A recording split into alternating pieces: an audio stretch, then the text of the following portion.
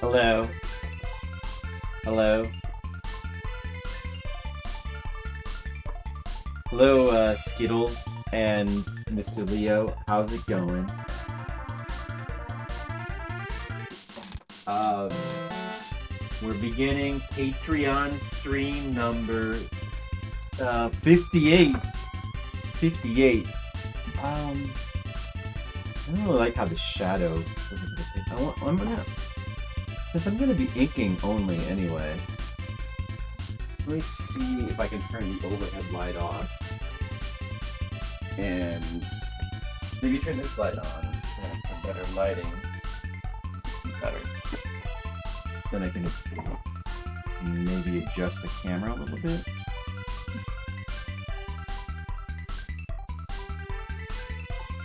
Is this? Oh yeah, this is the right page. I need more space on my desk. Can you hear? Everyone can hear me? All right. The art will be done. I heard you guys wanted art. You hear me? Thanks. You're excited? You might have an art attack. Art. I am art splat. Whoa. Is that loud or is that just me? It's probably loud. I'll turn it down a bit.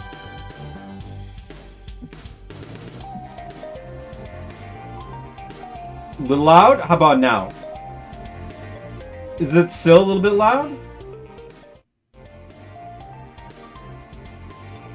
Oh, this song's real good, isn't it? Let's just like start it over. Dawn of Sorrow. Which I need to play. What use my pens? Need those.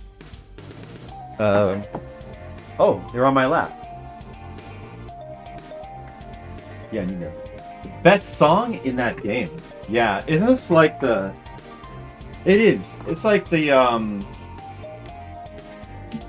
one of the beginning songs. Like, the equivalent of Dracula's Castle. Every Castlevania, like, Metroid-style Castlevania has, like, a Dracula's Castle, like a version of a Dracula's Castle song from Symphony of the Night. I feel like. It's always real good.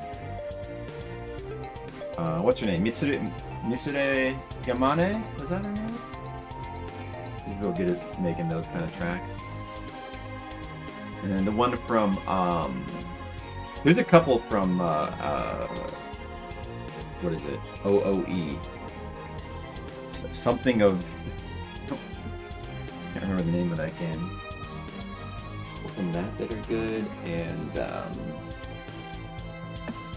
Aria of Sorrow, there's one that's really good. Oh, I love the first song of Harmony of Dissonance. I don't think that's Mitsure Yamane, though. I think it's a different artist. But I love the one in Harmony of Dissonance. That's like actually, it might be one of my favorite Castlevania songs of all time. The one that's like the opening song, like the Dracula's Castle. That game's version of Dracula's Castle, which is like the first song you hear when you enter Dracula's Castle in Symphony of the Night. Yeah, that one's really good. What was that called again? Just's Theme or something? Yeah. Harmony is probably like the weakest of the Castlevania, like the Metroid Castlevania games. And it probably has the weakest soundtrack too, because it's going for like a Game Boy Advance kind of thing. And actually, it's kind of cool, but it's just the songs are a little bit on the forgettable side. But the opening song for Harmony of Dissonance is extremely good. Hey Demo, how's it going? Hey, we're doing art for a change. No Cuphead today, sorry about that. Are you disappointed? Just art. Well, there's no point in taping this, I have to move this around. Okay. Move these. Art today. Art! Yeah, Order of Eggs Land. Order of Egg Salad. That's what it was called, Skittles. Thank you. So who's ready for art? If you're ready for art, say arts. I guess you already did. Unless you've already said it. If you're not ready for art, say Bart.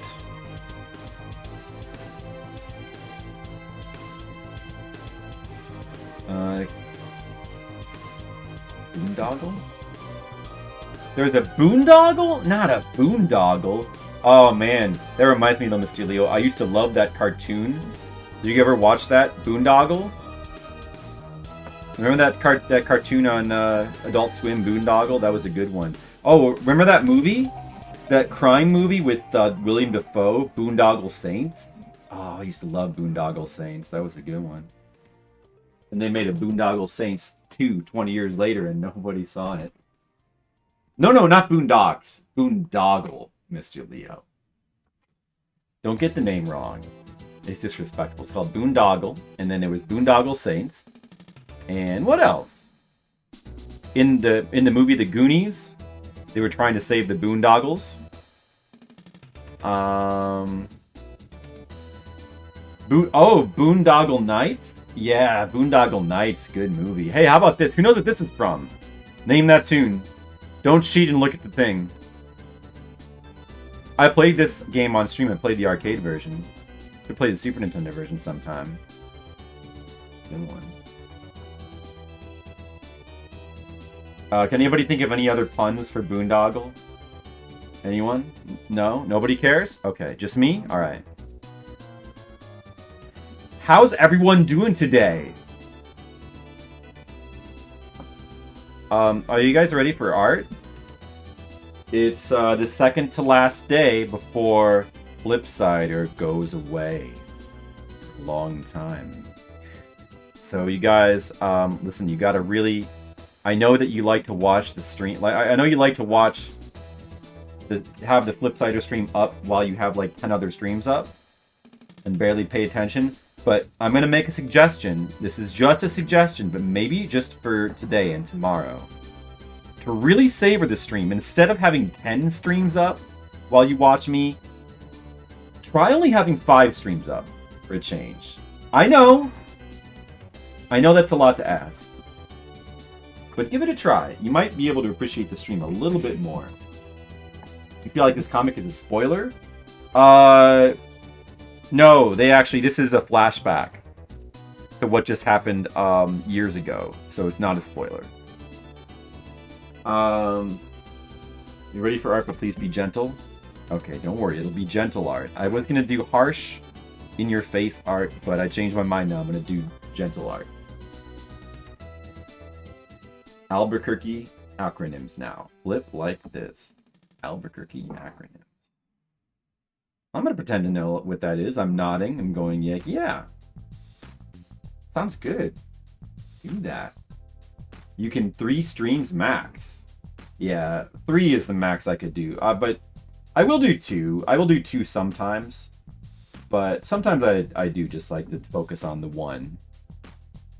But sometimes, you know, like you have 2 streams you kind of want to watch, or I've tried to have like 3 streams up on occasion. But a lot of times when I do that, like 1 is muted and I'm just kind of paying attention to the chat, kind of. Can't really have 3 streams like playing. Well, I don't know, it's just too chaotic. Even 2 is kind of pushing it. Me, but maybe it's because I'm an old man. How many streams do you guys do at the same time? Demo, how many streams are you watching right now? Do you think young kids do more streams? Do you think that just 1 you don't like most people? Do you think the young kids like have like 4 or 5 streams and they have like they're like a cyberpunk wizard and they have like 6 screens in front of them? I feel like that cyberpunk fantasy where there's like dudes sitting in front of like 10 screens, like taking in all the information, it's becoming reality. Oh, good. New quote. Hey, this is a pretty good song. This is probably too quiet. You gotta turn it up a little bit. I mean, listen to this song. In fact, let's just start it over. That's a good one. This is a good one. Man, this is good streaming in the evening music, don't you think it's like? As the kids would say, it's chill. This is chill music, bro. But they wouldn't say bro. Did they say bro anymore? Yeah, I think like the bros say bro. They're still bros. Those still exist.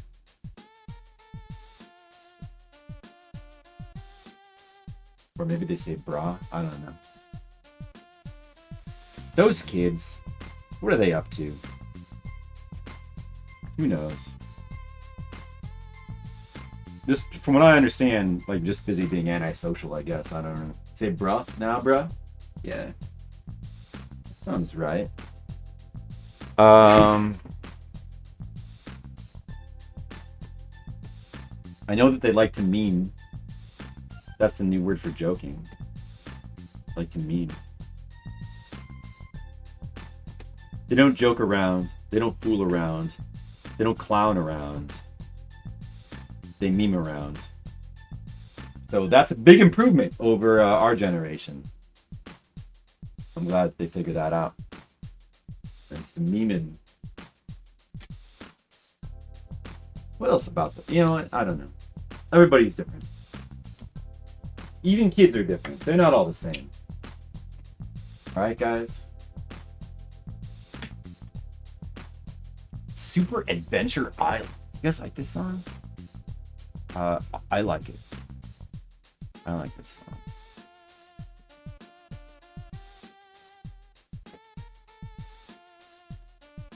So this is I've got like a few pages to ink here. I was trying to get a buffer. Trying to get a little buffer because I'm going to be gone for 2 weeks basically. Although I might actually I was going to go straight from our family trip in Michigan to Houston, but it actually might work out. I look at the map and I can just not really that out of the way to just come back to our house in Illinois first. I might do that, and then maybe I can work. I could get some last minute work done and upload it before I go. Then I don't have to get a full buffer done before I leave on Saturday. But anyway, I've got like 3 pages here to ink, and then I'll have like a little buffer up until next Wednesday. That'll be good for me. What are you guys all up to right now? Is anybody doing anything exciting? Ooh, Battletoads. I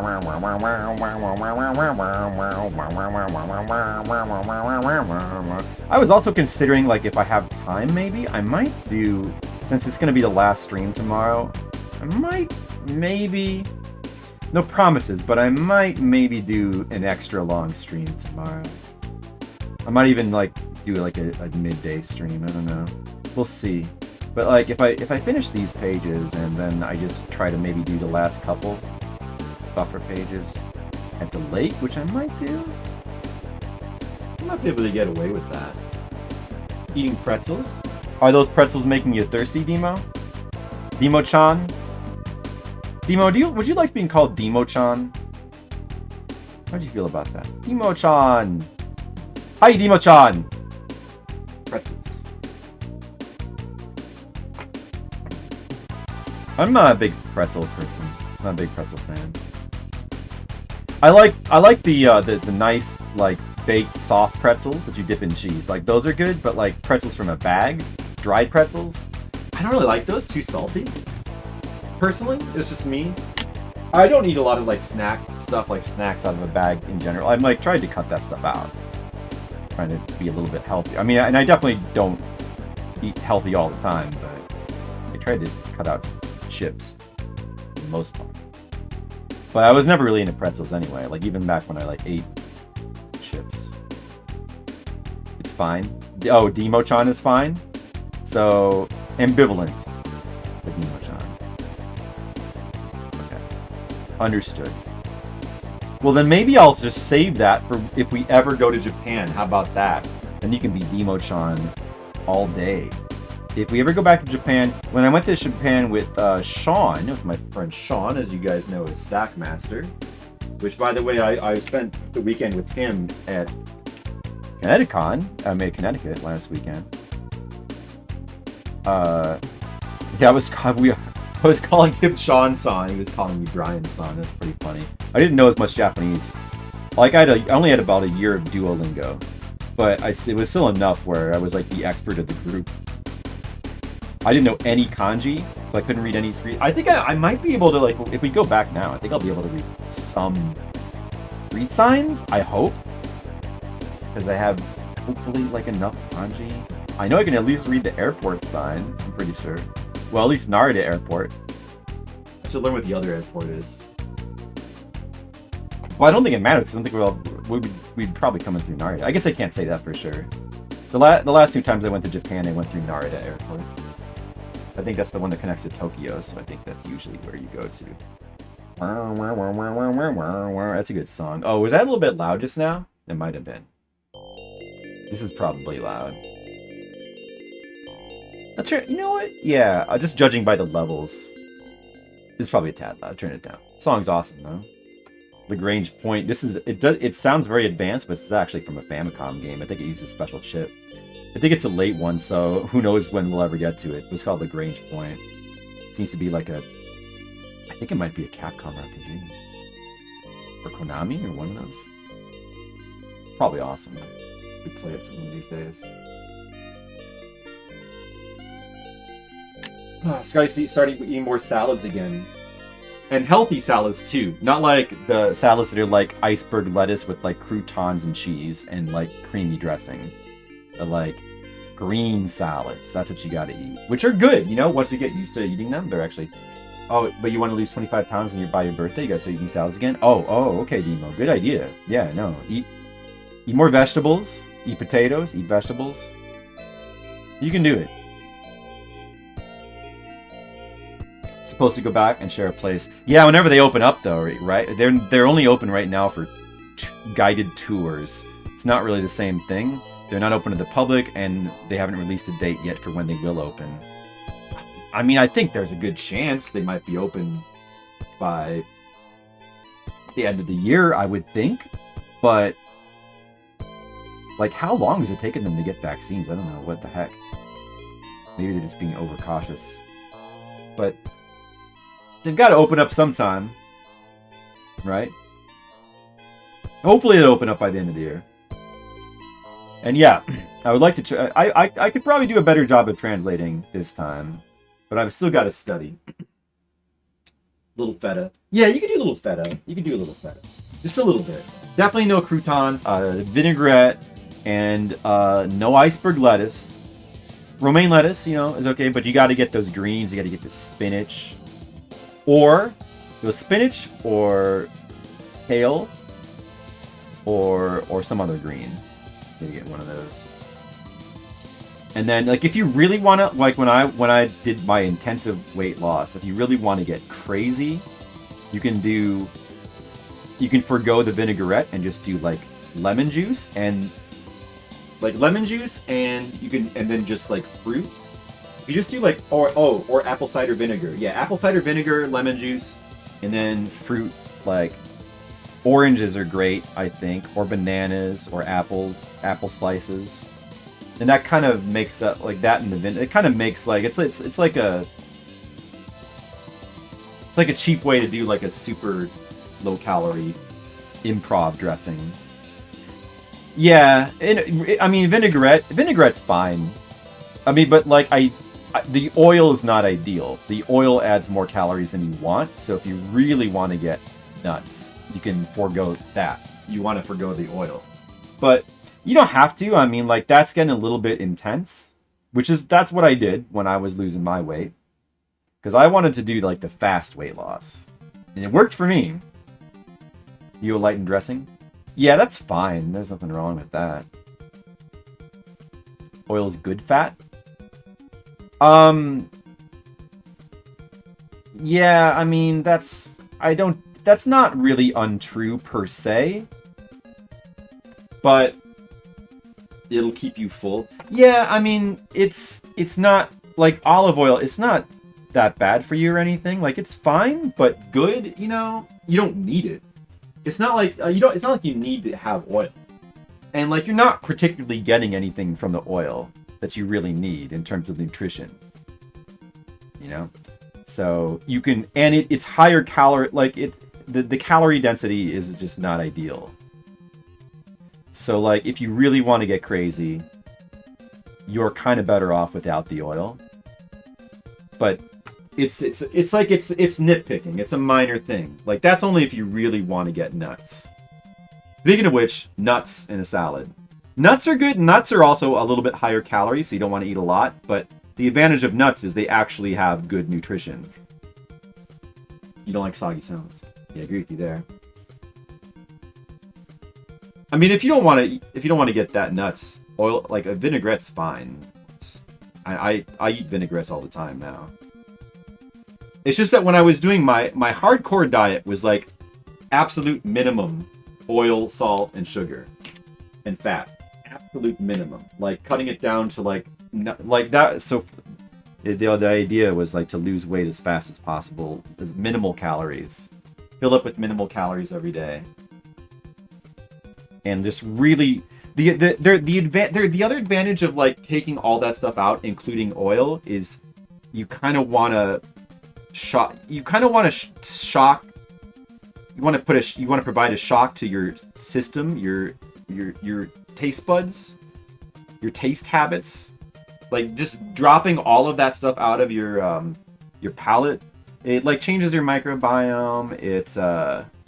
It does like kind of a shocking change to your palate, and you sort of get yourself used to like, because like we eat like way too much oil, you know, generally, and we're so used to that like flavor of like oil, sugar, fat. It's kind of good to, but I mean like that was when I was like going crazy with my diet. I kind of like backslid a lot, so like I've gone back to like I definitely eat like my share of sugar and fat now. I've gone back to like a fairly normal diet, so I don't, like I said, that's if you want to get crazy and really like lose weight fast. Like I'm just saying, like when I lost weight, like I lost weight fast. And I think some people say that that's not good, but I think there's advantages to that. Like the best thing about it is like how good it feels to lose weight fast. And then the other good thing is like how it changes like your taste buds. But you know, it's not necessary. That's what I did. It worked for me. Just protein, just stick to the rum and coke diet. Yeah, no, it was my diet, the way I lost weight, and so I lost like 40 pounds over the course of like 3 months.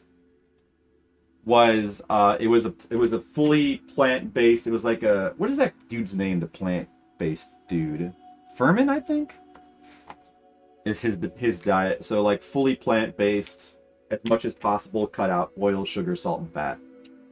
So like a lot of salad. I was eating salad with primarily with apple cider vinegar and lemon juice and fruit, which actually is pretty good. Like once you start to get, it takes a little getting used to, but once you do, it's actually pretty good. And then I was eating like just plain potatoes. I was eating cooked, like a lot of cooked vegetables, like cooked spinach. And I would just kind of, with the spinach, I also found that like the apple cider vinegar and a dash of hot sauce, really, really good. I used to never like cooked spinach, and I'm just talking like plain cooked spinach. And I used to never like that, but with the apple cider vinegar and like just a dash of Tabasco sauce, it's actually kind of nice. It's kind of refreshing. Like once you get the thing about like that is the real advantage of doing that is just kind of getting used to changing your taste buds, and you kind of start to discover that just eating vegetables is like can be as enjoyable as eating all the fat and sugar that you're used to in your standard American diet, abbreviated SAD. Yeah, you to the end of October for your arbitrary goal of wanting to be thinner by 35 pounds. You can do it, Demo. You can do it. Just do your best. Do whatever you do. Do your best. I mean, whatever you do, I think that the key is vegetables. The more vegetables you mix in, the more successful you'll be. But because they're kind of like the magic weight loss food. High nutrition, low calorie. But if you want to do low carbs, that's fine. It works. I mean, foods with carbs tend to be high calorie, lower nutrition anyway. If you want to go low meat, that also works because meat tends to be, again, high calorie, low nutrition. And, you know, cutting those foods out is kind of the key. Most people would find it very hard to cut out both of those. So right now it's very popular to cut out the carbs and like keep the meat. But, you know, and people, we kind of fetishize protein a little bit in our modern culture. We're a very meat-based culture. They're so carbs, the only thing. Yeah, I mean, I will say, even when I was on my extreme weight loss diet, I was still eating bread, but I was eating like a slice of wheat bread every day. Just one slice of wheat bread, like wheat toasts. I was trying to stick to one because, you know, even wheat bread is a little bit higher calorie than you want if you're like trying to go extreme. But like wheat bread, yeah. And also like potatoes is a perfectly okay carb. Like potatoes are fine. They're actually pretty good. Like nutrition wise and calorie wise, they're great. They happen to be a carb, but like there's nothing. People have a bad impression of them. Like they're actually like pretty good health food. You prefer eggs? Yeah, I didn't do eggs. I don't like eggs, so I didn't do eggs. Eggs, yeah. I mean, you can get some protein from eggs. Like the thing, yeah. So like when I was on my extreme diet, I was eating like no meat at all. So I was getting very little protein, but you still get protein from everything you eat.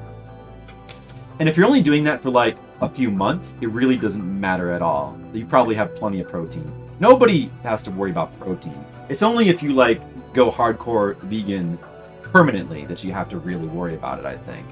Otherwise, people overdose on protein. We get way more than we need. Unless you're bodybuilding, you know, and then that's different. Someone like MC8 does the vegan thing, he's very skinny. Yeah, well, I mean, it's possible to be a vegan and to like eat ridiculously unhealthy food, but especially nowadays they have all the fake meat that's like pretty good. But yeah, I mean, if you're being vegan and you're like being vegetable conscious or leaning towards vegetables, that definitely makes it easier to stay skinny. Plant-based meat is good.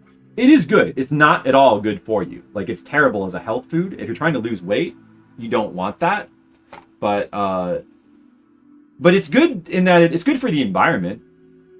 So I'm in favor of it, and I have it sometimes. And I think it's like they do a good job. It's just not healthy. That's all. Not a health food. You ever grilled one of those plant burgers? They stink. I haven't personally. I've had Impossible Burgers that I thought were really good, though. I don't know about the smell. I mean, it's fine for losing weight. It's just plant-based protein. I mean, if you're talking about, like, it depends on what you're talking about. It's the same with, like, any meat. Like, if it's a lean meat, then it's fine. If it's a lean meat. But if you're talking about, like, you know, like, frying burgers up, that's not fine for losing weight. You know? Because if you're, I mean, but like the leaner meat tends to not be as good with the plant-based meat, I feel like. Like chicken wing, like plant-based chicken wings are good, but they're terrible for you. Anyone notice the smell? Thinking it's okay? Well, nugs or nuggies. Not in my world. These fake chicken pieces supposed to resemble chicken version. Oh yeah, I might have seen those. Yeah, I don't know. Maybe those are okay. I think, you know, if you have to eat. If you're trying to lose weight and you really want to still eat meat, then you probably should be going with something lean, you know, something lower calorie, I would think. But see, the problem with meat though is like no matter what it is, no matter what you pick, it's always kind of high calorie, so it's just not ideal for weight loss. You could have it in moderation. Chicken is as lean as you can get. Yeah, I guess it is. What about pork? You know, I guess chicken is probably like the leanest meat, right? Yeah. Yeah.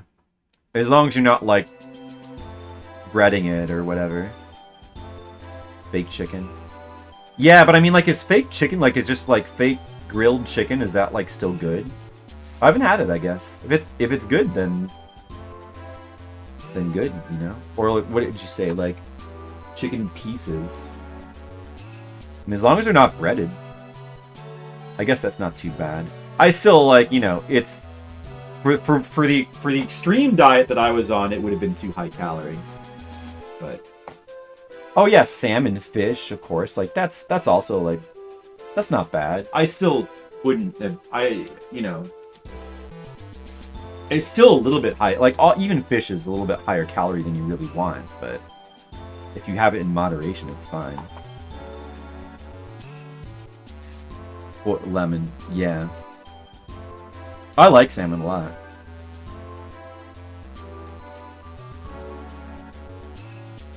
I mean, yeah, you know, like that's just how I ate when I was losing weight. Once I like switched over to just maintaining weight mode, I kind of gradually started eating all the food that I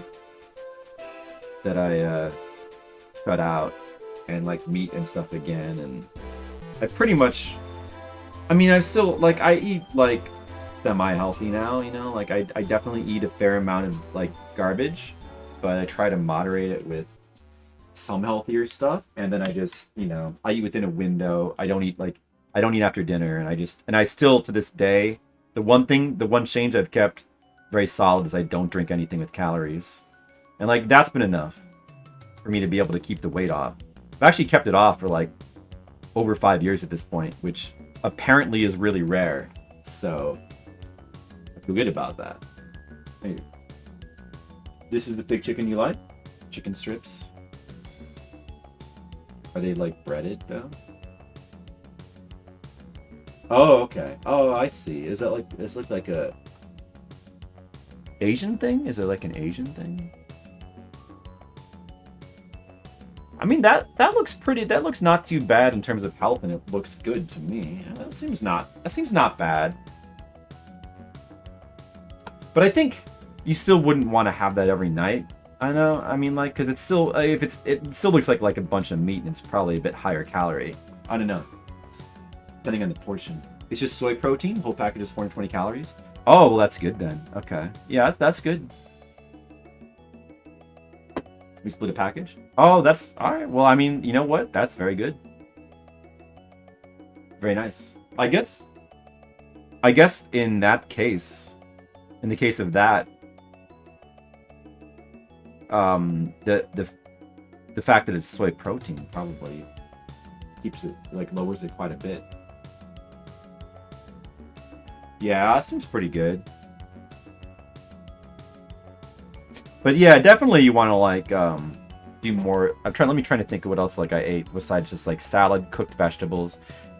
Like, you know, I still think, oh, soup, vegetable soup, really good. I think I really like vegetable soup. And you can eat, and if that's not satisfying enough, you can just have like some toast with it, some wheat toast, vegetable soup, just like baked potatoes. And if that's too plain for you, you can like, I think they're really good with hummus.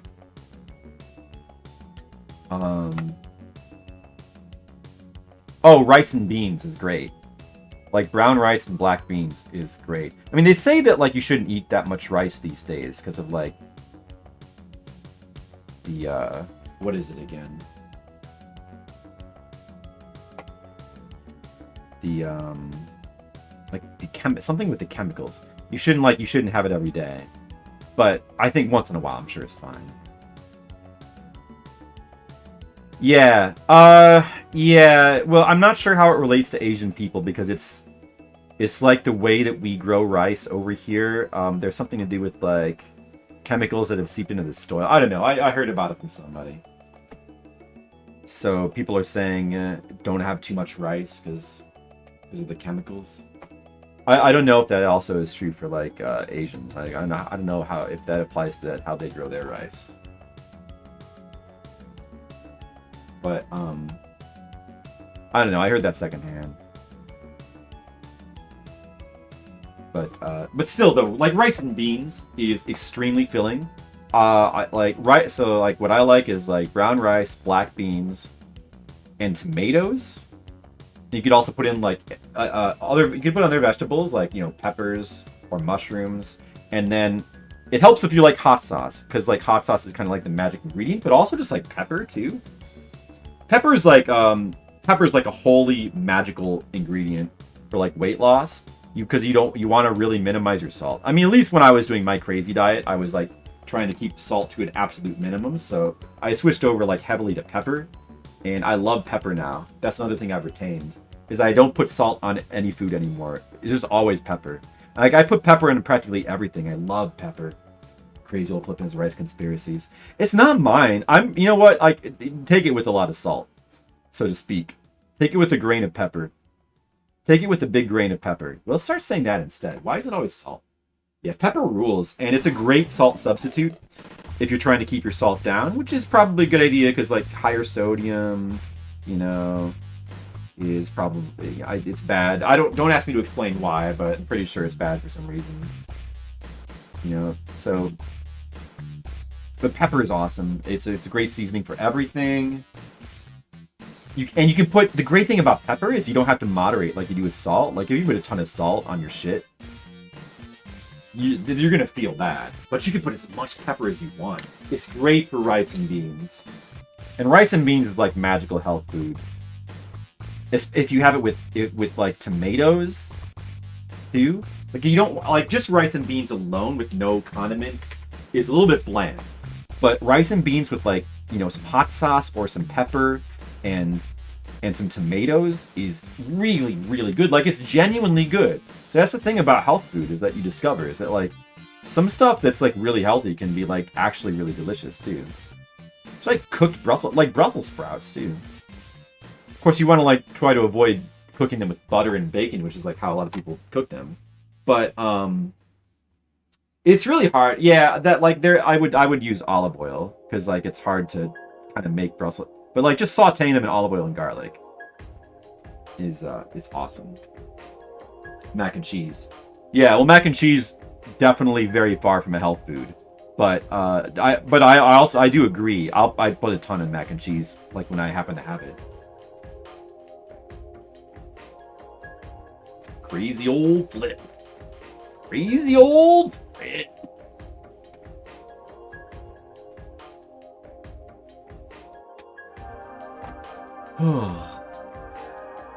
Oh, and also, I don't know. It's probably not super great as a health food, but I do really like the vegetable pasta now. You can buy super green pasta. You can buy like normal vegetable pasta, and you can buy super green by this one brand. It brags that it has like 3 times the content of vegetables. So like I don't know. It seems better than just like getting like multigrain pasta. It tastes way better than multigrain pasta too. So I don't know. Like I'm not sure how healthy that actually really is, but it's probably decent, I would think.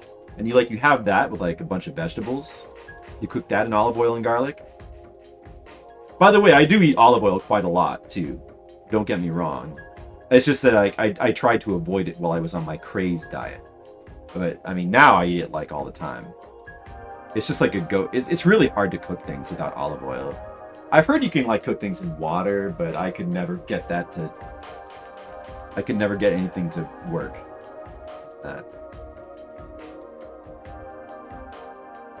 It's just I don't know, like olive oil and garlic are just too much of like a magic way to make so many health foods taste good. It's really hard to avoid them. And it's like, I mean, yeah, olive oil, I don't consider it a health food, but it's not that bad. Like, it's acceptable. It's an acceptable minor amount of extra calories. Avocado is good. Like, avocado in various things. Avocado toast. Seiken Densetsu 3 music. I also have that one Seiken Densetsu 3 song that Demo really liked. The do do do do do do. But I'd have to find it. This is the snow song. There's a lot of good snow songs in video games. The snow song in Secret of Mana, Seiken Densetsu 2, is favorite songs. Seiken Densetsu 2 is like one of the best soundtracks of all time. It's It's kind of the main reason why that game is so extremely good. Anyway, Demo, good luck on your weight loss. I hope it goes well for you.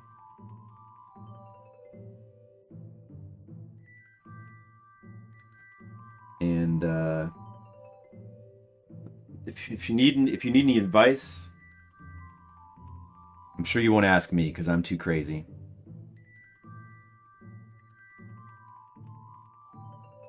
Yeah, pepper's great.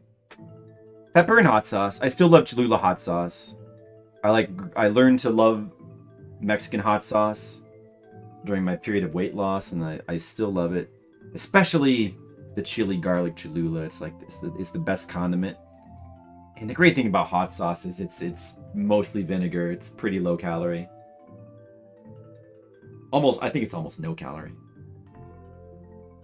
Pepper also like no calories. You can just put as much as you want. No guilt. It's a great seasoning for soup, you know? Oh, the soup that I like to make is lemon pepper soup. Lemon pepper vegetable soup. And you can like throw basically almost any kind of vegetables in it, whatever you feel like. But kale is really good in it. Tomatoes are really good. Tomatoes are almost a must for like flavor. And then whatever else, like onions, peppers, or whatever else that you like. But that also, coincidentally, is extremely good, like to just dump a bunch of hot sauce in for the flavor. Like it can be a bit bland if you have it, again, you know, like a lot of things like by itself, a lot of vegetable-based things. It can be a bit bland, plain, but if you dump a bunch of pepper or a bunch of hot sauce in, or extra lemon juice, it becomes extremely tasty. A lot of soup? Yeah. So yeah, I mean, some soups are healthier than others, but like a vegetable-based lemon pepper, like light broth, like light vegetable broth, you get a vegetable stock, and just throw a bunch of vegetables in, and season it with pepper and hot sauce. Extremely low calorie, extremely healthy. You know, really good go-to recipe. I would think for weight loss, and you know, maybe like have like a piece of wheat toast with it. Have a Coke Zero, have a caffeine-free Coke Zero, and that's really good eating. Really good low-calorie eating. I didn't know. Well, I gotta make that again. Need your caffeine? That's fine. Obviously, I see. That's exactly why I try to avoid caffeine, because many people need their caffeine. I mean, I have nothing against caffeine. I actually do drink caffeine regularly because I always live with people who make caffeine coffee. But I really want to avoid becoming dependent on it. I hate the idea of becoming dependent on anything. So I just try not to have it too much or like every day. If you have me until caffeine free, give me the extra caffeine version. So you guys, like, I just don't want to be an addict. I don't want to become an addict, you know? I know it's not hardcore addiction like cocaine, but I don't know, man. The idea of like not being able to wake up unless you have your caffeine, like, I just don't like that. I just don't like that idea personally. Because I will drink caffeine coffee in the morning, like once in a while if I'm feeling tired, and you know, it works. But I like that I can also wake up in the morning on a normal day and not need to drink caffeine and be fine. You know, it's nice to not have to rely on something, you know? Maybe you don't know. Where's my script page for this? What did I do with that?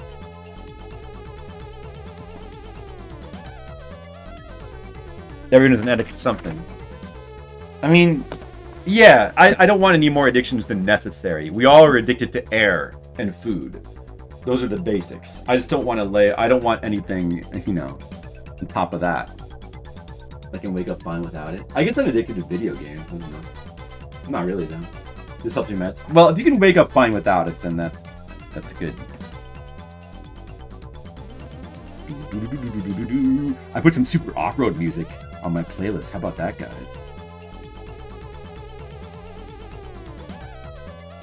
Midday, you need it? Yeah, Demo for some people helps them focus. Like, drink. I don't think it helped me focus. I think, like, does it really help you focus, or is it just that without, is that just the addiction? Because it sounds like it's just the addiction. Like, does caffeine actually help you focus? I don't know. Hey, Francophone, what's up? A lot of water alongside coffee. Yeah? I mean, coffee is basically water, but it's also just good to drink water. Sure. The beauty of ADHD brains, this thing must make us focus. People with normal brains just like a buzz. Oh, is that what they say?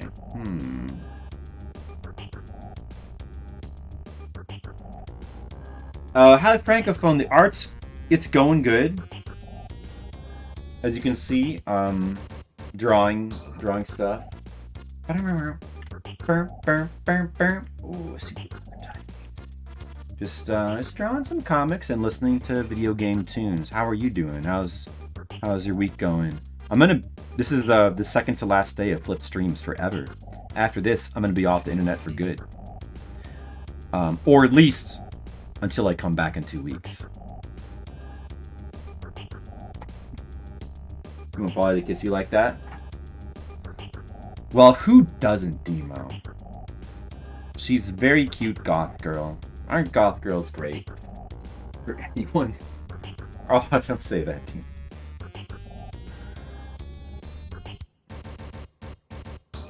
Well, feel free to live vicariously through my fictional stories that I'm writing. Make sure to post any con photos. I gotta post. I took a bunch of photos. I was trying to post them before from the road, and it just they weren't uploading. I gotta try it again. Maybe I'll do it like right now. Yeah, I should do that. I'll actually do it right now. I gotta post those in the Discord. It's my phone. Oh, it's like underneath all this crap. And maybe I'll do it later. Where you going? I was just kidding. Francophone. So I'm going on a family trip to Lake Michigan. Not to Lake Michigan, to Michigan City in Indiana, but it's by Lake Michigan. Family trip for 4 days.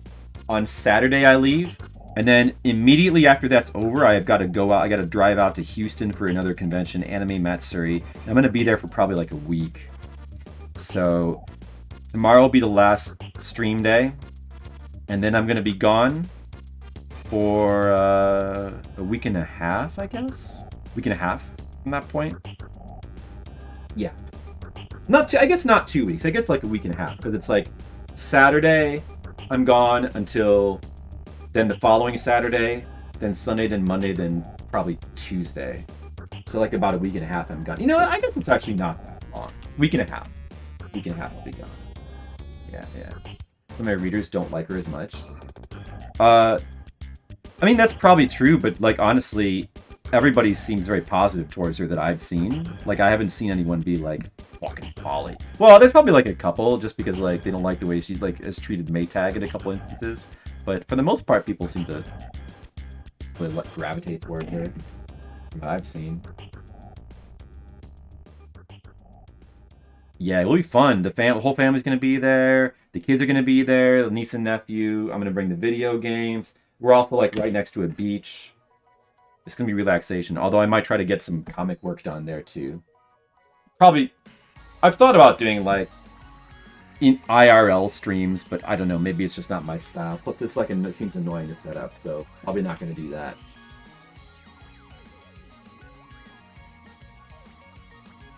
Like an embassy? Oh no, Skittles. Yeah, you should stream. Stream while I'm gone. I mean, I'll still have internet, so I could still watch in theory, depending on what's going on. Ignores Demo's troll comment. Skittles appeared. Isn't that cute? You guys have got such a funny relationship. The way you troll each other. Skittles, the way you give each other a hard time. That's what we used to say before you had internet slang. I like this song. Oh, that's cool. I can't wait to see Skittles' paint job on your bathroom. Wow. That's quite a catch, Skittles.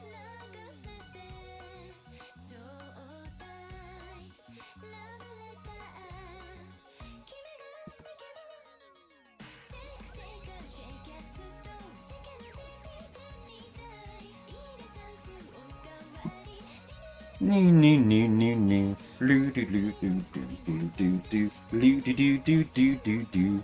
Loo do do do do do do do. Loo do do do do do do do do.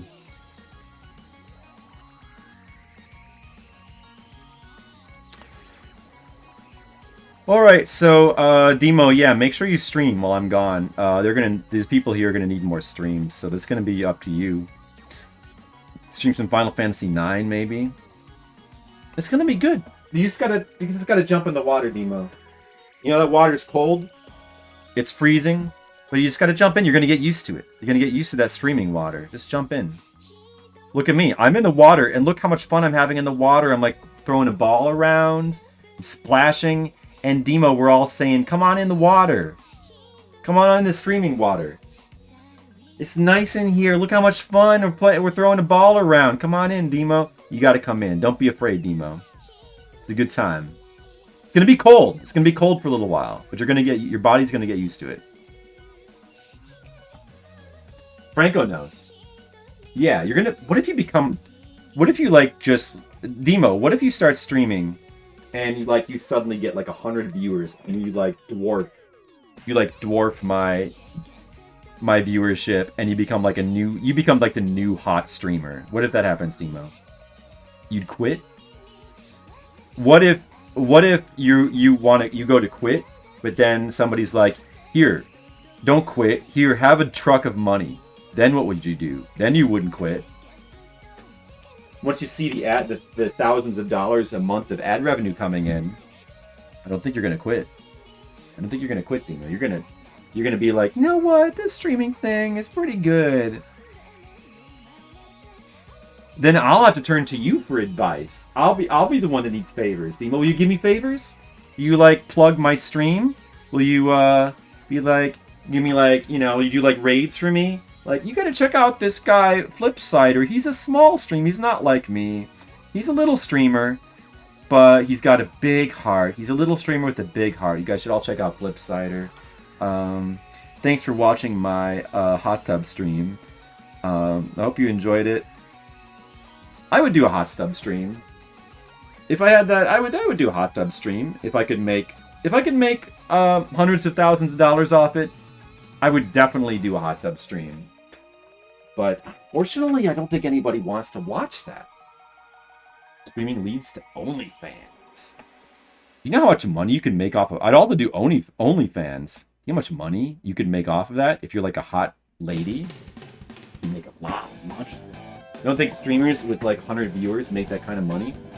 Yeah, and that was 100. But what I'm talking about, what if you have 1,000 viewers? Once you get into the thousands, you could be making big money. I mean, even 100 viewers, you could make some money. To be honest, but once you get to 1,000, you could become a big retro streamer or something. You could be the biggest retro streamer. If you had big tits, you'd be in the hot tub so fast. Really? Well, they have operations for that. I mean, yeah, if I was a hot lady, yes. And I thought I could do it, I would get in the hot tub. Yeah, I mean, why not? What's wrong with that? What's wrong with that? It's good. It's a good time. Everybody likes it. It's a good time. I play retro games from the hot tub. Hey, Monocule, what's up? Monocule, will you watch my hot tub stream once I start doing it? Maybe hot tubs are old hat now. You gotta do a different kind of pandering stream for people. Who's the biggest retro streamer? I saw somebody say that it actually might be Macaw. I saw somebody say it might be Macaw, but I don't know if that's true or not. I was an interview. Somebody said he was the biggest, but I don't know. But I mean, because Vinesauce does all probably more modern games, I think. I mean, there's some people like Mike Matei, you know. There's some people that will do variety stuff. Macaw does primarily retro stuff. TMR is pretty big. I think Macaw might be a little bigger. And then who else is there? Yeah, someone who streams retro all the time. Those are the biggest ones that I know of, to be honest. Do. Like the song. My dress is a pineapple. Man, I don't think that's gonna work for me.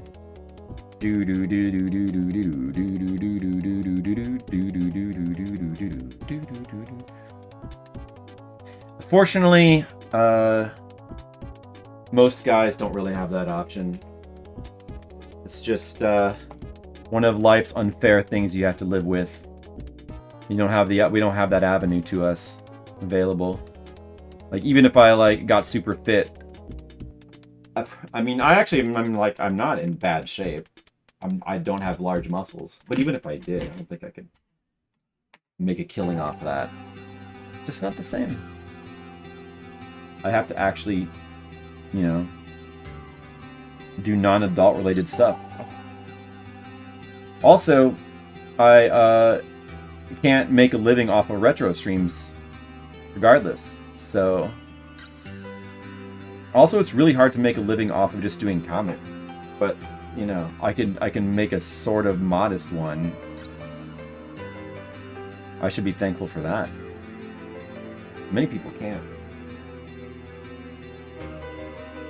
Life is not fair. What can you do? You gotta make the best of it. You gotta make the best of what the hand that you're dealt. I know about that. I've studied poker.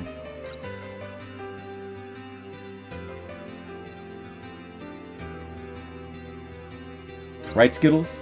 Skittles knows what I mean.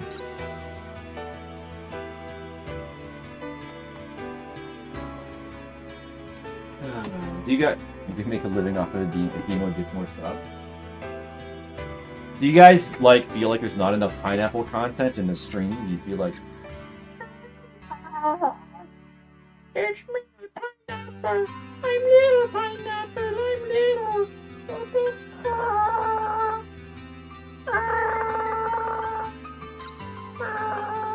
I'm a little pineapple.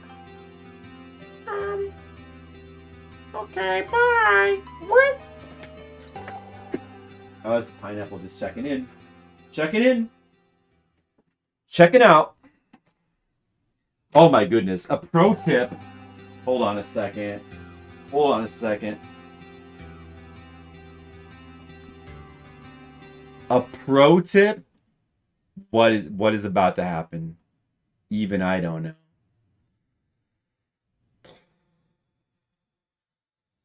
What did I do with all those songs I saved? Thought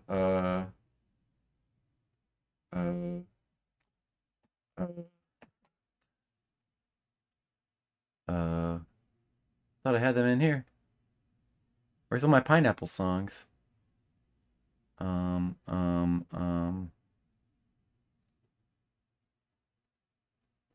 they're in there. Under Fliptendo. Okay.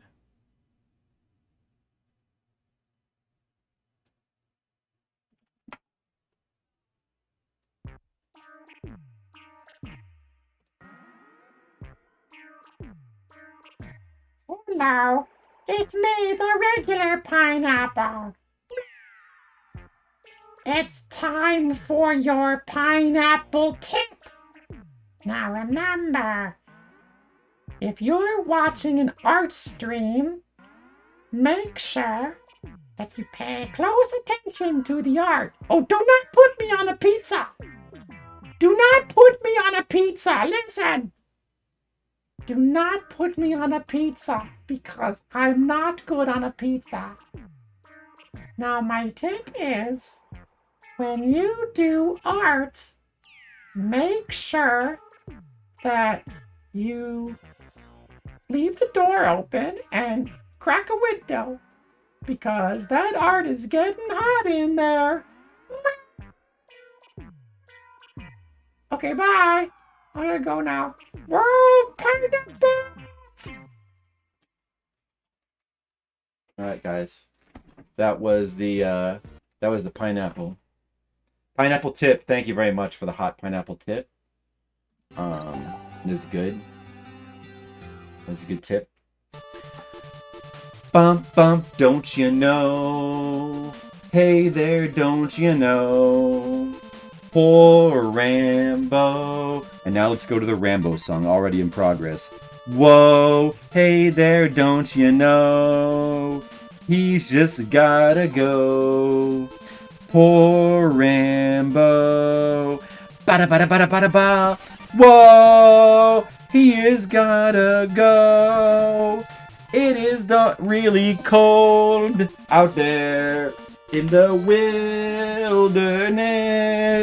Whoa, sometimes he does blow. His mind is kinda messed up from all of the drugs and war. Whoa, hey there, don't you know? Look out, it might snow. Poor Rambo. What else rhymes with bow? Whoa, hey, don't you know? Something. Oh, poor Rambo.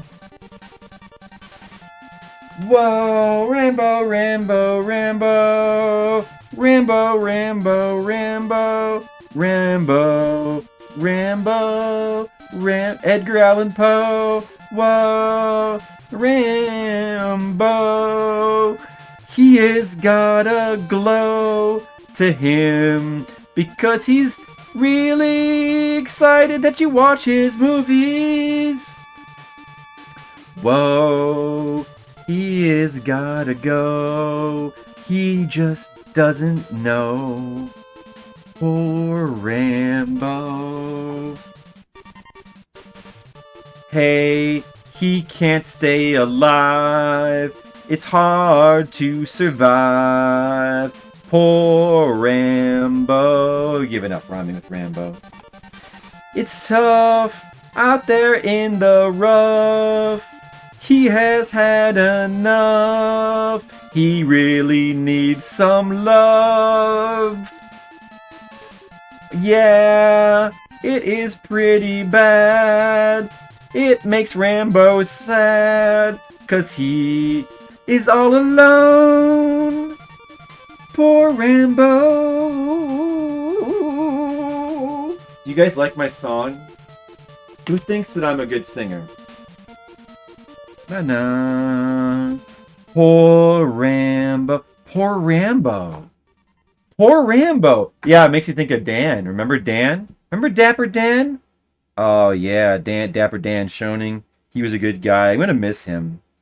It's a shame that you guys hear what happened to Dan. He got sucked into Rambo world, and he's still trying to make his way out. He's stuck in Rambo world. He's actually in the jungle, and he's trapped in a maze of like north and south tiles that like get you lost in a forest. And I hope that one day Dan finds his way out because we miss him. Poor Rambo.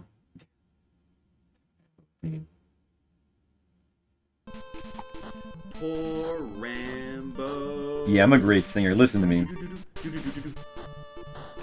His name is Rambo. Yeah. He is really slow. He really likes Poor Rambo. Yeah. He's really slow. No, that's mean. He's not slow. Don't say that, Flip. Don't say that.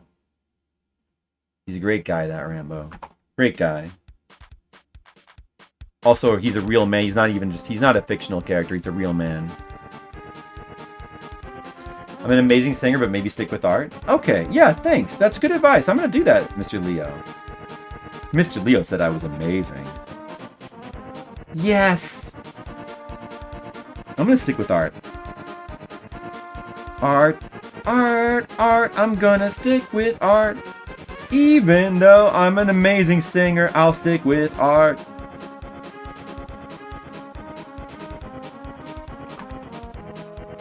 You haven't heard a song that good in a long time? How long? Like a couple of minutes? A long time. I haven't heard a song that good in a long time. A long time. Now that's a name I haven't heard in a long time. Whatever happened to that guy? Remember him? Obi-Wan? Who knows what game this is from? Anybody? Give up? Okay, it's Artie Lightfoot. Come on, guys. You gotta be faster than that. Good game. Good music. Played it on stream. Sapphire Drew requested it. It was a good one. Ooh, I sent you Nicole. The first stage. Yep, I know exactly that song. That's a good one. Nice one. Nice pick. Played that on stream. That's actually, you know, it's funny. I Essentially Nicole's one of the first games I ever streamed. It's one of the. It's oddly like way before I did Fliptendo for some reason. I mean, I wanted to like just do some random Famicom games, and I ended up playing through that whole game. I don't know why, but that's one of the first games I ever streamed. Crazy. Ah, we have the FDS version here. There's also an NES version. Na na na na na na bam bam bam bam bam bam bam bam bam.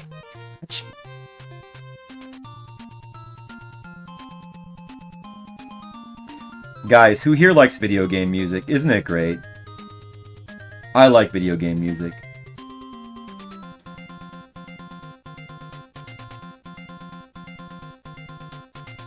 I was just talking to Demo the other day, and I was explaining how I always used to drive. I always used to be the driver because we had a deal that whoever's driving controls the music. So I always want to control the music. And because of that, I learned to just drive. I learned to be good with driving long distances. But I have very specific music tastes. Demo said she's fortunate enough that she shares her music taste with Rappo. But I don't know if I wish I could find somebody who shares my music taste. It's a little bit difficult. I listen to like mostly game music. Oh yeah, Skittles arrived tomorrow. Oh nice. Does it look good? It looks good, huh? That port. Should probably check it out. I mean, I'm not gonna play through it so soon, but it's a great game. Echo the Dolphin with the Q sound? Which one has the Q sound? I love Echo the Dolphin. I love the Genesis soundtrack, actually. Well, I really like... maybe I don't love it. I really like the Genesis soundtrack. It's cool. It's very atmospheric. It's like a couple, really. Yeah, when's the streams here? Yeah, to get the Demo raid. Gotta get that Demo raid, for sure. Like, once Demo starts streaming and she explodes in popularity, that's gonna be so cool. Demo progress carried over. There you go.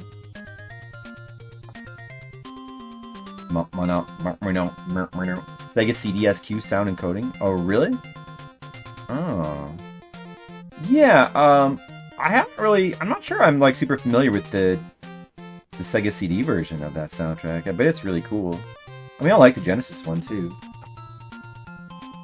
But, yeah, I bet that's good. Oh, we gotta play the other Echo the Dolphin game sometime. I want to play the Tides of Time, the second one. I want to play Echo Jr. And I think there's also one on Saturn, maybe? A few more.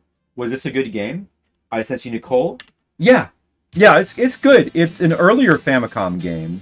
It kind of is a little bit like if you just took the Zelda-ish parts of Guardian Legend and made a whole game out of that. That's kind of what it's like. A little bit rougher though than Guardian Legend, being like an earlier Famicom game. It's got a little bit of some maziness to it, but it's not too bad. Good music. Yeah, I mean it's not a great game, but it's a good game, I guess I'd say. What's this? Stage of Dandy J. The sun sets again. Arcade game? Huh.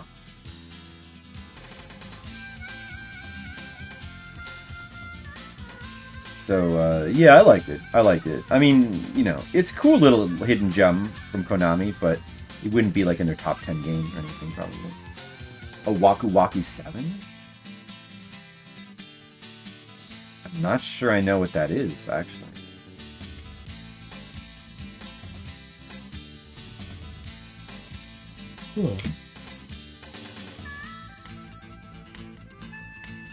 Oh, that would be so embarrassing. I don't know how I'd live it down.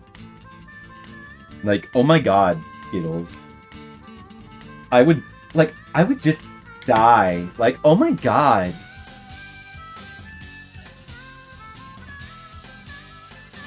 I would just die. I wish girls still talked like that. Oh my god!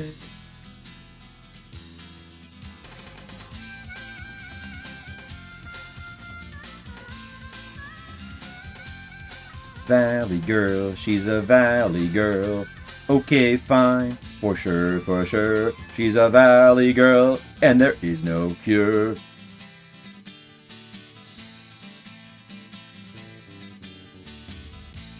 Oh my god, look at her butt. Yeah, I do remember that. Well, are you thinking like from the Sir Mix-a-Lot song or just general?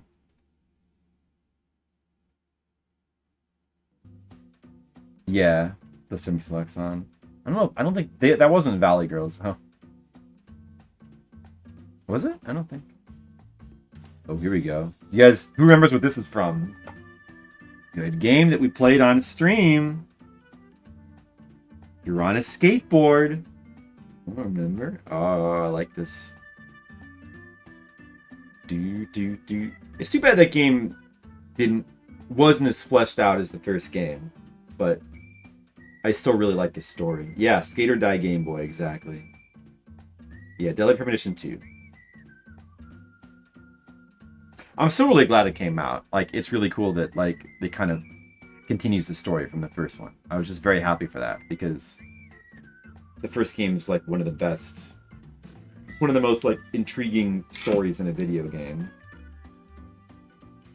But I'm a sucker for anything that has, either David Lynch or Twin Peaks inspirations.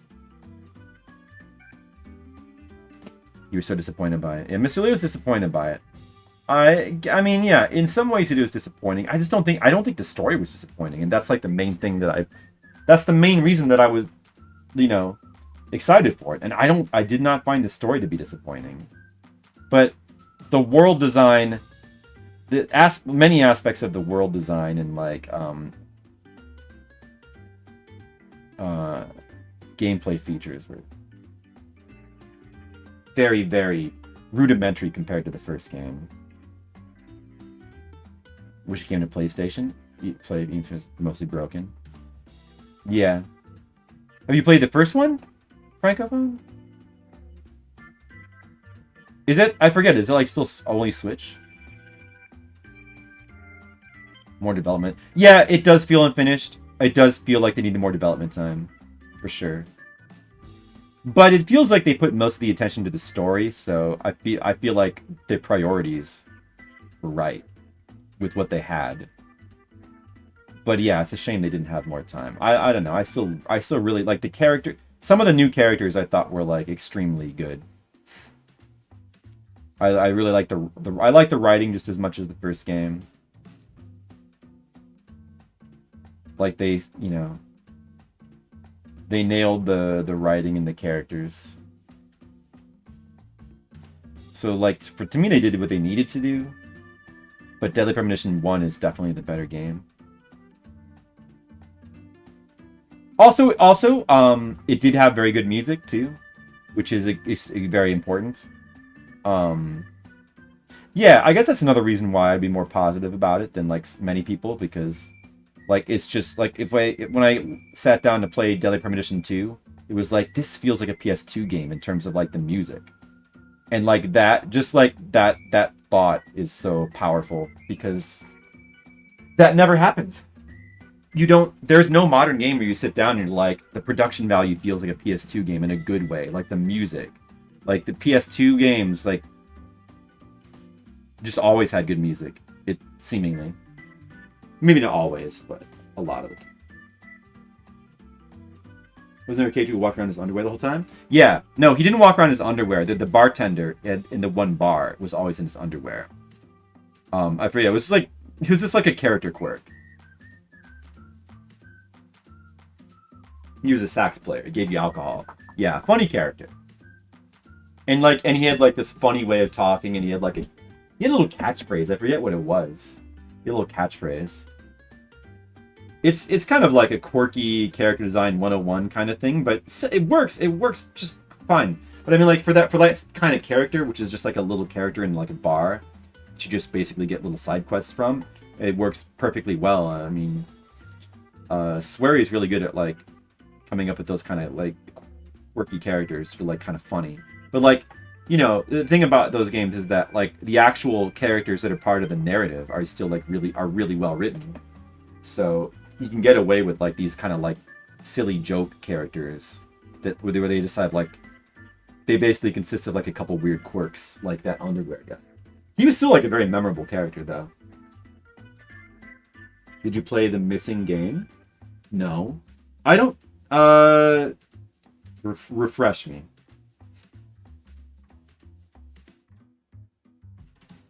I played D4 as well. I wish that he would have finished that because that was awesome too. The other Swery game? I saw there's one with like animals in like a town or something, like an Animal Crossing kind of thing. I have not played it. Oh, The Good Life. Well, no, you know what? That's not what that. No, you know what? I'm thinking of a different one. There's The Good Life. That's not the animal one, right? There's another one with animals.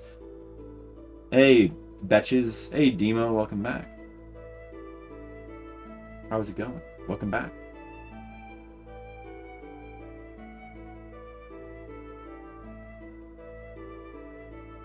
Xenogears music. The Swery game that's a 2D puzzle-ish game. You move your body parts to get through areas.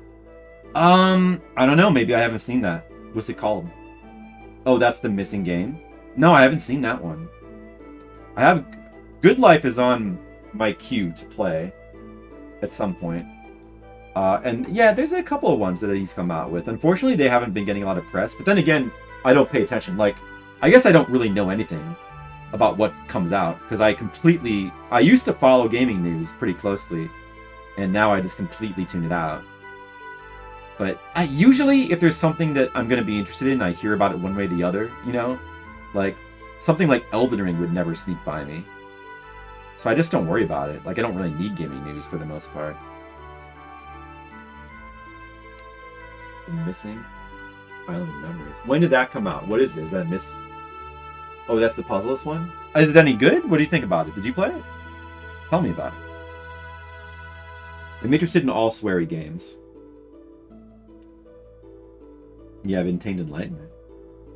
Finally. That's what happens after you do 59 Patreon streams. Who likes Xenogears here? Xenogears is awesome. I want to play through... I would replay through Xenogears one of these days. That'll be great. It's been such a long time. You haven't played it? Okay. Yeah, I have some other Swery games I want to get to one of these days.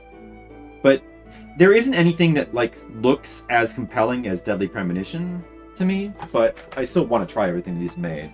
Like, D4 did have that kind of Deadly Premonition look, and it was awesome, like, but unfortunately it was an Xbox exclusive that did come to Steam, but it was funded by Xbox, and it was chapter releases, and they canceled it after the first chapter, so it'll never be finished, it seems. And he hasn't said... I mean, I think he said he's not interested in finishing it, and I don't know. It's too bad, because it was really cool, though. It was a really cool game. I don't know. Maybe he'll finish it one of these days. You never know, I guess. Love Swery, though. He's made some of my favorite video games. Some of my favorite, like, worlds in a video game. Some of my favorite characters have come from Swery games. Well, mainly just Sergeant, or Agent York. He's one of the best characters.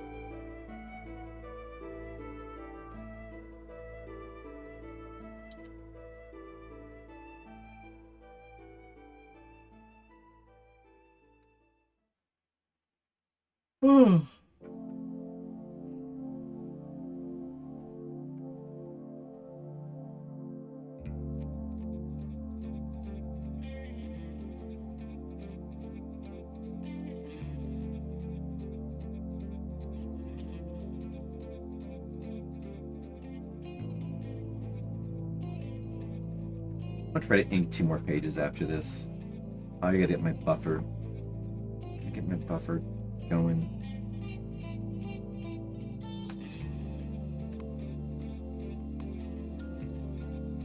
So many video games to play.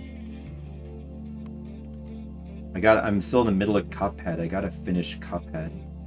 We finished the DLC, but I gotta finish my playthrough of the base game, and I don't know, still want to try to do some like S ranks. I might try to S rank the whole game. I don't know if I'm gonna do that right away, but I don't know.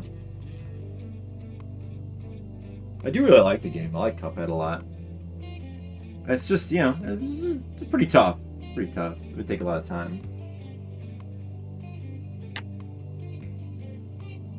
A lot of depth.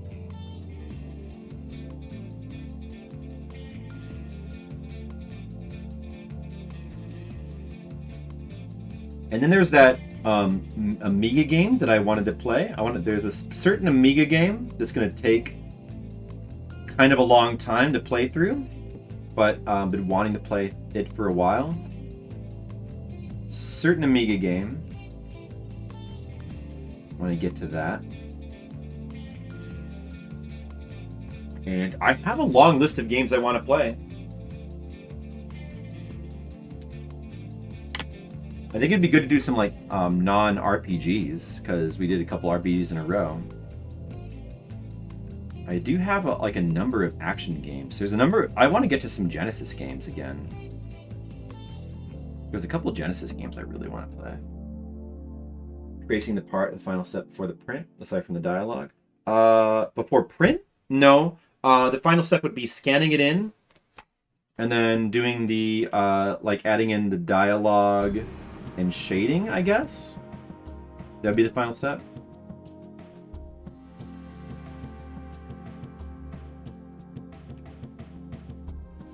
I mean, it's the final step in terms of, I guess, just making the art. All RPGs all the time. You think so, Demo? Well, RPGs, I mean, mainly turn-based ones. I mean, those are... I think of those as being, like, the real RPGs anyway. Like, a real RPG is turn-based. Action RPGs are kind of their own category. But, yeah, like, real RPGs, because they're turn-based, are pretty good for streaming. They're pretty good. Because you can... It's just, you don't have to pay attention as much to the... Like, it's a lot easier to... I mean, for obvious reasons.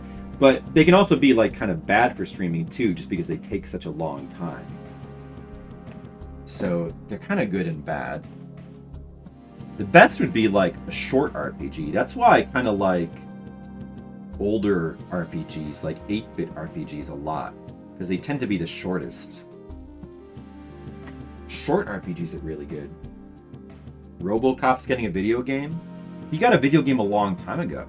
Is he getting another one? I'm not sure I trust that. Be good. Oh, he has a number of video games. A new one? If it's probably not being made by a Japanese company, right? No, I don't know about that.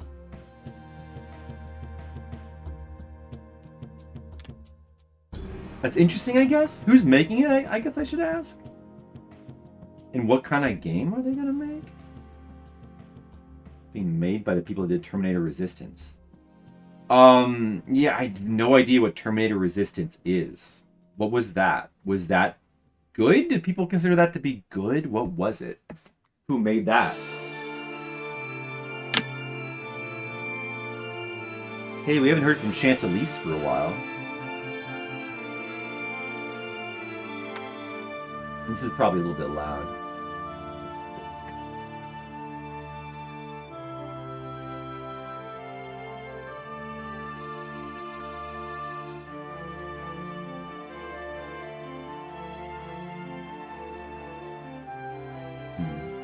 Well, probably won't play that.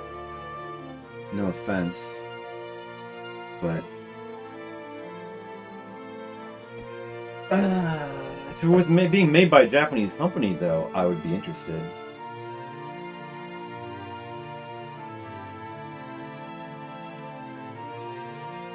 But like, what if Platinum did something like that? That'd be interesting. I still have to play Astral Chain, that last game that was released by Platinum. I'll have to play that at some point. Oh, you know what? I think Bayonetta 3 is actually coming out. So, Aeon? They've mostly made crap games. It looks like Terminator had some positive reception. Yeah. That doesn't sound good. Like, I mean, positive reception from the gaming press means nothing, though. I mean, and also, like, I don't know. Even from, like, you know, viewer, like, I don't agree with the public, with the gaming public on most video games. So I don't trust good reviews. That doesn't sound good. I guess it's interesting. Yeah, don't get me started.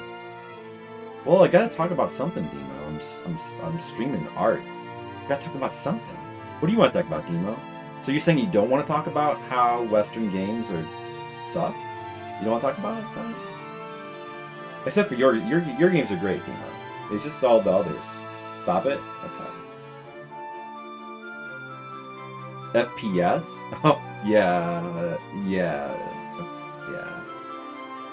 I'd rather not. I want to play some older FPSs. 80s nostalgia? Yeah, I mean, like, for 80s nostalgia, I'd rather just go right to the source, you know? I could use some older... You know what I was looking at the other day? I was watching somebody play Turok on N64, and I was thinking... Because I played Turok. I was one of the games I rented for my N64. Yeah, I finished the page.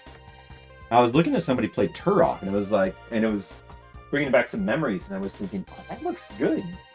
It actually looks really good. I kind of want to make me replay some Turok. I wouldn't mind playing some other old school FPS games,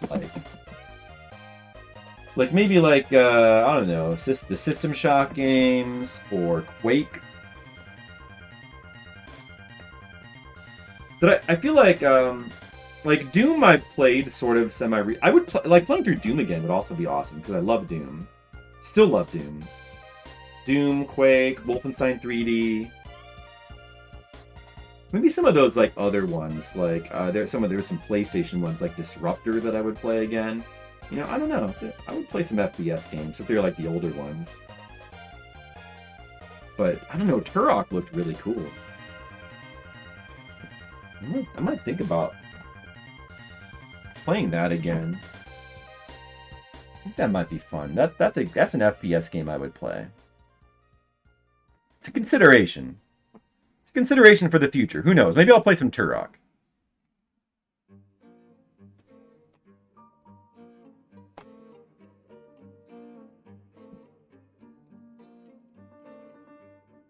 Would you guys like to see some Turok? How do you guys feel about Turok? Anybody here like Turok? No? I would like to play some other N64 games at some point. I'm also kind of interested in playing Quest 64, which I've never played.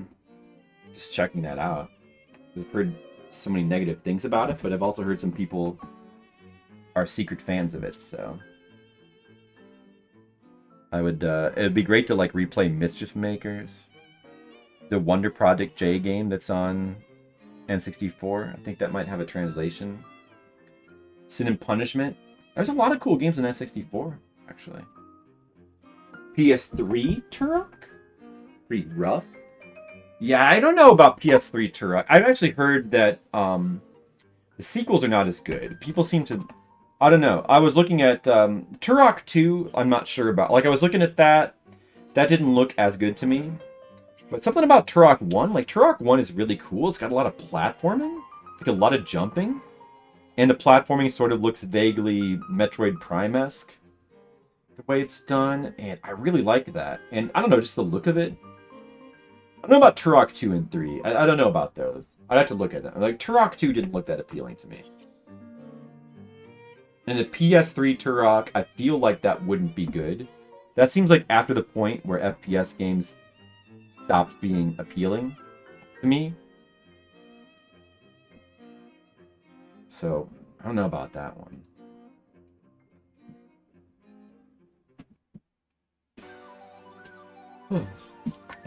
Well, let's look for a different song. Let's surf around a little bit. Ooh. Monstania. Why did I put this one on my playlist again? Let's listen to it. I don't remember. Why did I put this one on my playlist, guys? Monstania on the Super Nintendo.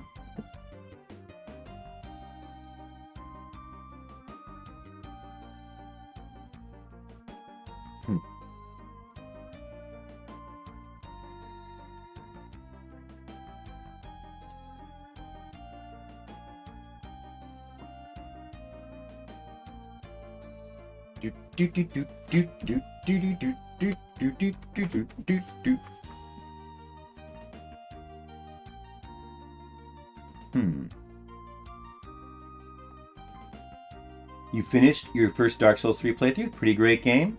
I agree, it is a pretty great game. I definitely rank it below other Souls games aside from Dark Souls 2. Like I rank it below Demons and Dark 1 and Bloodborne and Sekiro.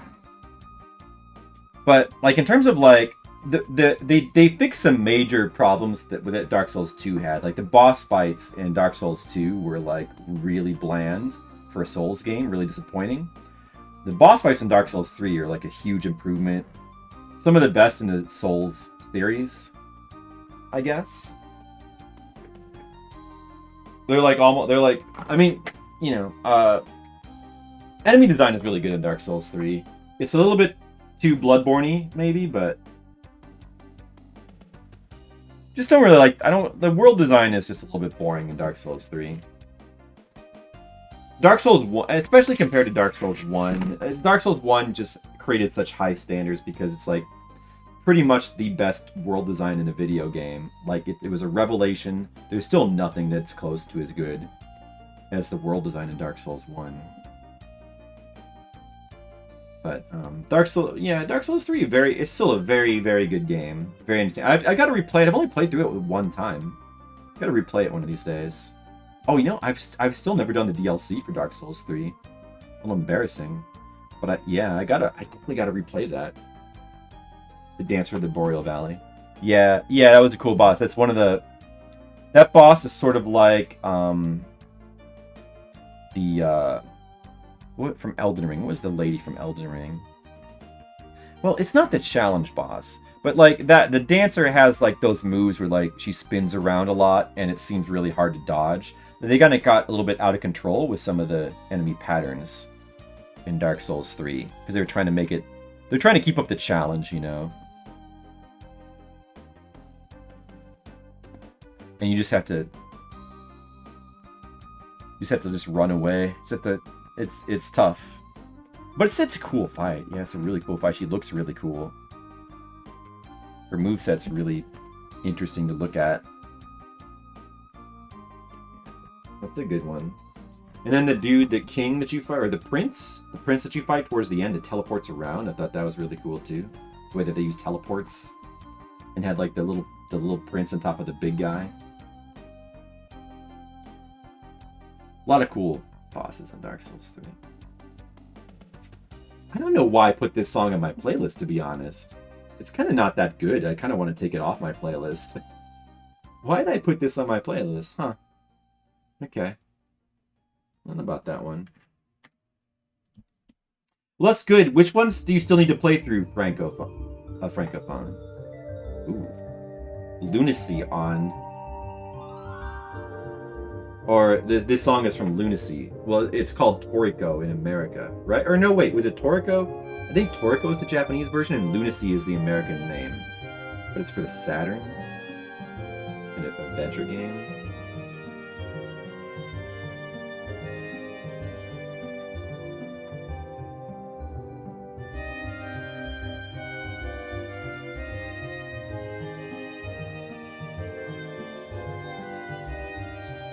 Sekiro and Elden Ring? Oh. So you've played Demons, Dark 1, 2, and 3, and Bloodborne? Well, both Sekiro and Elden Ring are pretty amazing. You're gonna skip... Yes, definitely skip the remake. Definitely play the original Demons if you haven't already, because that's amazing. But the remake, forget it. In my opinion, some people like it, but honestly, the majority of people that seem to like that game are ones that haven't played the original Demons and don't understand what is lost in the conversion. I think there's some exceptions to that, but yeah, I would suggest skipping that. It's also not worth buying a PS5 for. Doesn't seem like there's still a whole lot of reason to buy a PS5. Anyone here have a PS5?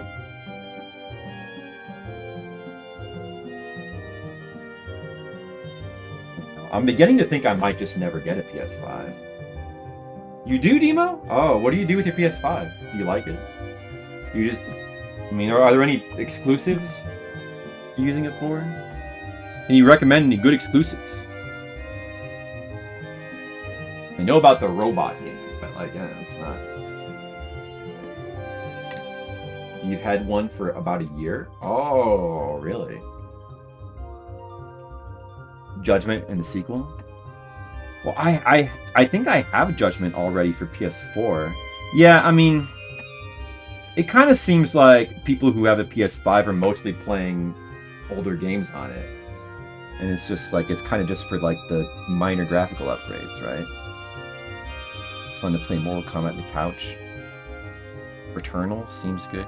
Oh yeah, that is an exclusive. But like, I'm not super interested in that one. That is an exclusive though. You know, I can't really speak to that one. Yeah, I don't. I mean, like the Horizon games, like I hate the writing, so, and the games don't look that good to me either. Like the gameplay, like it's very typical Assassin's Creed type design. I don't like that kind of thing. Ratchet and Clank. Yeah, no, I need to. I don't know how I feel about those games. I want to try the original one at some point. But like that's a series where I'd want to start from the first one. Last used a console for many years. Well, let's hope so. I mean, I guess it probably will be fine. Yeah, I don't know. I don't really feel like I'm missing anything on the PS4, but I mean, pretty much all the exclusives I'm not super interested in. That would be why. I mean, if you like Ratchet and Clank, hey Colic, what's up? Is there anything else? Is there any other good exclusives? Is there anything that's coming for the PS5? Like, is there anything exciting exclusive coming for the PS5? No. I need something like, I bought PS4 for Bloodborne. I need something on that level. Another hot day at work, but not as bad as previous days. Really no game changers yet? Yeah, and it like for me, I'm picky, so it's got to be something that's like a major Japanese game. That's pretty much what it has to be. That's exclusive. A major Japanese game that's exclusive. Pretty much what I need. Yeah, God of War, like I just don't care about that series. From what I've seen, I don't think I would care for the daddy God of War game that much. I was never really that into the old ones either. The old God of War games. I played the first one a little bit. It's like fine. It's got too many QTEs.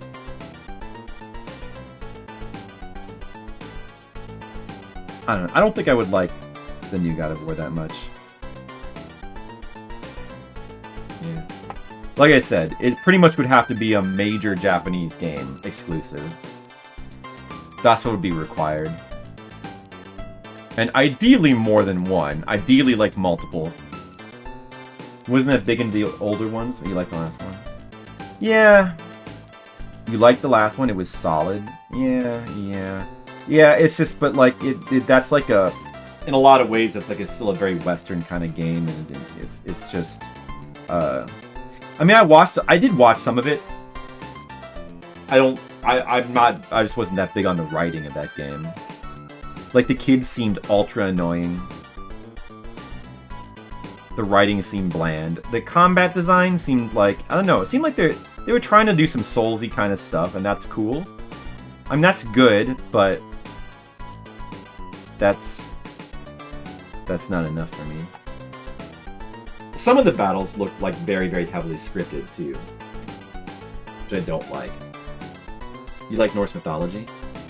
Yeah, I mean, I think I like Norse mythology in theory, but I don't like that style of game to go with it, I guess. I like Norse mythology when it's in Megami Tensei game. This is funky music. Oh yeah, that was from Super Bomberman. Yeah, that's a real Super Bomberman's got really good music. What do we have here? Alliance Alive. This I'm gonna skip this because it's played too much, I think.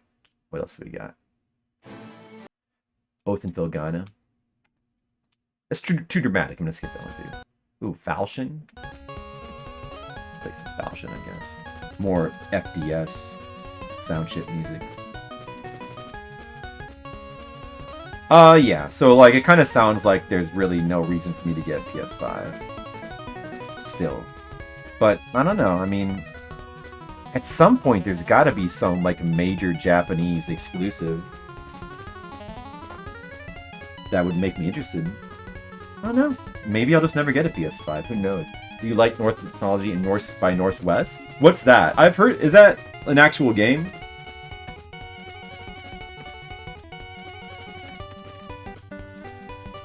I think that might be an actual game. I think you're joking, right? What is that? The Lost Viking sequel? Oh, yeah! I never played the sequel. I would play that. Yeah. Yeah. I played the original like a long time ago. I need to replay the original as well. Yeah, Lost Vikings is awesome. That's back when Blizzard was good. That was a good Blizzard.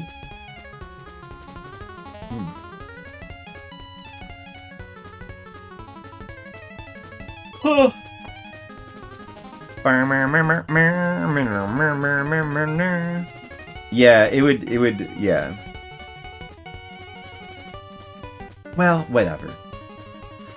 That's just me. I don't think PS5 is what I need in life.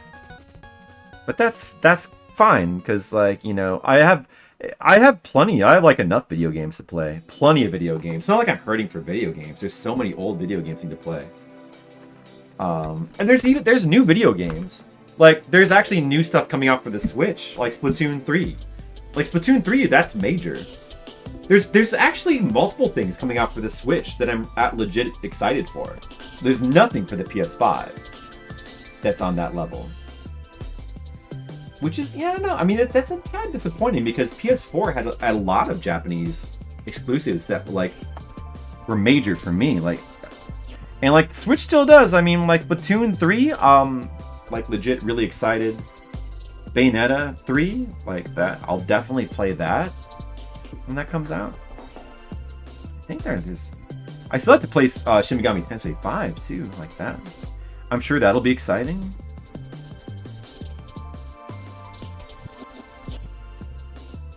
Yeah, there's still stuff I care about on Switch, which is good. I'm glad my Switch is gonna get more use. I've been playing a ton of Mario Maker as well because of my nephew. Thinking about doing some more. I was thinking about doing some Mario Maker on stream again, just to like. I want to show off like all the levels that my nephew made, all the crazy 6-year-old levels. I'm gonna save my hours to make you play Judgment. That's fine, but I'd probably rather play one of the early. Like if I'm gonna play, I would play that, but I guess you don't really need Yakuza knowledge going into that, right? It's its own thing. Mario Maker would be fun. Standalone.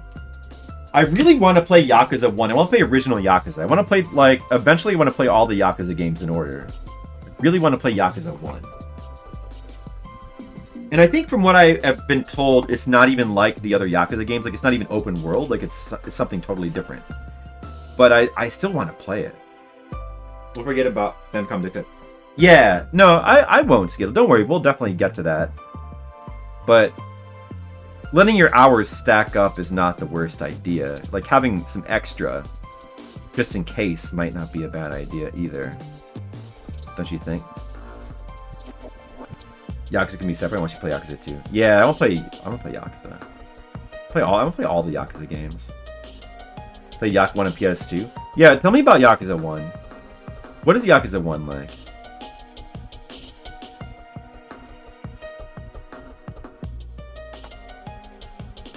I mean, if I go... You won't go back and play the earliest ones?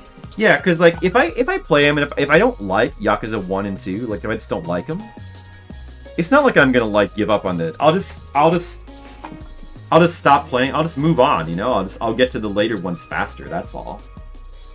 I'm gonna definitely get to, like, the ones that people love, like Yakuza 0, and Yakuza 5 and 6, and... maybe the Kiwami games. I'm gonna get to all those for sure. I'm gonna get to Yakuza 7 eventually. One of these days. But I really want to just see the... I like to see how series get their beginnings. I like to have that perspective. Makes everything more interesting.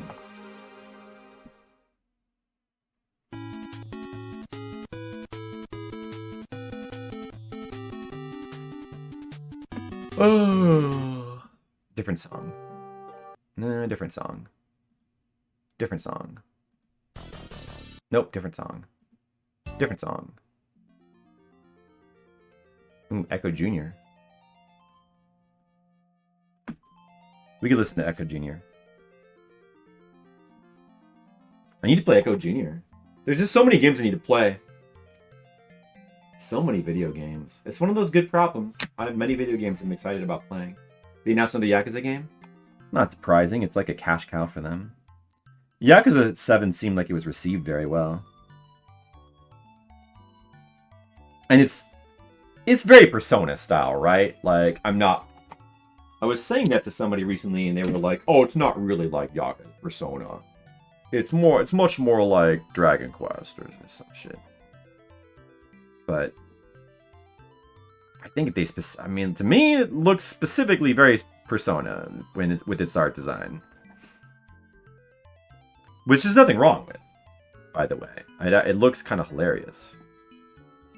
But I mean, the character art looks amazing in Yakuza. Like, the way the characters...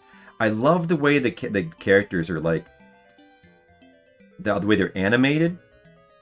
And the way that they're, like, how would you say, like, drawn or designed for, like, a 3D game? I guess designed. Just the way that the characters look, the character art in the game. Like, it looks so good. Like, it looks so... it's got this really realistic kind of look to it. Like, it looks like... They look like, you know, almost like real Japanese thugs. But at the same time, it's kind of stylized and almost like manga-ish. It's almost like a live action, or not live action. It's like a living, breathing, hard-boiled, realistically drawn Yakuza manga. Like one of those manga with like really realistic kind of character art, but also like kind of stylized, a bit stylized and crazy looking at the same time. It's such a good look. It looks so much better than if like a lot of American games, when they're doing like that sort of style, they just go for like bland, boring realism, and there's like it lacks kind of stylization. And even if they do try to stylize it, it doesn't really look that good.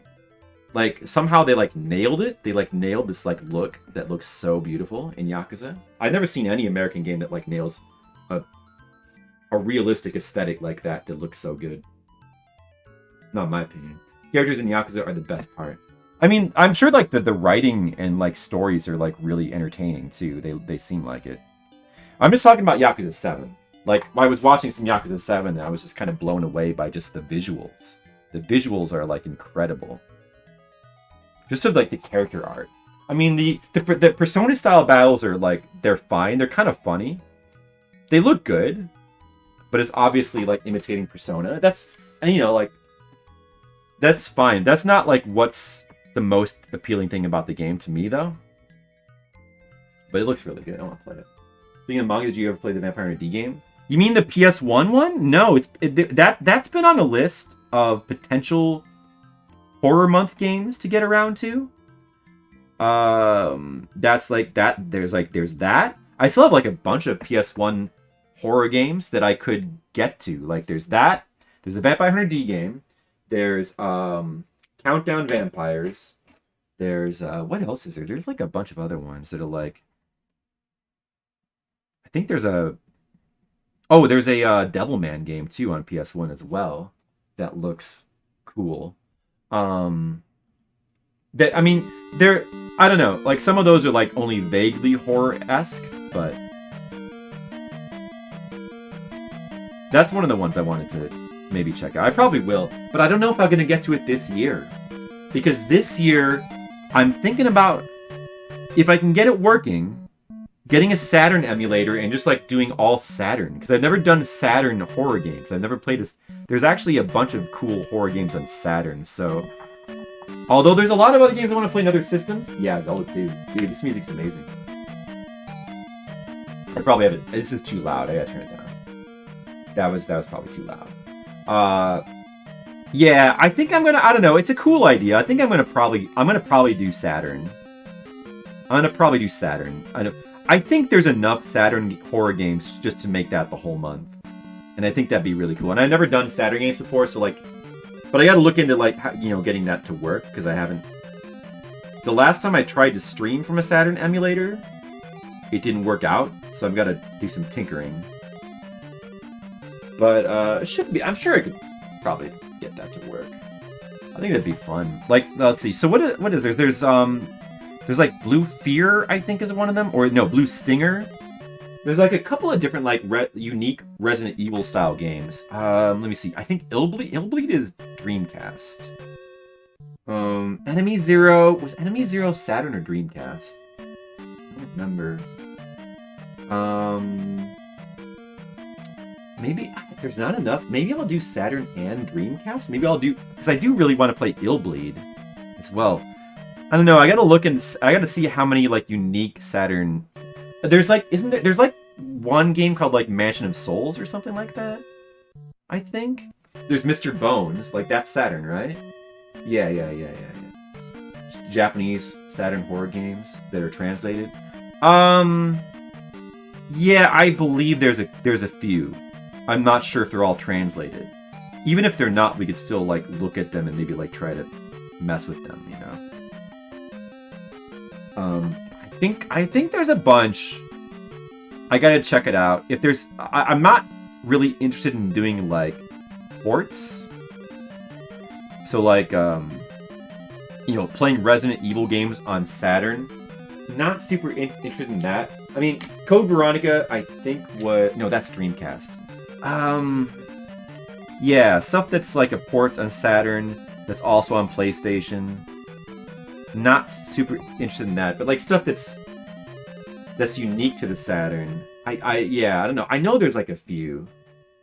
If there's not enough, we could do Dreamcast games as well. There's a bunch of Dreamcast horror games I want to play. I think Enemy Zero might be Dreamcast. I think that might be Dreamcast. That's the third game in the D series, which seems really crazy. And I don't know much about it, but I know it's a game where you fight against invisible zombies. You have like a radar, like an alien-style radar, and you have to like avoid invisible zombies. It seems really interesting. Nobody ever talks about it. I don't know if it's actually good or not, but I want to check it out. I want to play that one. I don't know. Blue Stinger might be. Maybe everything is Dreamcast. Maybe it's actually Dreamcast that I want to do and not Saturn. Was Blue Stinger, was that Dreamcast? It might be Dreamcast. What do you guys know? What is Saturn exclusive? Mr. Bones, definitely. Yeah, have you been watching Sharpie Skittles? The US library is kind of limited. That's true. But there is Mr. Bones. I think there are some cool Japanese-only games. I don't know if they have translations or whatnot, if they're playable. I think there are some cool ones. Gotta do more research.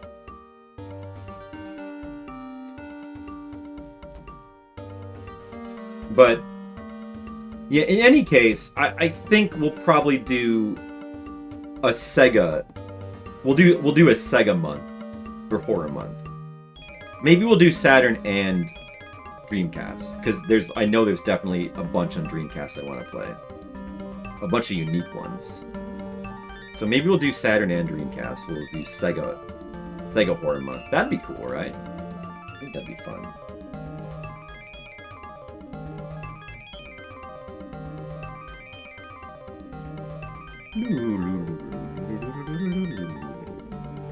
I should play Doom on DOS, or not Doom, Dune. I should play Dune 1 on DOS. That'd be cool. My music was from Dune. It's mostly garbage, sports games and cheap Western developed garbage. Shame, cause... Yeah. I mean, there's some stuff like at Stall that look really cool, but yeah, I guess it's kind of an N64 situation, huh? Skittles. The cool stuff like I left in Japan, and kind of a limited library due to the system not selling well. But at least in Japan, there is a cool library for Saturn. Well, that's not really true for N64, but what about Phantasm Game? What system was that for? I've never heard of it. I'm interested. I love Phantasm. It's one of my favorite horror movies. So I'm very interested. But you'll have to tell me about it. I'd never heard of it. Was it like a computer game?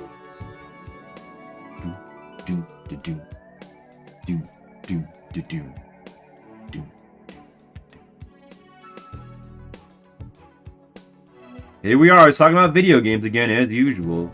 Welcome to the Flipsiders stream. I draw comics, and we talk about video games. Retro games, mostly.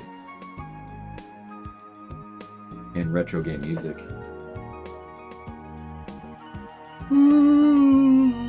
Oh, I feel tired. That's not good. I want to get more work done. Shouldn't be feeling as tired already. Saturn? There's a Phantasm game on Saturn? Are you like based on the movie? Are you serious? There's a few random cool games, most of the US. America's being too, but rather what's good. Yeah. There's Mr. Bones. There's Mr. Bones Skittles. Like, I don't know. Like, that looked interesting to me. I don't know if it's good. It looked interesting.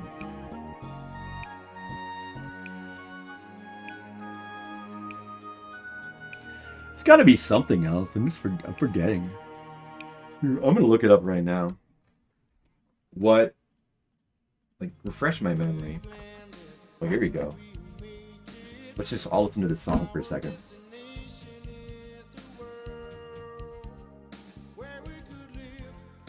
Let's see.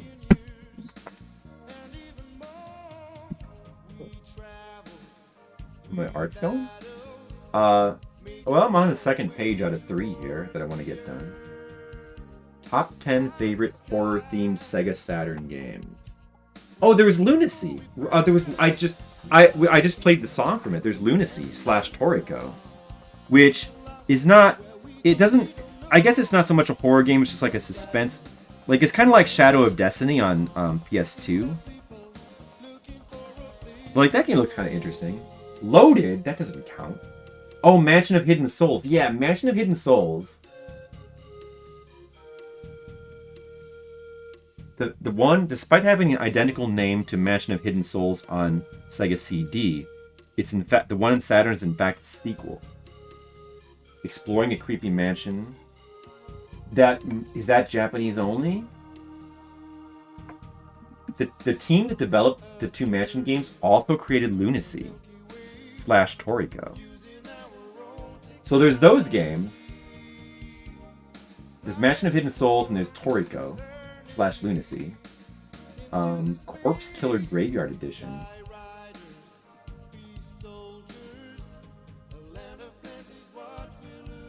Yeah, I need a new keyboard. That keyboard is fucking old. I think I'm pretty much done with the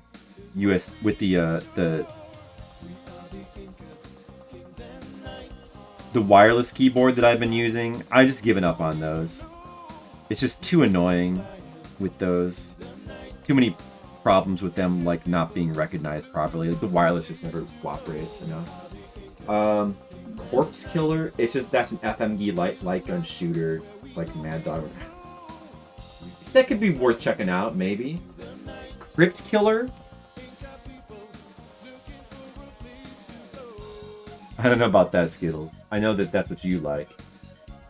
Another light gun shooter, Crypt Killer. There's a couple of light gun horror games. I mean, those could be fun to check out. The cool thing about those is you can, like, maybe play them for an hour, you know? Oh no, Dragon Steel, don't look! Alien Trilogy. Alien Trilogy does not count to me because it's also on PS1. I'd probably rather just play the PS1 version. I don't, unless it's, like, better on Saturn, but... It didn't seem... Oh, yeah, Mr. Bones. I'm looking at a list of Saturn-exclusive horror games. Because I'm thinking about doing a Sega-themed horror month this year. Blah, blah, blah, blah, blah, blah. How's it going, Dragon Seal? Yeah, Mr. Bones seems interesting. House of the Dead. I don't give a shit about that. Oh, Enemy Zero is Saturn. Oh, Enemy Zero is Saturn. I thought that might have been Dreamcast, but that's Saturn. Okay, so that's one. That's definitely one that I'm very interested in playing. Although, I don't know if I should play D2 first before I play that. The game that evokes the greater sense of dread than any other in this list. This game was released in North America in 1997. It was one of the unique games developed by Warp. Story-driven survival horror game that's spread across 4 discs with FMZ sequences. You control Laura Lewis, who wakes up from cryosleep on a space station. It's a sequel to D, isn't it? Is it the same Laura from D?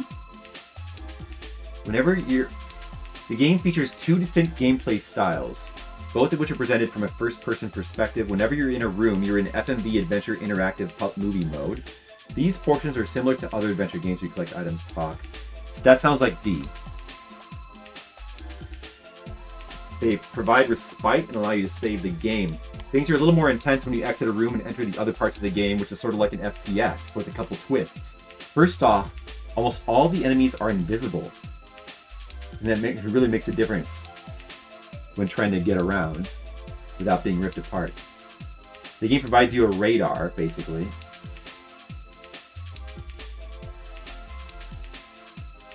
Like, that sounds really cool for a horror game. Really interesting.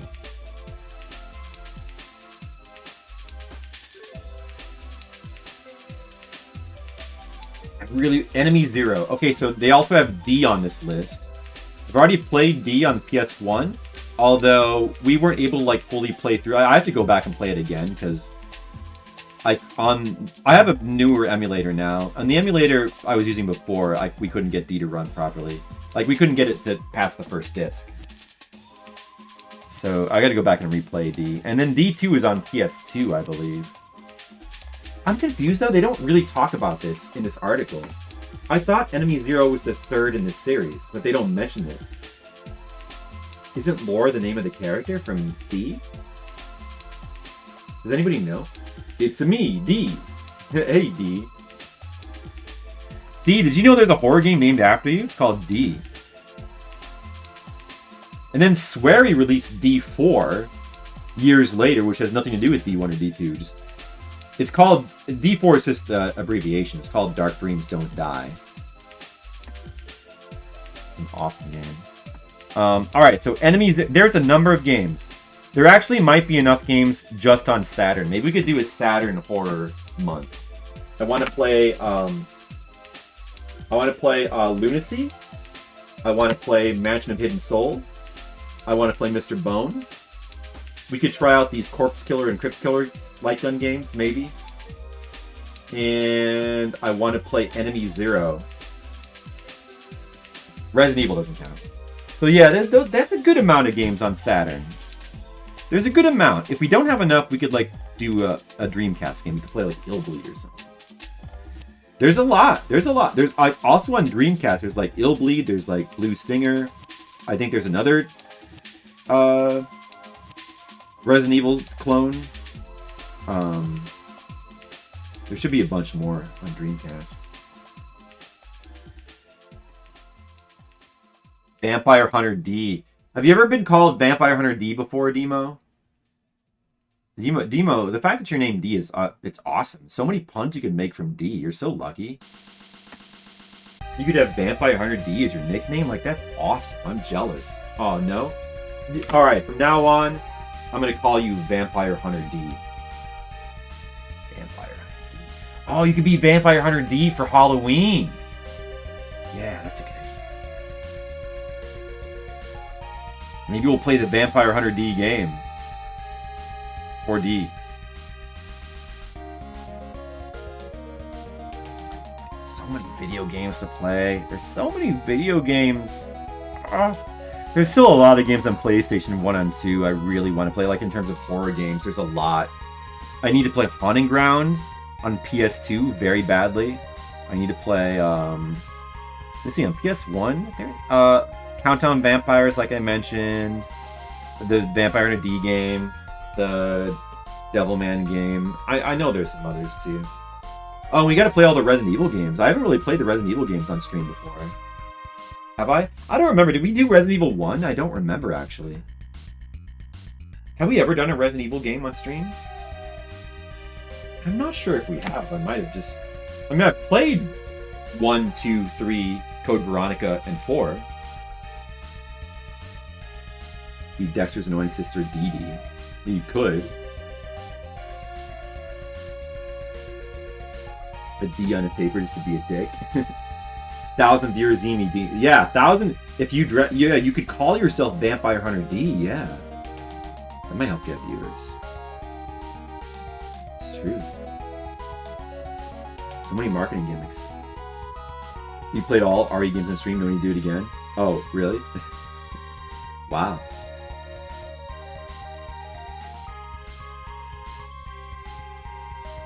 What if we did a Resident Evil marathon, like 24-hour stream? What about that? Would that be cool? I know I've played Silent Hill 1 through 3 on stream. Still need to do Silent Hill 4. We could do the other shitty Silent Hill games, but they all suck after 4. We could just we could mess with them a little bit. I don't know if I'd want to play. They're pretty bad. I don't know. It's probably not even worth messing with, honestly.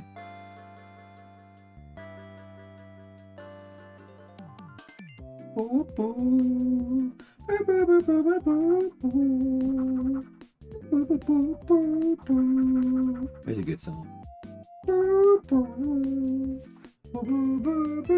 Missouri Falls is pretty fun. It's a tough game to play through because of the strict scheduling. But it's a cool game. It's really neat. Find more invisible bears. That was fun. That was a good time. Revelations? Yeah, those are for 3DS, right? I have heard good things about those. Yeah, maybe. I have no interest in the new Resident Evils at all. I haven't played 5 or 6. I might get around to those one of these days. Probably will never play anything that comes after. Just not interested. I have HD PC ports on Steam. I guess I could play those. I usually would prefer to play the originals, but maybe with the 3DS versions that's not such a good idea. I don't know. Yeah, that might make sense. With those Revelations, yeah, maybe.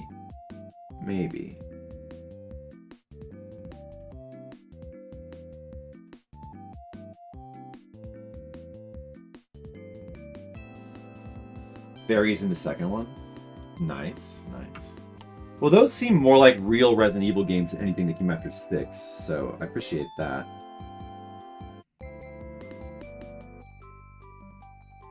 Are they just basically pretty similar to Resident Evil 4, I guess? Oh, look, guys. You can buy followers. Cool. What a novel idea.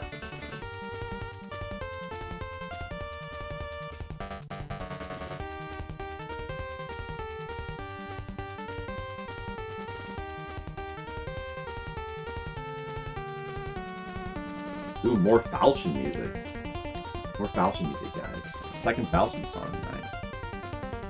Alright, who's getting tired? Anybody getting tired yet? Not me. I'm not. I never get tired.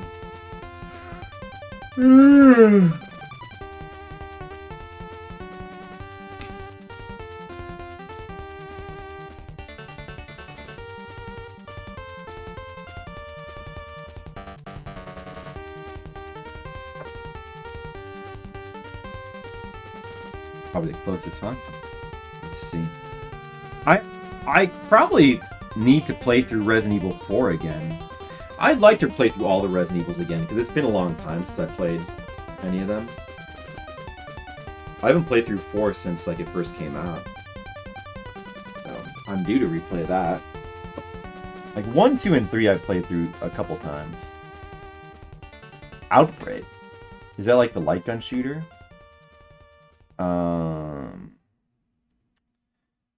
Yeah, I don't know. I could, I guess. Could check that out.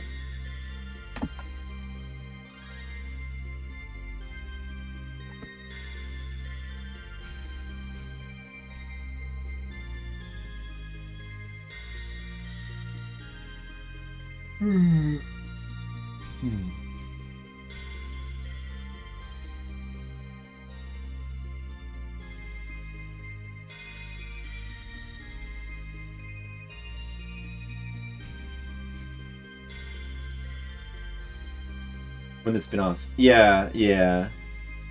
And there's like that and then Umbrella Chronicles. Yeah, I'm aware of those. Yeah, I mean, like, those could be cool. I don't know. I should check those out probably, too. It's true.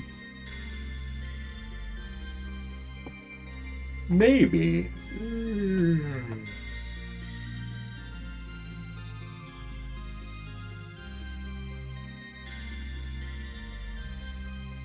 I'm yawning a lot.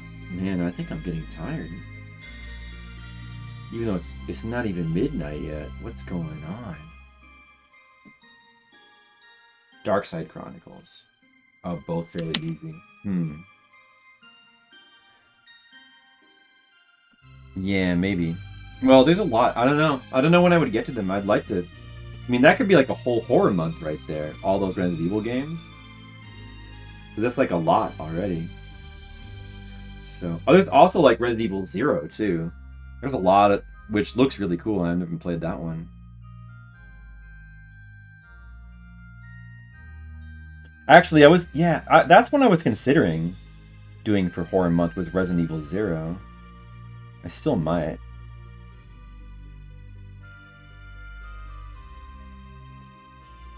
The Silent Hill arcade game? Yeah, I could. I'm not sure if that works in my MAME though. I think it probably does not. So I don't know how I would. I'd have to like, we'd have to get that working in MAME. I'm sure that I probably could though if I tried. Gotta update my MAME.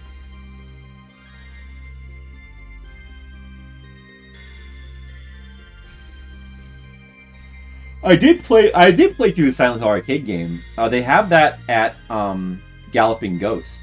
So I played through it recently. And it's not bad. It's kind of fun. It's kind of a fun game. It'd be cool to play through it like at home though, where you can like really fully experience it. It's pretty cheesy. It reuses a ton of assets from 2 and 3. So it's not as exciting as you might think, to be honest.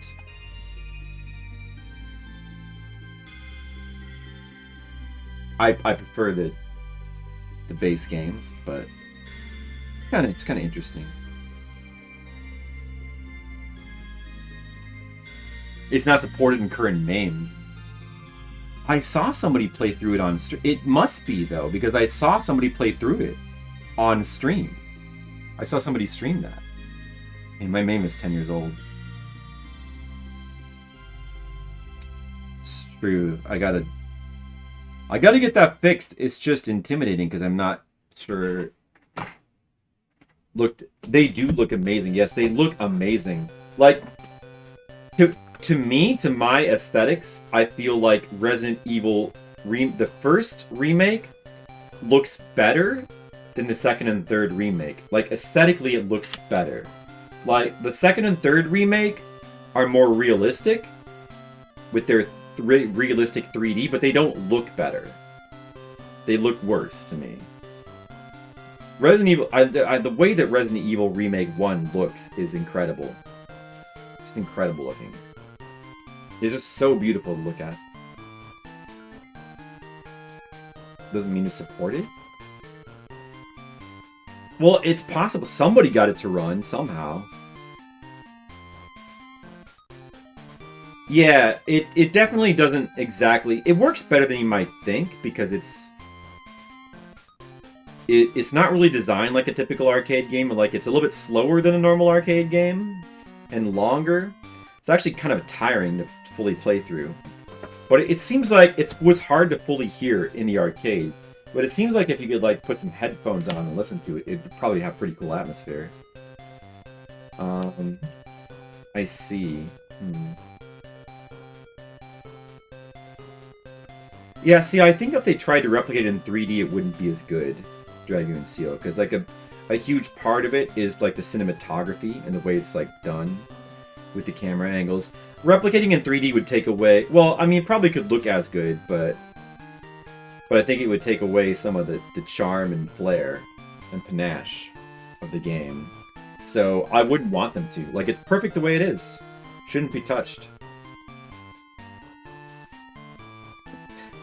That's why I don't really care for the 2 and 3 remakes that much. I was disappointed that they decided to go that route.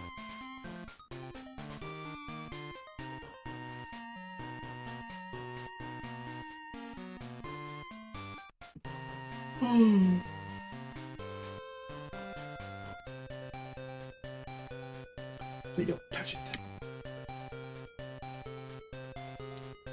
Huh. I don't know.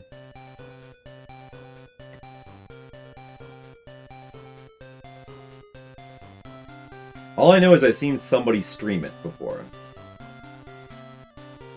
But yeah, I don't know. I mean, it'd be cool to play through, but it's not. That's not one that I'd be aiming for. I don't think that I could do it. I don't think I could figure it out.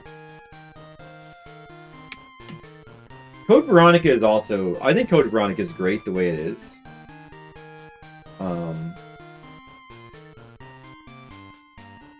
Yeah, I don't know. I need to... That's another one that I would like to replay.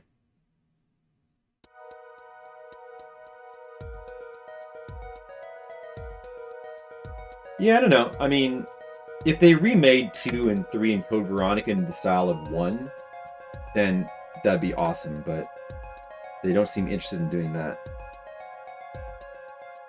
Apparently they're remaking 4? That seems really weird to me. I don't, like, understand.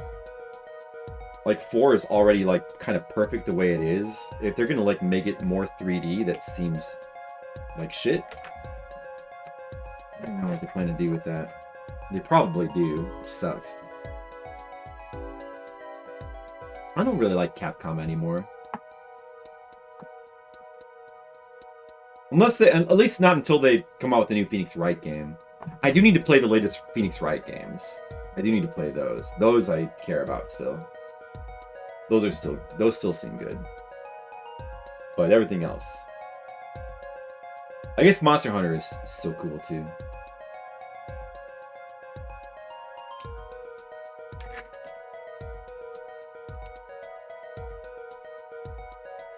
It does sound like a bad idea, Mr. Leo, I agree. I'm sure it will sell well. I mean, that's why they're doing it, of course. Moody Creepy, RE4? No, I mean, like, the original RE4 was already pretty atmospheric.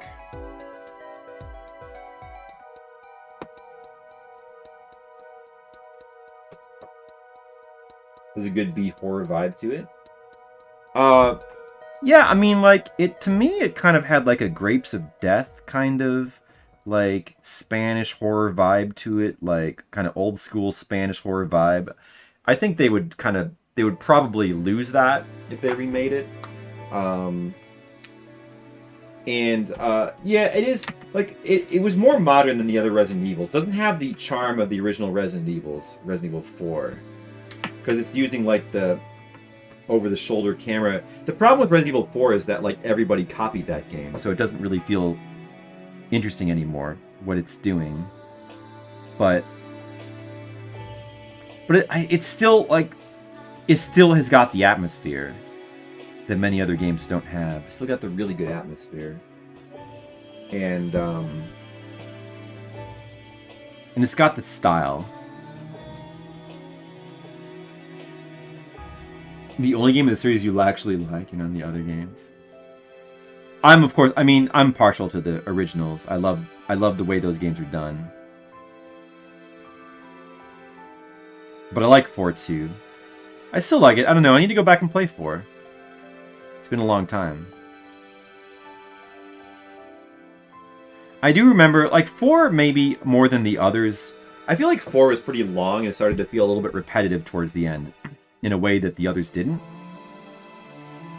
But,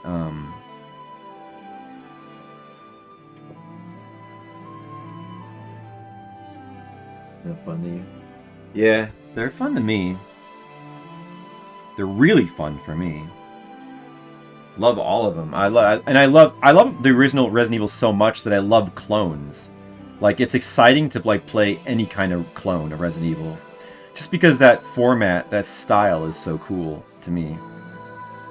The way the cinematography is done. I love cinematography in a video game like that, and you do not get that anymore. Like, that's a dead art for the most part. I like 1, 2, 3, 4 Code Veronica. Like, 2 is definitely still my favorite.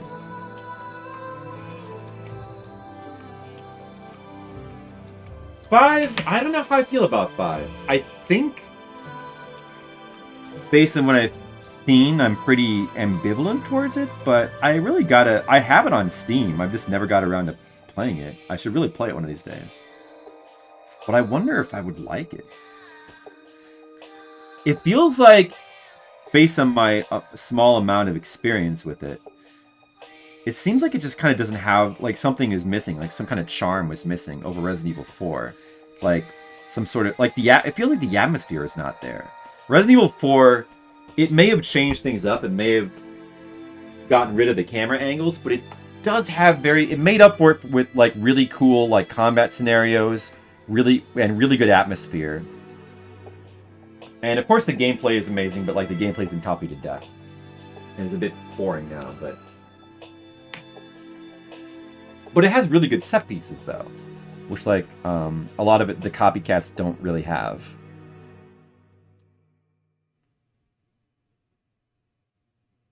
I might follow that guy, Francophone. I think I might even know who you're talking about.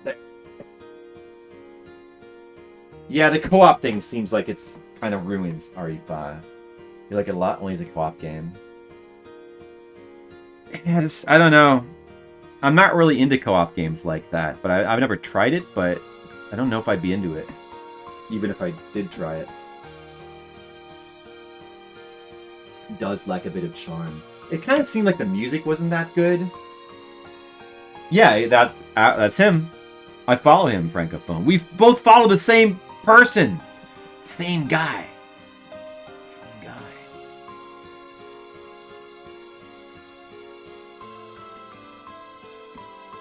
Yeah, there's some Resident Evil clones that he's covered that, like, was that one, Condemned Souls or something?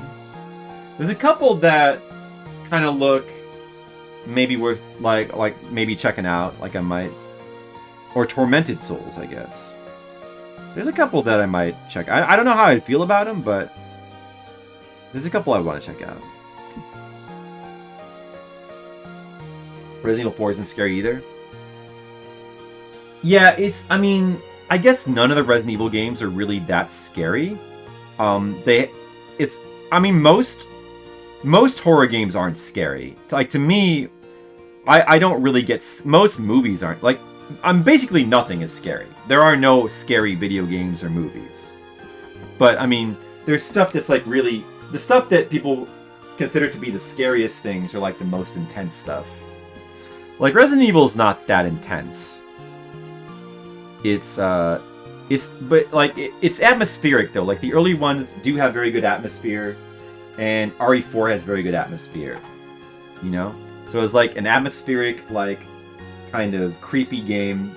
Like they're good. All those, horror is good. It's not as intense as something like Silent Hill or Fatal Frame.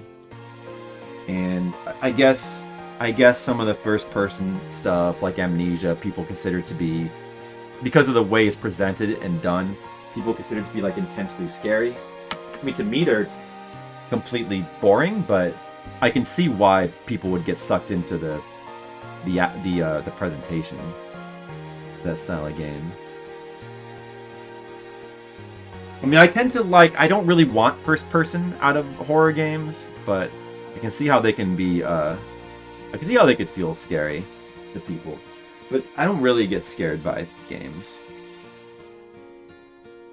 I wish I could. It'd be fun to be scared of stuff, but I just can't. I'm too jaded. I'm too desensitized to like horror. I've watched way too much horror stuff in my youth. Once you get to a certain amount of desensitization, you just don't really get scared by shit anymore. Currently on sale, so you're gonna grab it. Tormented Souls. Oh, I should put that on my Steam list. That's another one I forgot about that. Yeah.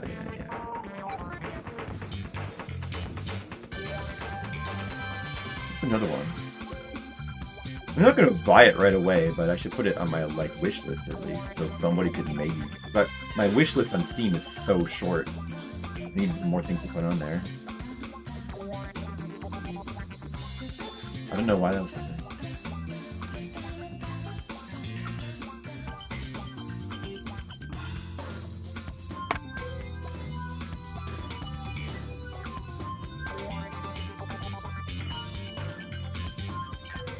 Tormented Souls. Yeah, that looks cool because it looks very close to what a PS2 horror game looks like, and I like that. So, add to wish list. There, I got another game on my wish list. Now my wish list has a couple. There's more. What does it have?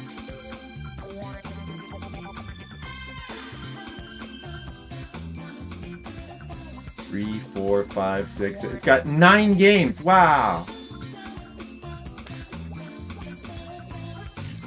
Yeah, RE4 does have some tense moments because, like, some of the set pieces, like the thing where you're like trying to survive in the village, and the other part where you're like in a building and you gotta and dudes are invading, and it's all very well done.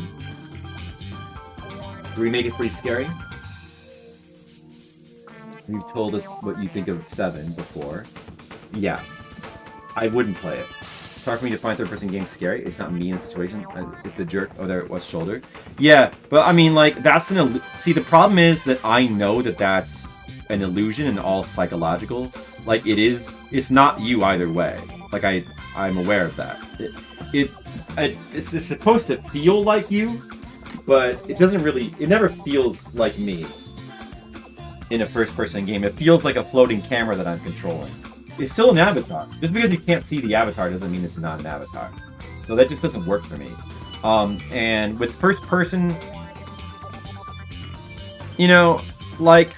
I think of it in terms of a movie. Would you want to watch a movie that's entirely in first person? You wouldn't. It would. There have been movies done like that, and they can be interesting once in a blue moon. But generally, you don't want that because that's not cinematic. I want something that's cinematic. I want style, because that's part of the atmosphere, and that's what I'm looking for in a horror product is atmosphere. Atmosphere and presentation.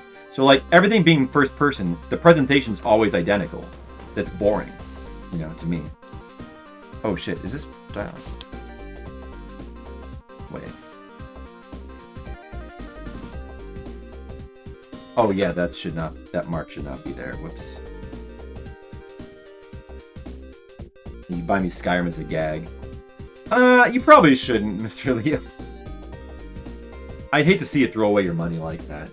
Movie plays without you giving input. A game needs to control it, and that's what tricks you into being into it. I mean, yeah, but also, like, not really. Because, I mean, that's not necessarily true, because you can get into... I don't think it's not just about controlling it, because you can be immersed in a movie. It depends on a number of factors.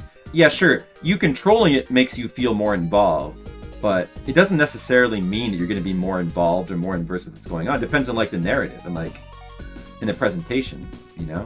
Like, just because you're, like, things that you control can be uninvolving, you know? I get that, like, there's a psychological thing happening there.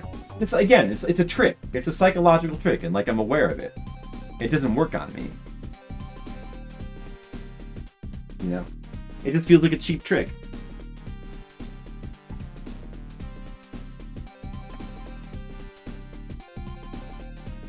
Like, I know I'm not in the game. It doesn't matter if I'm controlling it or if I'm watching a movie. I know I'm in the game just as much as I'm in the movie, which is not at all. But, like, how much you're invested in something depends, to me, it depends more on the presentation, the style, the atmosphere. And the story, too. It's story. Which, by the way, another problem with the first-person game is because it is sort of designed in a way where it makes sense for them to try to do it first person, from a first person point of view. You can't really have a main character, so you're kind of robbed of a main character, and that hurts the narrative. So that's one way in which first person kind of hurts a game being, like, you being invested in the game. Like, that's an advantage, like you know, like Silent Hill games, you have an actual, like, character to, like, latch on to. You don't really get that in a first person game. I'm in the game, fully immersed. Oh, more about invested you can get in the material. Well, it is, and I mean, yeah, for many people, first person, just that by itself is a way to get more invested. That's valid. Personally, for me, that doesn't do anything. But also, I would just also say that there's many other ways. There's many other elements towards being invested in something too. Don't want a preset narrative.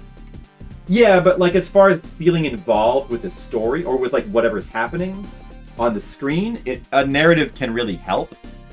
No, I agree, though. You don't always want that. I'm just saying it's a very strong tool for making you feel involved with what's happening on the screen. Sometimes I want to fuck around. Yeah, I mean, I agree with that. Yeah, me too. I want to fuck around all the time. It would be a lot kinkier in here if it was all my game. Oh, you're a demon, go look out.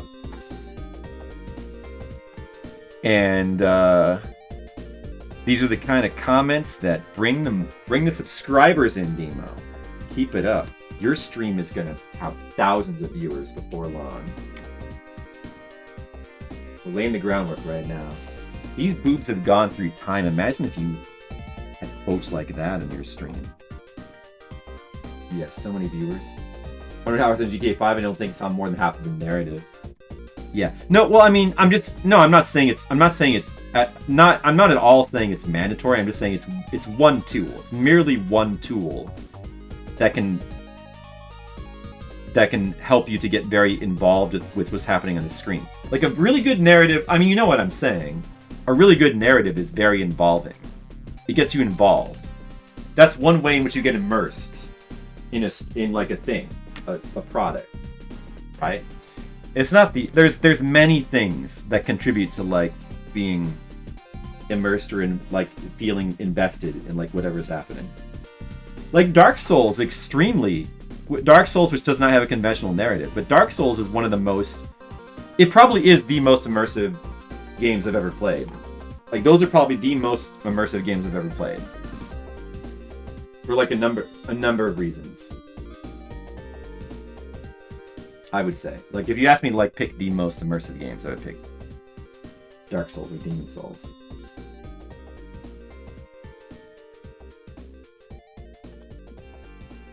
Wow, Leo's so OP. He's OP in real life, too.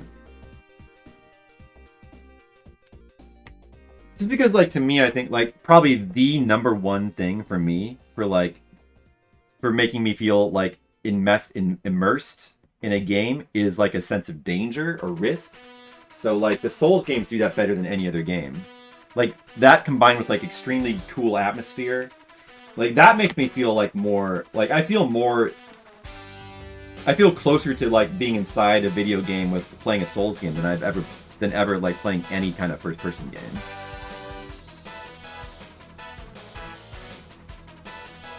Not in the slightest. You just see cheap gotcha traps over and over and pull you out of it. Wow. We really disagree, Dragon Seal. That's amazing we could disagree so strongly. Isn't that amazing? That's so cool that we can have such different opinions, don't you think? Like, man, we're so opposite ends. We're so different, and yet we both love each other. Isn't that great? That's the beauty of video games. That's the beauty of life. No, Demo, yell. Just yell all the time. I don't feel like listening to this song. Wait. I'm gonna find a different song. We already listened to Deadly Premonition song earlier. Final Fight? No. I'm gonna say no. Oh, I can't skip this song. I can't skip it. Skip this song. Yeah. You know, if you don't like it when games don't punish you for death, it's like the one thing that turns you off the game.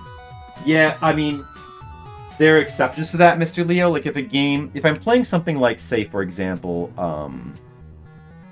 something that's like very highly narrative based, like, you know, like a Zero Escape game or a Danganronpa game, like that doesn't matter. But something that's like highly narrative based doesn't need that. But something where like the gameplay and the world are important, that's especially like an adventure kind of game, like a game where you're like, it's supposed to be you're on an adventure exploring a place, you know, that kind of thing. That's critical. Like to me, that's critical. Yeah.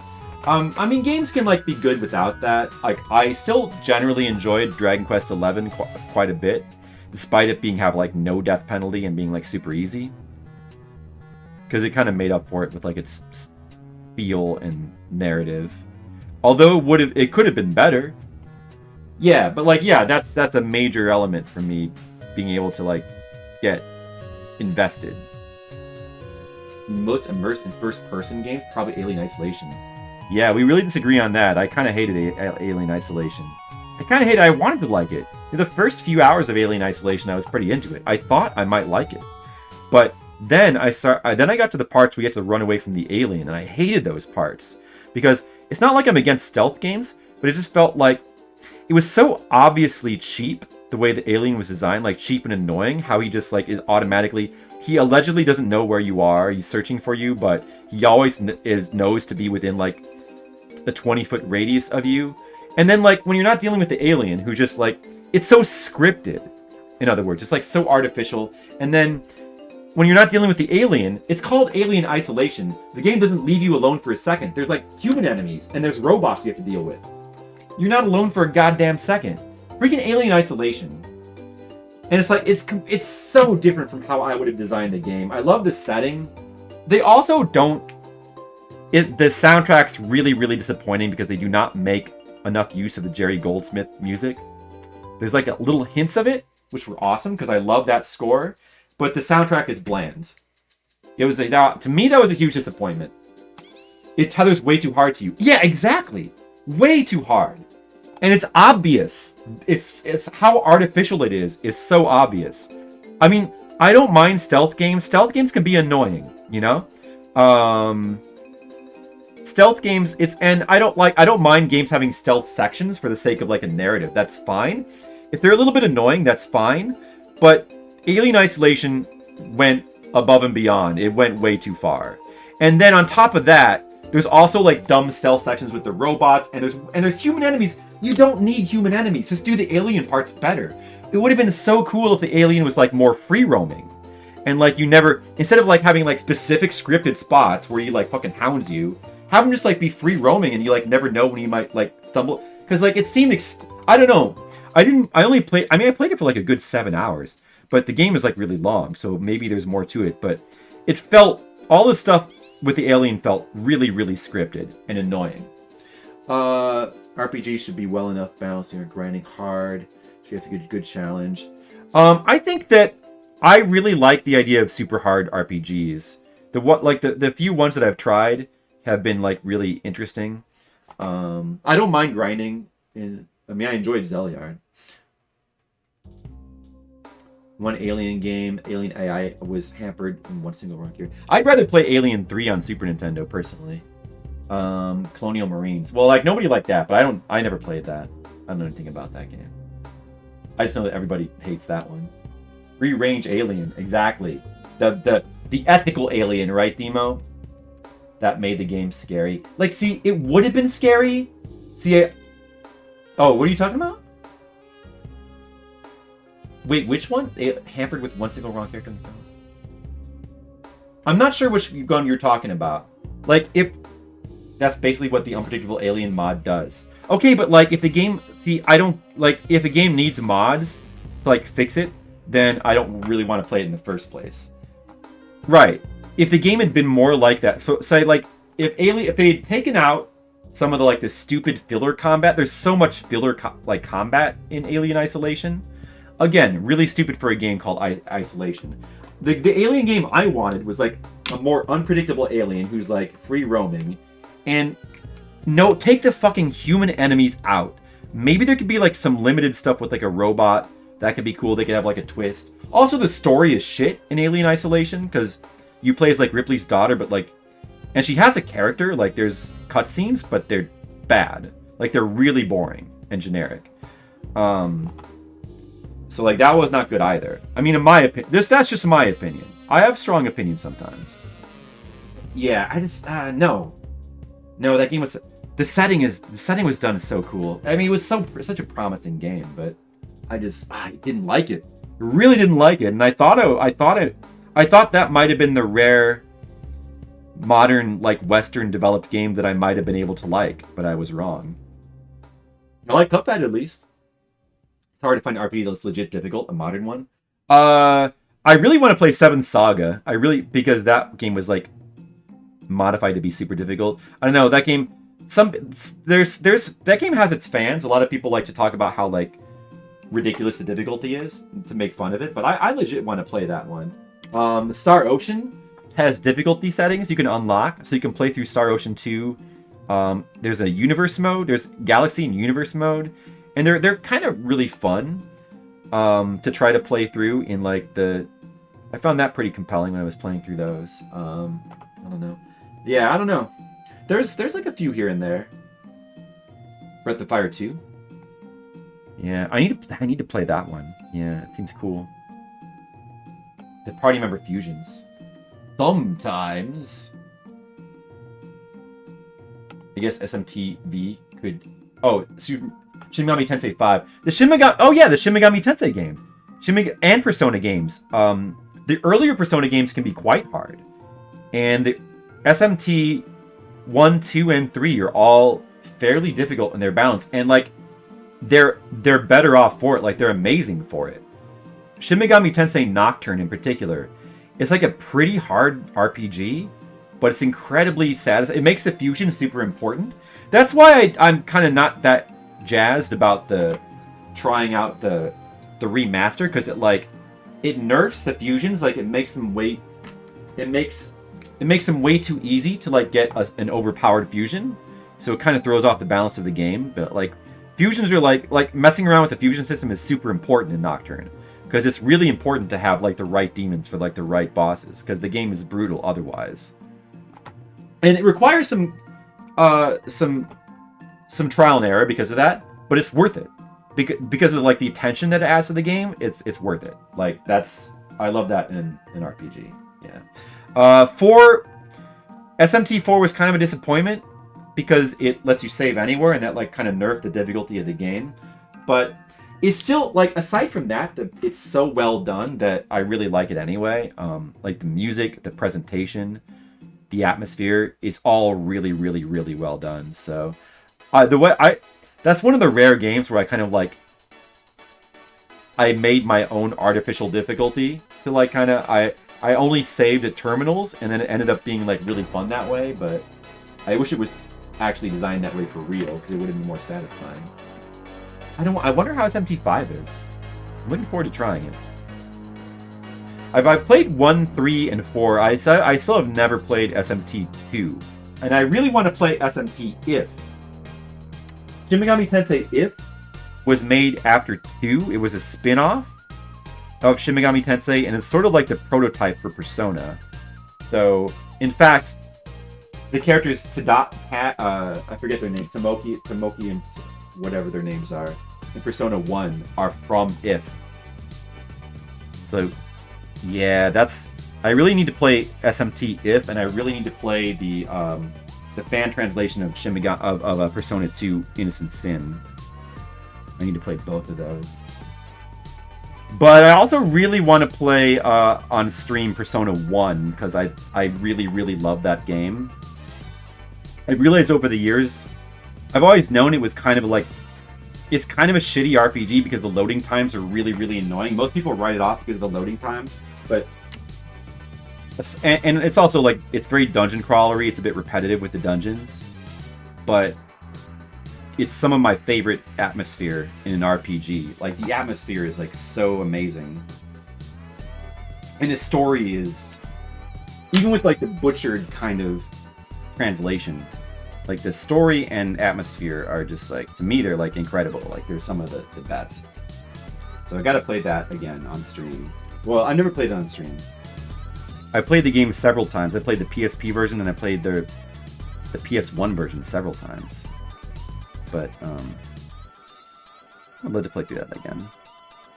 So many games. Nuzlocke runs. What is that again? I'll leave that to you, Demo. It's probably not something that would be for me. Making up your own rules. It can be. The problem with that is usually, if you're doing that, it's with a game. It has to be with a game that you already know pretty well, that you want to like kind of get more mileage out of. And the situations where I find that you can kind of do that are like pretty limited. And a lot of times, if I'm playing a game that much, I feel kind of restless. I feel kind of anxious because I feel like I should be playing. Like, there's so many games I want to play that I don't want to spend that much time on like any one game like that. So that makes me. But yeah, but there's been times when I've done that in the past. I remember when I used to like play Mario games as a kid, I would kind of pretend that there were more pits to try to make it more challenging. I was sort of like doing my own mental ROM hacks. I was thinking of streaming Nuzlocke on. Yeah, you should. Man, I'm getting thirsty. My throat is getting a little. I'm gonna go grab a fruit soda, I think, real quick. Grab one real quick. That's what yeah, not a Coke Zero. I don't know, let me look and see what we have.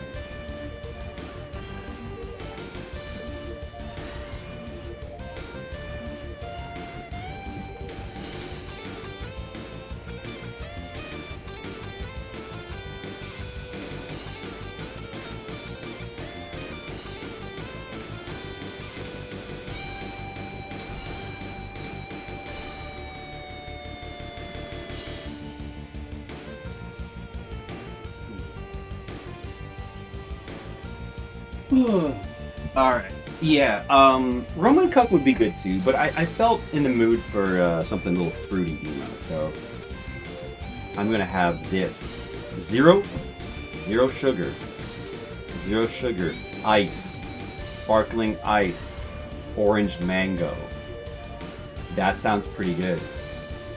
That's what I need right now, Demo. Oh, hold on, let me make sure this doesn't leak. Well, it explode. Okay, yes.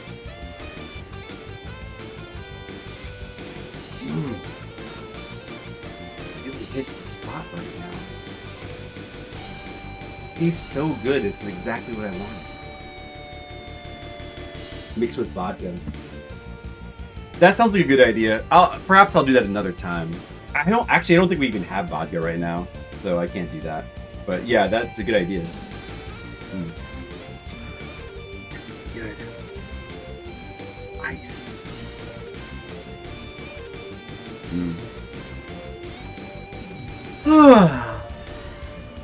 Is Hey, Hey, Dragoon Seal. Is Dragoon Seal still here? Dragoon Seal. Let me know if you're still here. I'm gonna apologize to him for trashing Alien so much. Sorry for trashing Alien so much. Oh, I got a little carried away. I have very particular tastes. I'm kind of like Liam Neeson. I have a very particular set of skills, except it's tastes, not skills. But I do have a particular set of skills. It's mainly playing video games and drawing manga. So it's not really that particular, actually. Stuff that like pretty much other people can do. But still, it's skills that I got. I can also sing really good, like the Rambo song. And I can, I can play poker. Yeah, I can drive for 16 hours straight. And feel pretty good about it. So I got some skills. How dare you not like the game I like? I know, yeah. I do feel a bit bad about it. I'm yeah, no.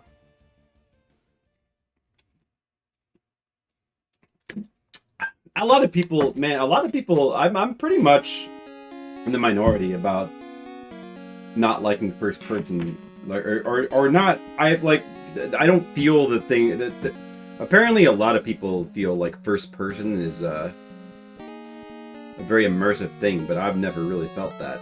Even though I played a ton of Wolfenstein 3D and Doom and Quake back in the day, so it's not like I didn't play. I played Turok too. I was talking about Turok earlier. I played a lot of FPS games in the day, so it's not like I didn't play FPS games. I played a ton.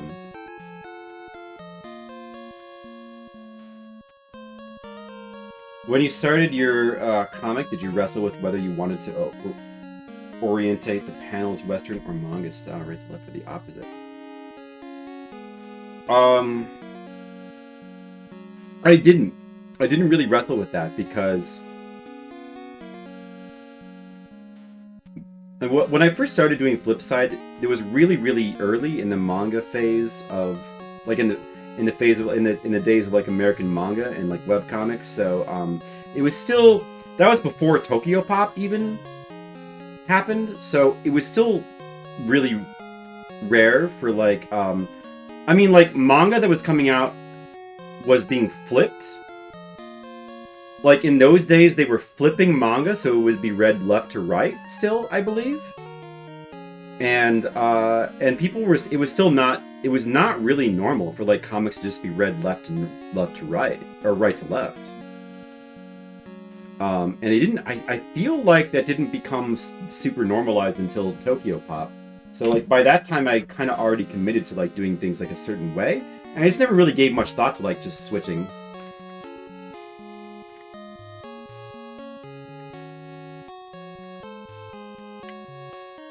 Well, you know what? I agree with that, Dragon Seal. Like, as a tool to, like, try to make something more immersive or involving, like, it's one thing you can do. I think there's many ways to, like, make a game more immersive or involving or make you feel more invested.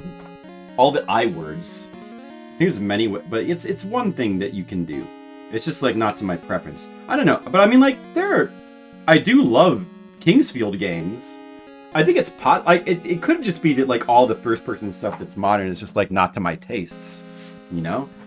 For some reason, I love the Kingsfield games. Like those games are involving to me. But like it's the style and the music. And also it's the fact that they're slow. I don't like that. It's weird to me that like modern first person games okay, all right. Let me challenge you a little bit. Let me ask you a question, because like this is weird to me.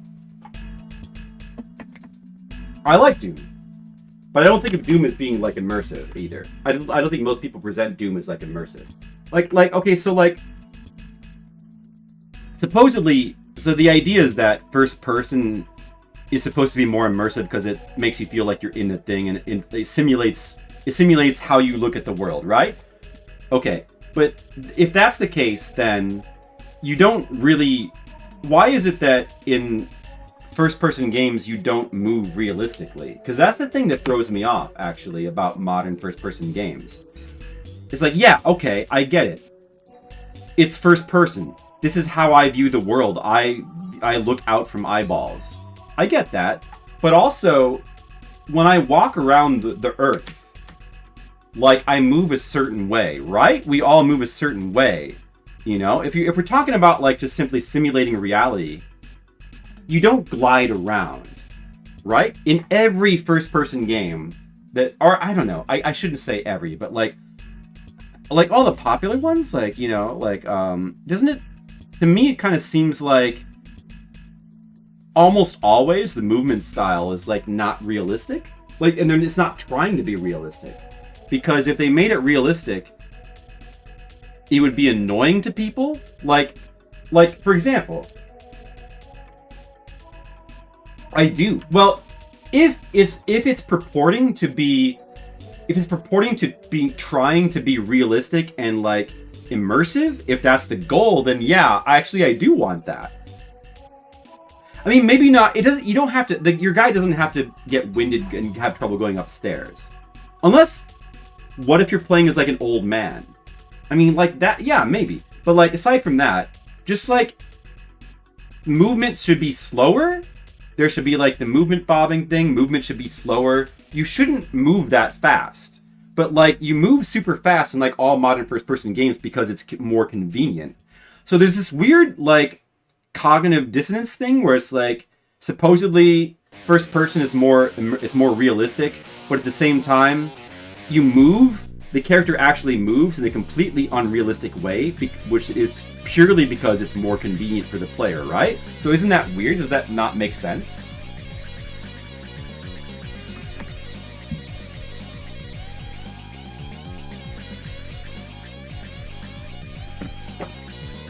Super Baja. No, this music is actually from original Super Off-Road. Super Baja is the sequel to Super Off. I think we talked about this on the Rapid Request stream. But Super Baja is the sequel. This is from Super Off-Road, the original one, which was a very early Super Nintendo game. Oh, it's amazing music, man. I think, when I was looking this up, I think that Rare might have had a part in... Oh no, that might have been the NES one. No, I think they didn't do this version. But the music is still super good. Yeah. Super Baja seems kind of cool, too. I don't know. Yeah, I mean, I get that, like, head bob, it's not just head bob. And, like, many first-person games... Well, I don't know. Do all first-person games have head bob, or, like, do some don't?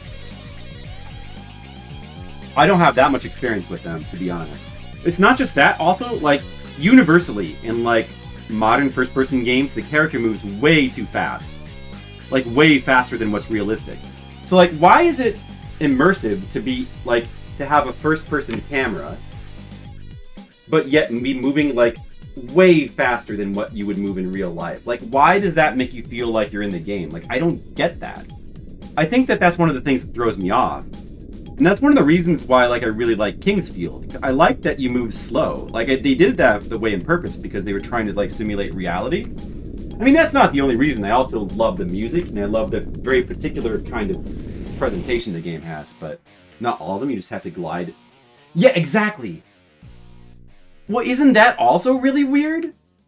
Gliding around in a first-person camera, that's not really like reality, right? So why is that... Okay, I'm just saying. I don't really understand why that's more realistic, you know? That's why that argument doesn't... I don't know.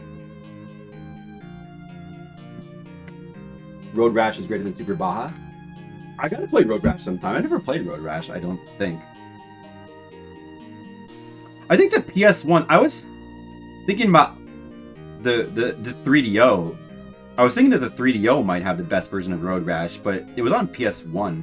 PS1 is probably the version to play, right? With Road Rash? I gotta play Road Rash sometime. Road Rash seems fun. Princess Maker music. Ah, that's another series I haven't played in a long time. I'd love to play more of the Princess Maker games. Back when I was playing Princess Maker 2, I think that was the only one that had an English translation, but I think, like, they all do now or something. It was getting hot in here. Does anybody... I think if I turn the fan on, can you, like, hear that? Or... let me know if that's distracting. It's better. Better with the fan. Oh man, it's after midnight. Oh. I'm gonna try to go a little bit later than usual so I can get more work done, I think. Even though I'm getting a bit tired here. Gliding pulls you out, and some people want to. Well, I mean, it's just less... I mean, I don't have it... Like, it's fine. If it's a game like Doom, then gliding around is fine.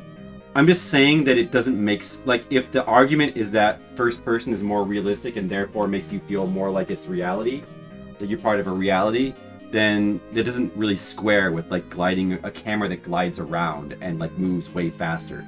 You get what I'm saying?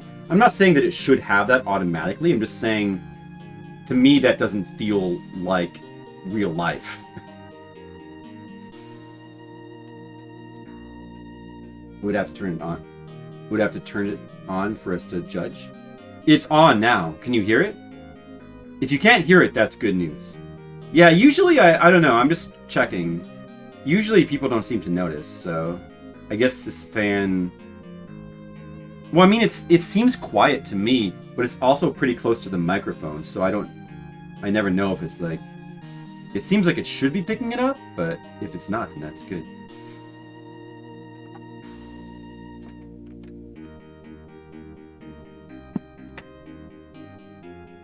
Right.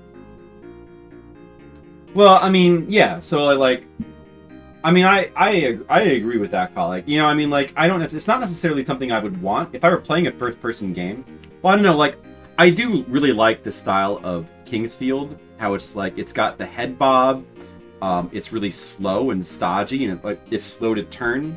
I mean, it probably doesn't need to be so slow to turn. It probably should have, like, a quick turn or something. But still, overall, like, that's the most like, for, like, an adventure type, like, immersive type of adventure game, that's the best, that's the most effective one that I've played, and the music plays a big part of it too. But, I just don't really, I don't know, like, the whole style of, like, being inside a camera that glides around in a field is not automatically involving to me, precisely because it doesn't really feel like reality, you know? But, like, with something like Kingsfield, it's more involving because, like, I love the music, I love the presentation, I love the feel of the game, I love the world, so, like, it all works together to make something that, to me, is, like, involving, that I can get invested in. And, like, the fact that the game is difficult helps, too. Although it's not really as difficult as, like, Souls games. People in full plate mail, turning your movie. Yeah, exactly. Although you don't start in full plate mail, but eventually you get there. Yeah. Actually, you should... It would be... You should have, like... You should jingle. That's one thing that Kingsfield doesn't do. You don't get, like, the clanging. Like, you should clang. I would like a first-person game like I like a Kingsfield where you clang around in your armor. Like, after you put it on. And they have, like, different kinds of clanging. Is there any game that does that? They're probably... I don't know. And you should move slow, and you should have the head bob and, like, all that stuff. And then they can... But, like, also, like, the games that do that, yeah, I bet there is. Also, I need some kind of music that, like, is equivalent to, like, Kingsfield, too.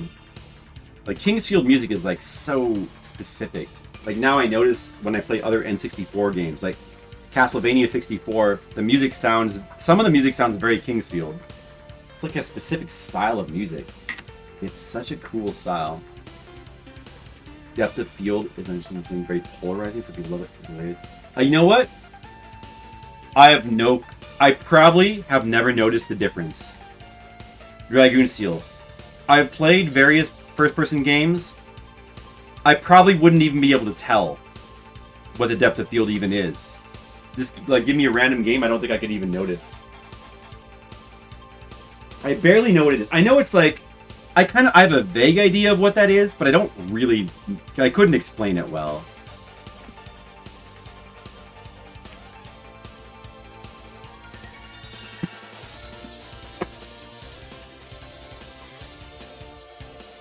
Yeah, I mean, I guess the way it's done can like contribute to like making you sick or not. I have gotten sick playing first-person games at times, but it's pretty rare.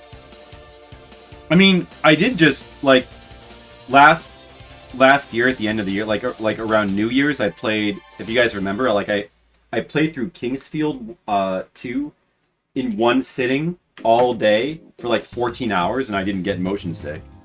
But I have gotten motion sick from like playing games before. I guess it hasn't happened in a while. Like usually from first-person games, I think. No.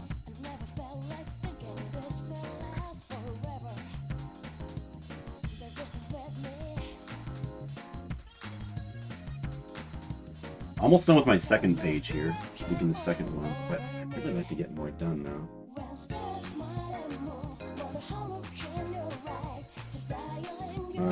Alright. Good. Let's start in the third one. We got 2 pages done.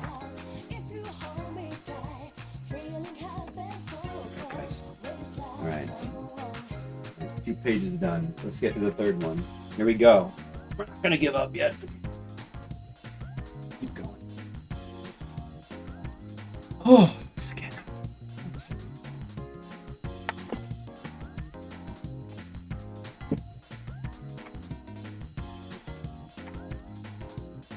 Pretty light on depth of field effects. If you aim your gun sights, you might blur out the gun there. Okay. Yeah, I don't know. I just don't. I barely know what that stuff is. But I obviously don't play very many first-person games. I've played it like a couple here and there. What was that one that I played?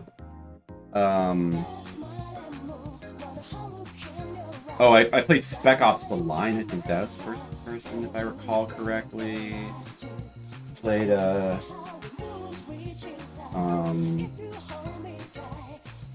else have I tried? I usually stay away from first person stuff, I guess.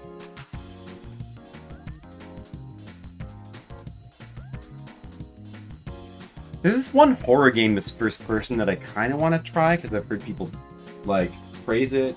It's called like the SPC, like something with letters and then containment. I'm gonna try that one, I guess.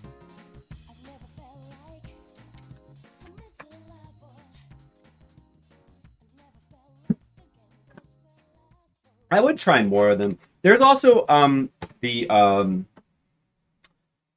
retro-inspired FPS games that have been coming out lately. Like, there's been a couple of FPS games like trying to like be more like Doom, and I don't know.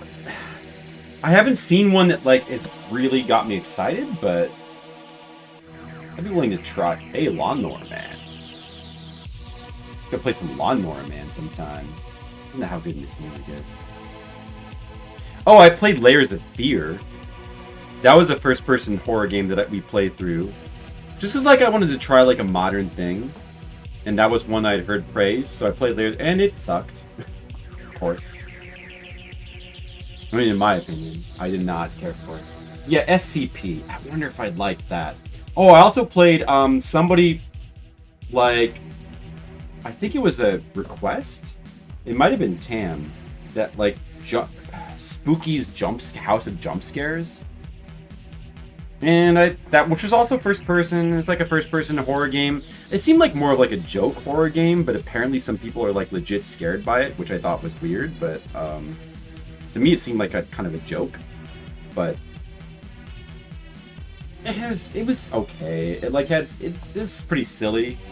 It had some like Silent Hill influence, which is cool. But mostly it was just like, to me, it was just like a silly thing. It seemed like that. It wasn't like, I didn't finish it. It was like way too long.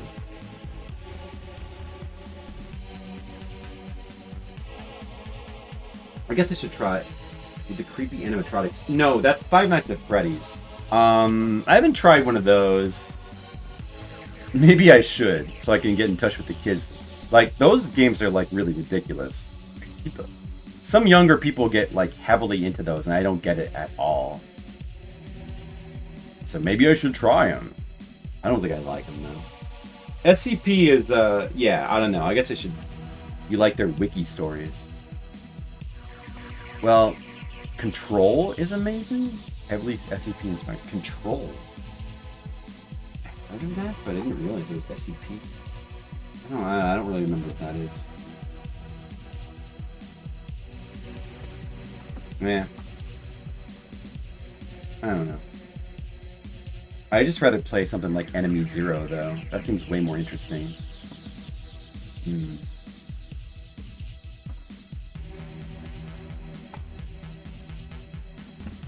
Dude, this music's kind of scary. Can you guys feel the atmosphere? The dark atmosphere of the Lawnmower Man?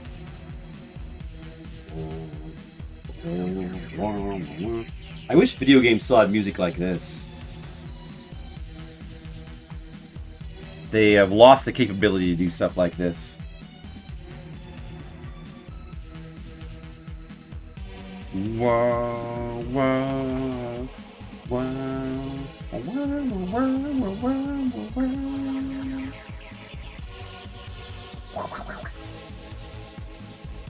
damn, the music's so cool.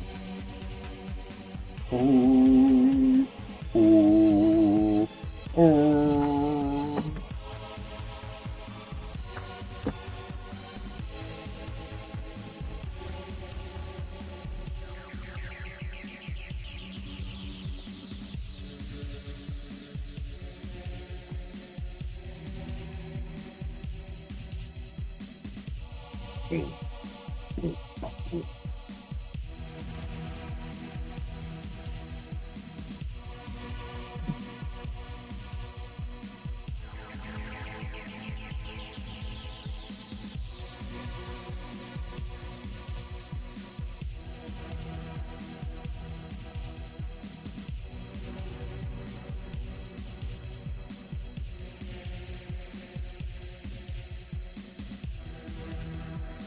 Oh, getting late.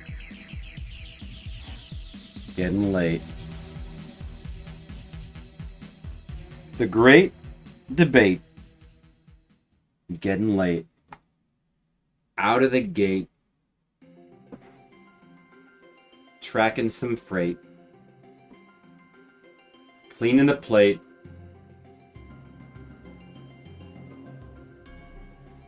Boarding the skate.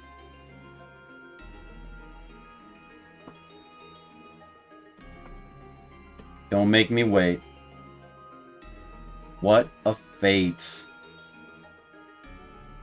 For year number 8. And that's a good trait.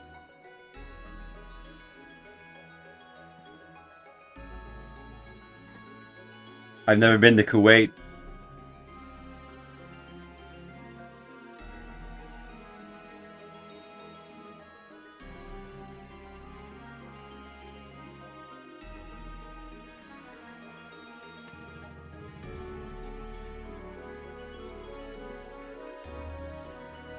I need a paperweight. And to find its mate.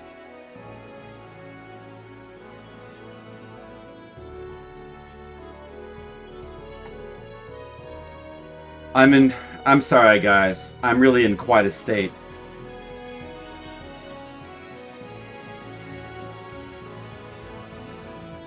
Have you ever met a guy named Nate?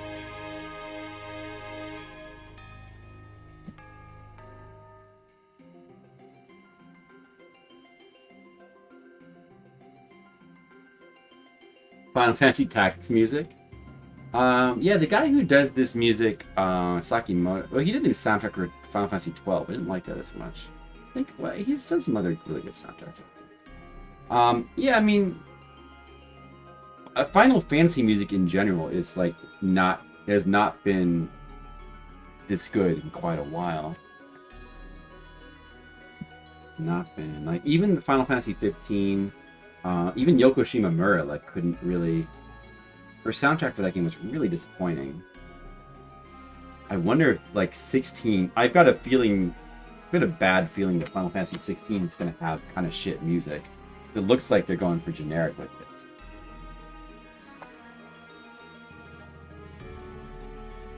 Yeah, I don't know. But Shoji Meguro still made like Persona still has amazing music though. Persona 5 and Nier both had amazing soundtracks. Of course, that was a couple of years ago now. I wonder how the soundtrack is for Shin Megami Tensei 5. Because that just came out last year. Dragon Quest XI, I would say had pretty good music, but not amazing. And a lot of the music, I was looking at the soundtrack, a lot of the music is just from older games anyway. In Dragon Quest XI. Yeah, I don't know. I mean, I don't know. Will Xenosaga 3 have good music? I actually haven't heard the soundtrack for 1 and 2. I did like the soundtrack for XCX, but I mean, it was good. It wasn't amazing either. It was good. Oh, you know what's amazing? Music in Plok. Plok music is amazing. Like this music. Hard to find anything modern this good. Like this is a level high beyond Mortal Men. This soundtrack.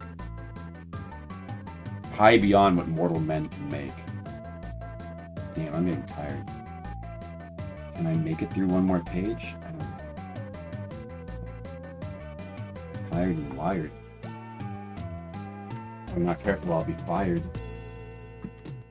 And I wanted to get hired. But I'm starting to find myself mired. If I want to find some hobbits, I'm going to have to go to the Shire.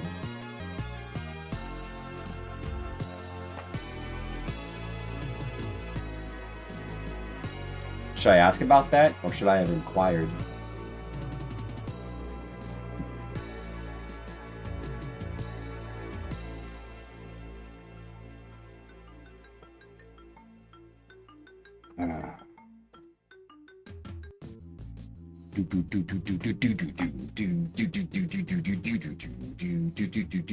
Let's just enjoy the prog rock inspired beats of the Fallen Brothers in Plok, the legendary Super Nintendo game Plok, which is another game that I have to play through one of these days. Seems awesome. Boom, boom, boom, boom, boom, boom, boom, boom, boom, boom. Boom, boom. Boom, boom, boom, boom, boom, boom, boom.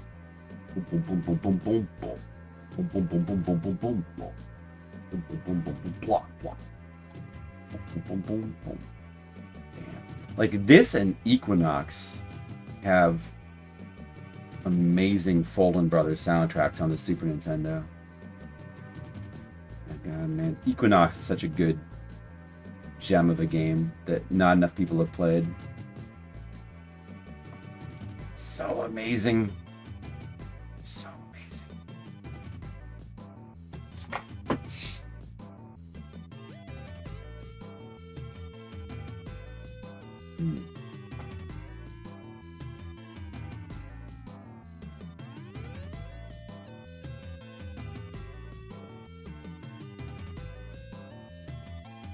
Boom, boom. Boom, boom, boom, boom, boom, boom, boom, boom.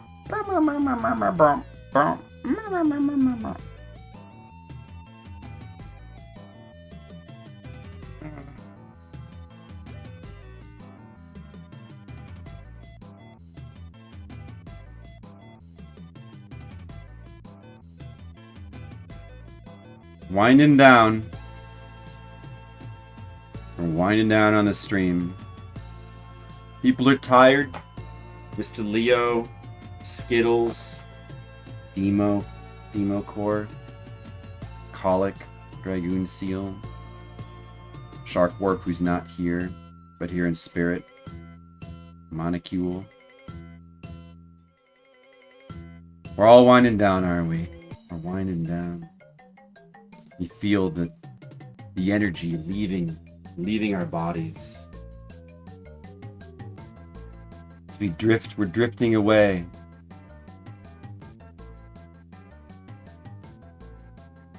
Drifting to the land of art. It's not even a land of reality anymore. It's just a drawn land of art. It's an artscape. Drifting away. We're all just drifting away here in the Flipsider stream. Drifting. Sounds like this.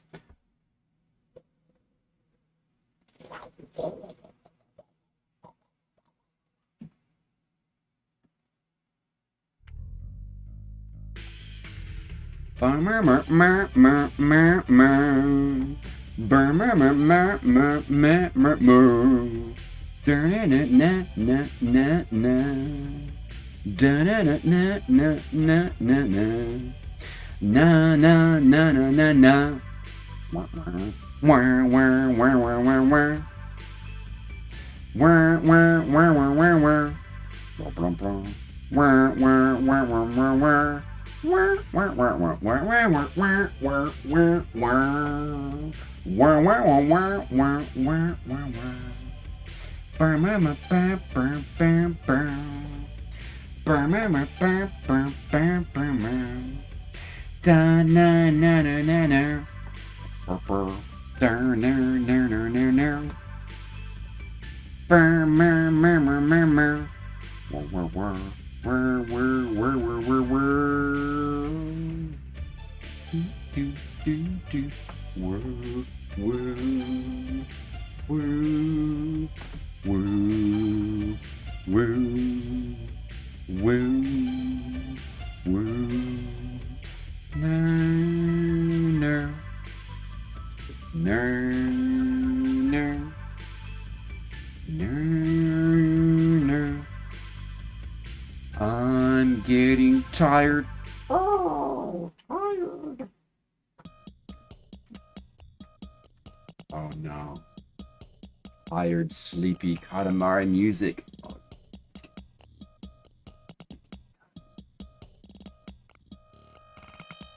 You are smart.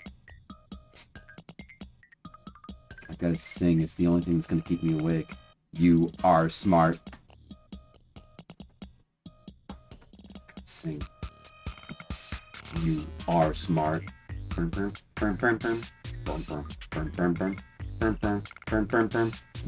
are smart. You are smart. You are smart. You are smart.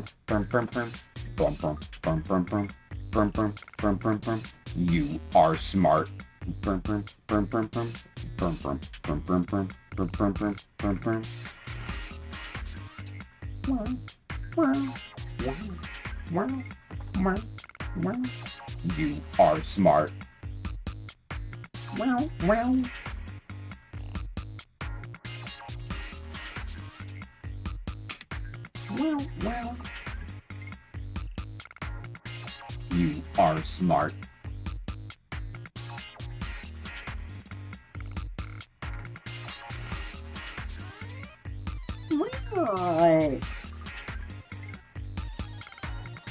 You are smart.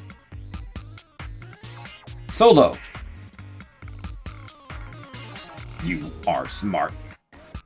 Wow, wow. Wow, wow. Wow, wow. Wow, wow, wow, wow, wow.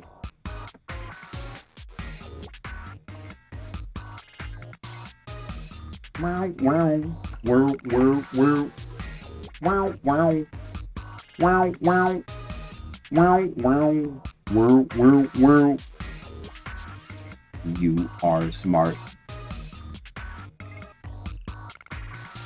You are smart.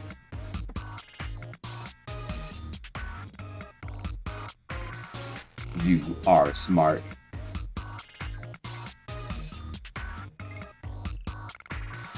Skittles is smart.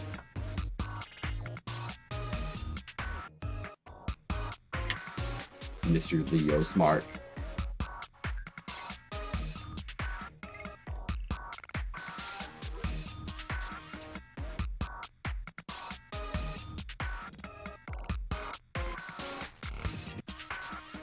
You are smart. You are smart.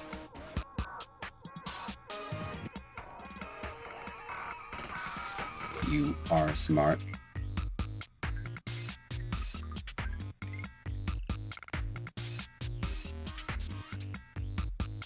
Man, I wish I was smart. That'd be cool. You are smart. SCP games are creepy? Yeah, maybe I should try. That's one of the few like first-person-y horror things that I'm sort of interested in trying. Maybe one of these days for horror month. Maybe. But I think this year is going to be Saturn and Dreamcast games, though. Oh! Waterworld music! Guys, it's the Waterworld music. It's the Waterworld music. Mr. Leo, it's the Waterworld music. Ooh.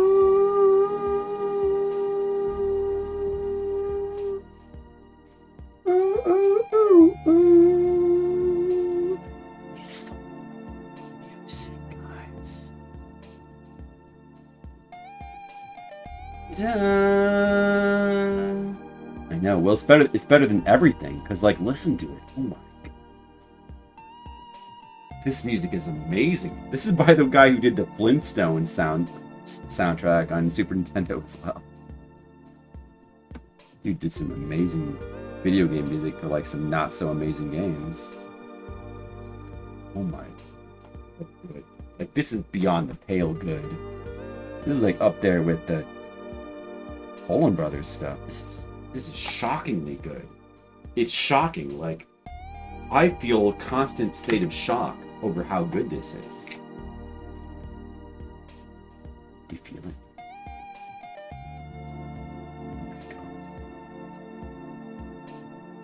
Oh my god, it's so good.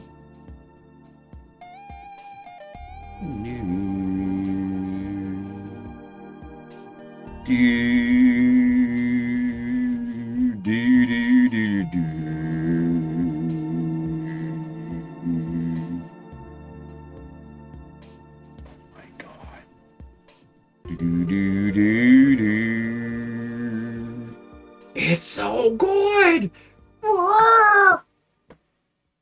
It's really good. Oh, you felt like more Katamari. I see, Mr. Leo. Wow. That's another thing. I was just thinking the other day, man, it'd be fun to play some Katamari on stream too. That's another thing. I should play Katamari. I haven't played Katamari game. Does Macaw appreciate game music? Yeah, he does. A little bit. I mean, a little bit different from how I do, but yeah, he also loves that Waterworld song too. Is your favorite song? Oh, this is a real good one. This is a real good one. Yeah, it's hard to pick a favorite, but damn, this one's real good. I agree. This is extreme good. Oh man, the chorus, like this is good. But the chorus, here it comes. Here comes the chorus.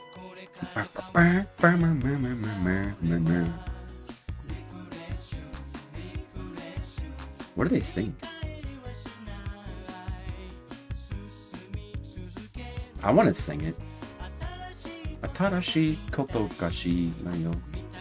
Mito koto nai. Mito koto nai. I don't see it. No no no no no no no no no. Something about a Tadashi koto, a new thing. Suyo gari means bluffing. Because this song is called Bluff Spirit. Makes sense. Tadashi koto. I know what that means. I don't know what that means. Oh, that's funny. Sona power.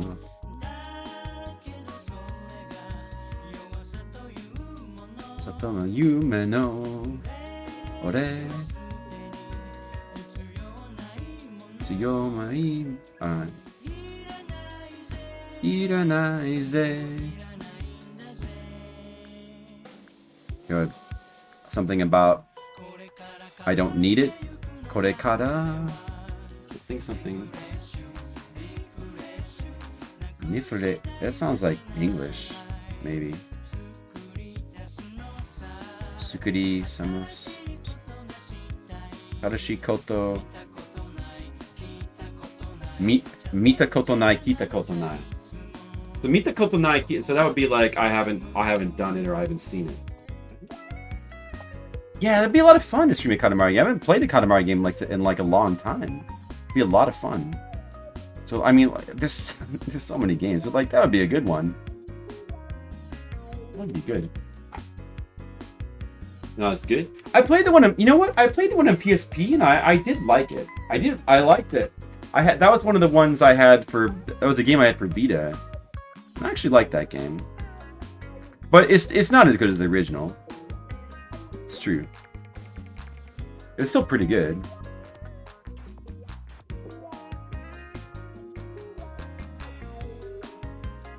Dude, this song's amazing. Amazing. Amazing song. The third... No, the PSP one is not the third. There was 3 for PS2 alone.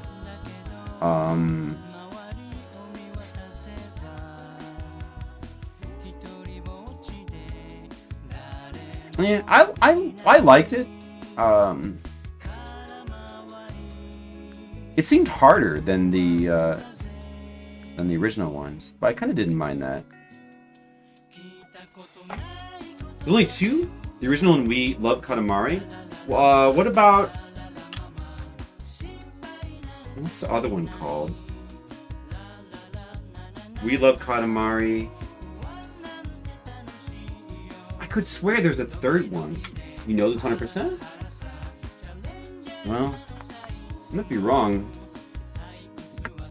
But like I have 3. Well, I mean, maybe the third one wasn't on PS2. But I think there was a third one that wasn't on PSP though.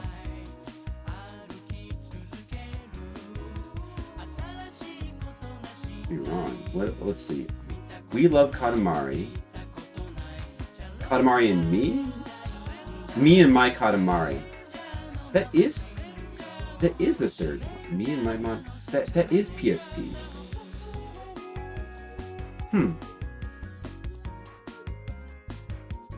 Was that the one that I had? Katamari Damacy, We Love Katamari, Me and My Katamari. Well, wait, what Katamari? Maybe the... Wait, let me look at my Katamari soundtrack. That's weird. Katamari Damacy... Wait.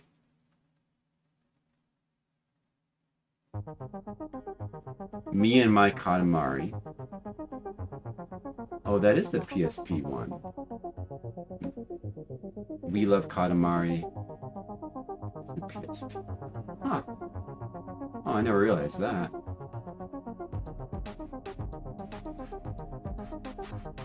Katamari Damacy Mobile. Beautiful Katamari 360. That's weird. Is that the one I guess it might... Was that the one I played? Me and My Katamari. I didn't think that it was. I Love Katamari iOS. Korogashi Puzzle Katamari DSi. Katamari Forever PS3. Okay, okay, so it wasn't the... You know what? It wasn't... Maybe I'm getting confused because the one I played was actually the Vita one. I had the actual... Because I played it on the... I mean, I played PSP and Vita games on my Vita, but I had the actual Vita Katamari, which was Touch My Katamari. There was a Katamari game for Vita. Touch My Katamari, that was it. Okay, I didn't realize that Me and My Katamari was PSP. That's the one I was confusing for. Okay, I was wrong. All right, good. Good to have my my knowledge updated then. How about some Catherine music? Yeah, this I'm really glad I played through full body. Like, I just assumed it was... I didn't realize there was, like... Well, I knew there was new content, but, like, new content's really cool. You really love the series. Yeah, so I guess I've played 2, but I haven't played... I feel like I should at least play We Love Katamari. And probably that PSP one, too. I don't know. I should play a couple more in this series. Probably. Road Rash music. Oh boy. Mega Drive version. Dragoon Seal, thank you. I don't mind that. Listen to this hardcore music.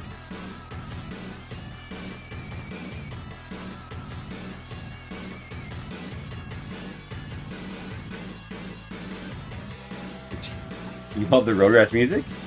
I mean, I wouldn't go as far as to say I love it, but it's kind of it's fun. It's fun. It's very, very crunchy music. Very crunchy. It's like the granola of Genesis metal music.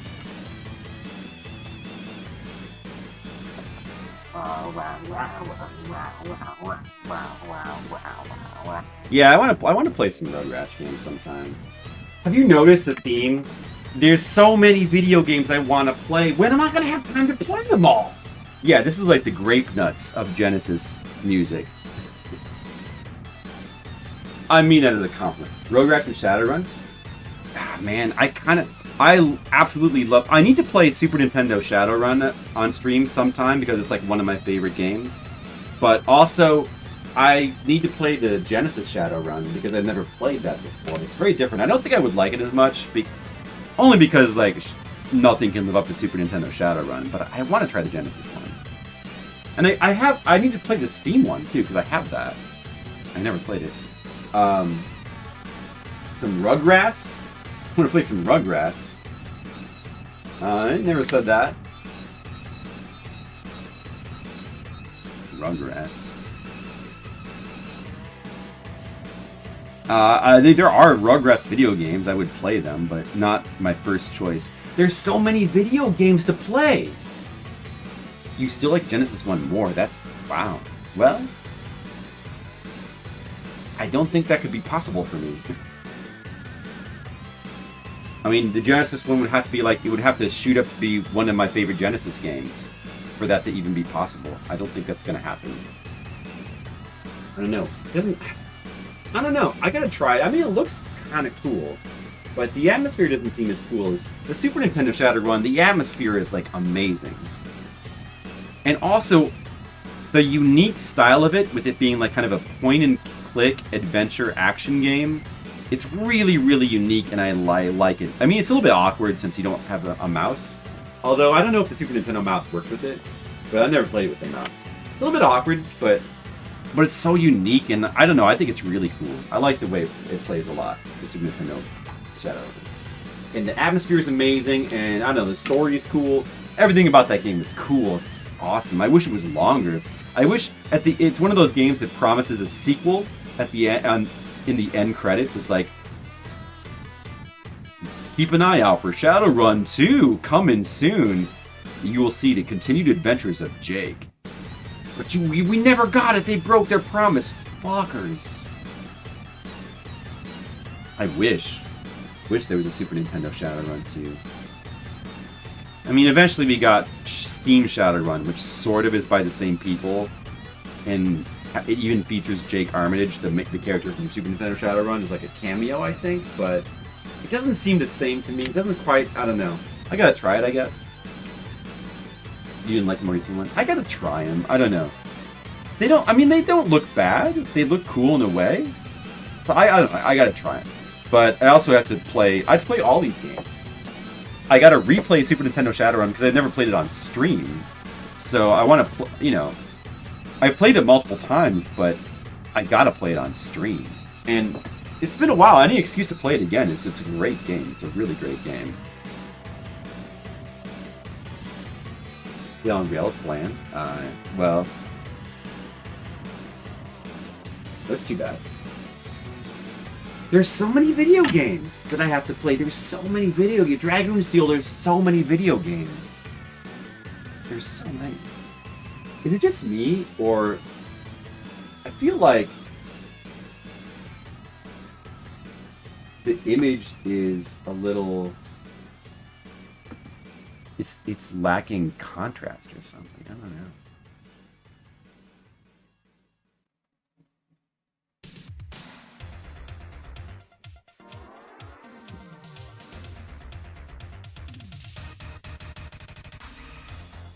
Maybe it needs more contrast. I'm gonna turn the contrast up on this. I don't know, that seems better, I guess. There are quite a few video games. There really are. And there's so many I have to play. There's so many video games I have to play. Like, why is there so many? This is why I don't care that I don't want to play new video games. It's good that I don't want to play new video games because there's so many old ones to play. Well, there are new ones too. There's just fewer in number. Much, much fewer. That's good. Oh, see. Renraku Arcology. And that game is like Western developed too. It's not Japanese developed. We are free for all. No, merm. Till the end of something something. I don't know what the fuck.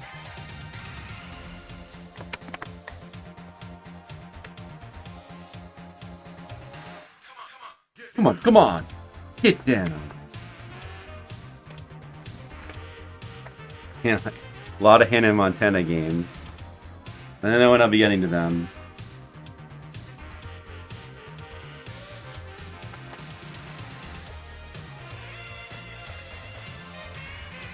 I don't know. Dear Mr. President. You know what I haven't even mentioned?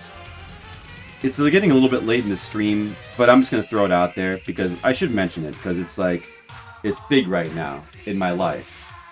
I mean, it's not anything like shocking or anything, but it's just like, I got addicted to like an anime recently. And I haven't mentioned it at any point yet. I should mention it. It's, I finally sat down and watched Overlord. The anime Overlord. I've been watching a bunch. I've been trying to catch up with anime recently, so I've been watching a bunch of stuff. Like isekais and various things. But man, Overlord. Really, really like Overlord. The in-sync experience. Oh man. I liked it so much that, and by the way, they just, like, it's on its 4th season. It just came out with the 4th season. It's coming out now. But I liked it so much. I have never done this. I actually went online and I sought out the light novel, and I started reading the light novel because I just wanted to see what happened so much. And now I'm like fully caught up with the light novel. I've been tempted to do that with other anime, but this is like the first time I actually did it. Dude, the light novel is like very entertaining. It's an isekai, but it's definitely pretty different from other isekai because. And it's even like a video game. Like it's like one of these that, like, where an MMO becomes real. Like a person gets transport. Basically, an MMO RPG becomes real. But the twist is that the main character it's an MMO. Where it's like a virtual reality MMO where you can play as like different characters that aren't necessarily humans. So there's like, you can also play as monsters. So the guy in this MMO is playing as like an overlord, which is like a skeleton. He kind of looks like a lich, and so he gets, basically he sort of like gets like transported to a world where he's an overlord for real. Like he's like actually like this lich-like character, and all the NPCs, because he also like.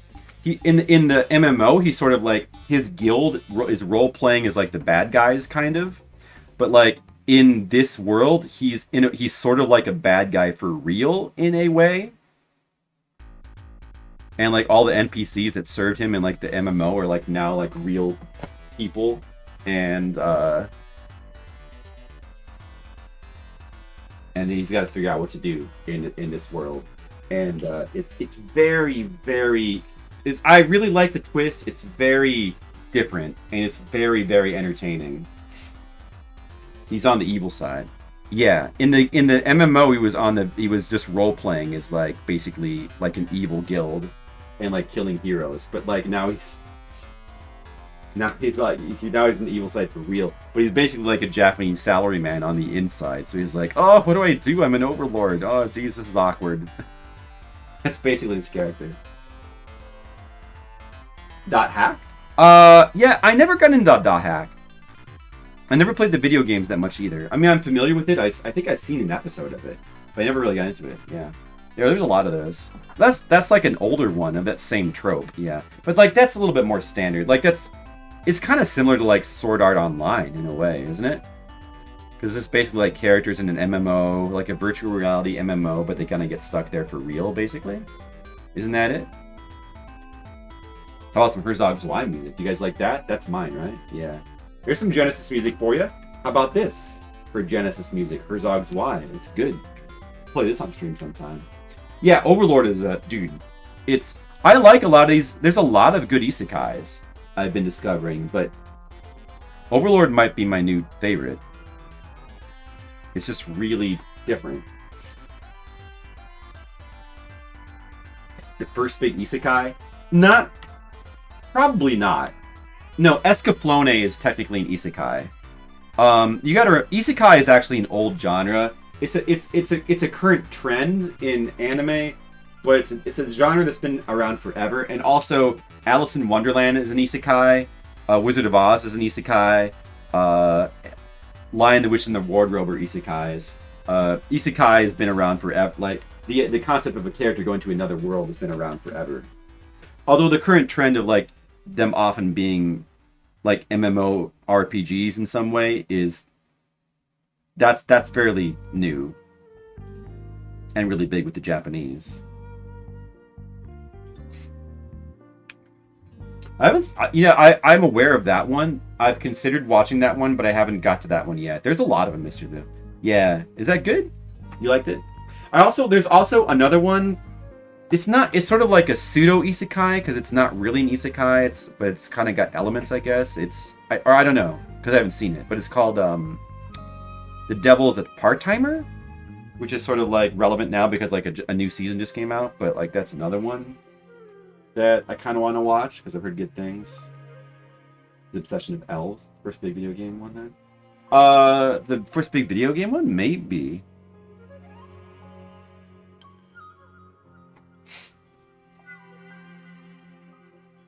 Connecticut Yankee character scored. Sure.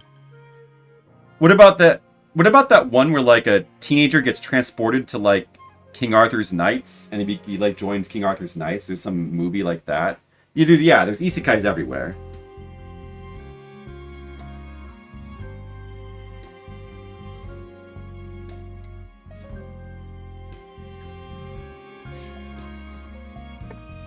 Dude, Labyrinth. The movie Labyrinth is an isekai.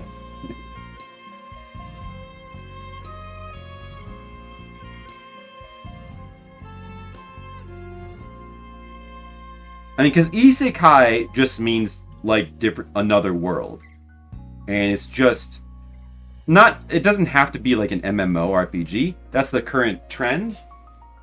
It's like there's a couple things like usually modern isekais like the tropes are that it's like it's involved like MMORPG mechanics somehow. Or like they have MMO, it's in an MMO, or an MMO becomes real, or something like that. Or there's like MMORPG powers, or it's based on character classes or something, or like that. And then the other thing is that like it's always like the main character is like always overpowered in some way, to the point where there's like multiple parodies, like the main character is like ridiculously overpowered. You remember the cartoon of King Arthur and the Knights of Justice? I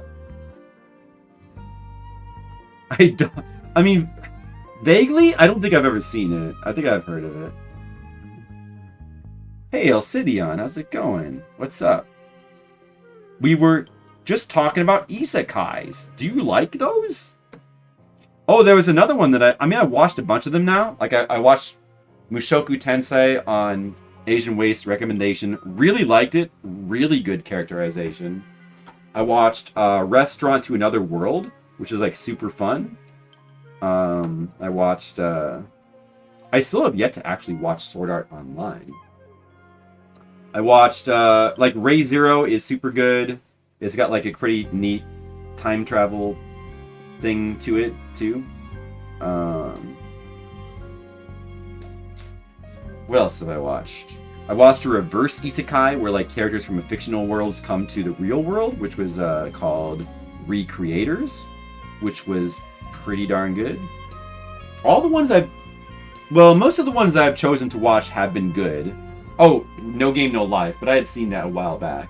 That's really good. Like, some of the ones that don't look interesting, like, well, there was some manga that I tried reading that, like, were not that good, but I don't really remember the names of any of them. Yeah, boy, Kong Ming. Yeah, that's another one that I've looked at when I was looking at, like, lists of anime from this season. And okay. Yeah, I would. Okay. I would give that one a try. So that's a very unique premise. It's like about like a military strategist from, like, the olden days that has, like, come to modern times or something like that, right? And he becomes, like, a rapper or something. So Mitsuki are nice, but they tend to all be the same story in the end. Well, a lot of them share a lot. Shield Hero. You know what? There's one that I kind of like. I think I kind of got tired of was Shield Hero. The first season started out really strong, but it kind of got a little bit more bland towards the end. And the second season is kind of continuing the blandness.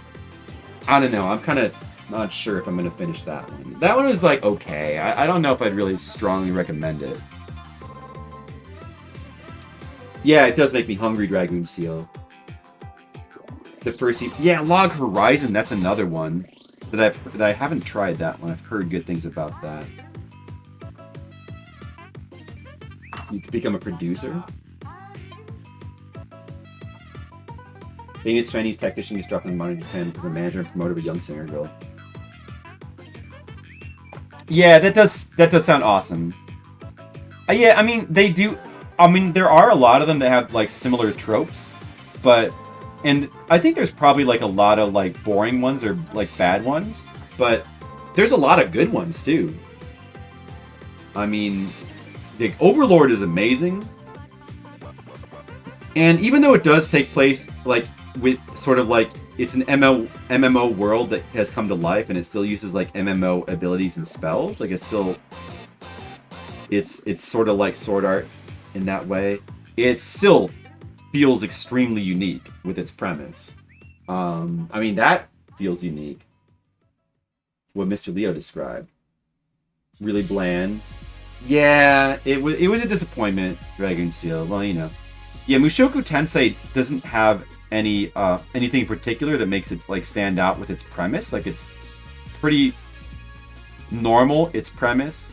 It's just really well done. Like, the characterization it kind of starts out, like, seeming generic, but, like, being, like, fairly fun. But it gets really serious. Well, I mean, Ray Zero does kind of too. Like, Ray Zero starts out seeming kind of generic, but it gets very, like, the characterization is just really strong. It's just really well written.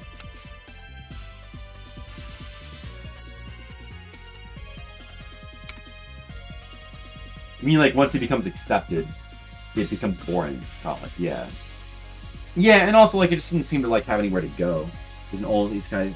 Well, yeah, I mean, like, there's tons of... Isekai is not a new genre. It's been around forever. And, you know, we've mentioned there's, like... It's also common in, like, all countries, you know, like Alice in Wonderland, Wizard of Oz, etc., etc. Yeah, Alice in Wonderland, Wizard of Oz, Lion, Witch, and the Wardrobe. Is Alice in Wonderland the oldest? I don't know. It's probably hard to say because it's an old idea. It's been around forever.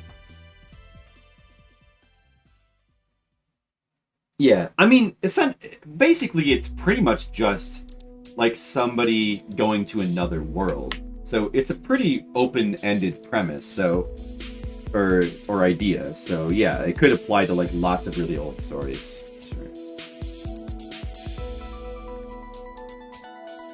But yeah, there's a lot of good isekai. There's a lot of good isekai. But yeah, I don't know. I mean, really liked Overlord. I'm a little. The thing about Overlord is that it definitely doesn't go where I thought it was gonna go. It goes in some pretty weird directions, kind of. And I'm very curious as to like where it's gonna go in the end.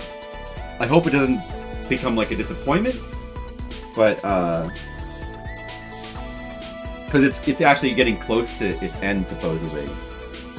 And I guess but I mean, it's still super worth watching. It's very addicting. Like that, there's so many. I mean, there's that. There's No Game No Life is like amazing. The problem with No Game No Life is that it's like one season, and they made it. It came out like 6 or 7 years ago, and it doesn't look like they're going to make a sequel, which is shocking because it was a very popular anime in America and Japan, as far as I know. So it's shocking that they're not going to do a sequel to it. Because the Overlord is weird. Oh, it's very weird, but in a way which I love. It's probably not for everybody because it goes in some weird directions, but I love it. I love the premise and I love how different it is, and I love the main character. It's got a number of good characters, really. It does have some spots that like kind of delve way too much into like minutia that seems unimportant. I will say it definitely has flaws, but it's like one of those things where like it's so compelling that the flaws just kind of don't matter, at least to me. When they killed the Adventures. Spoilers, but yeah. Well, I mean, it's very morally muddy because the main character is playing as essentially a bad guy, and his class ability is that his emotions get nullified, and also like he essentially lives with his NPCs in like his evil castle that gets transported to this world. So and his NPCs are always trying to like get him to take over the world because they think that that's what he wants. Basically through like a series of like miscommunications. So it leads to them like sort of like sometimes they do like really bad things, and other times like he tries to like do good things because he thinks that like that's what his guild would have wanted or whatever, but he can't really make up his mind whether he wants to be like evil or good. So like yeah, it's very morally complicated. It's very morally complicated.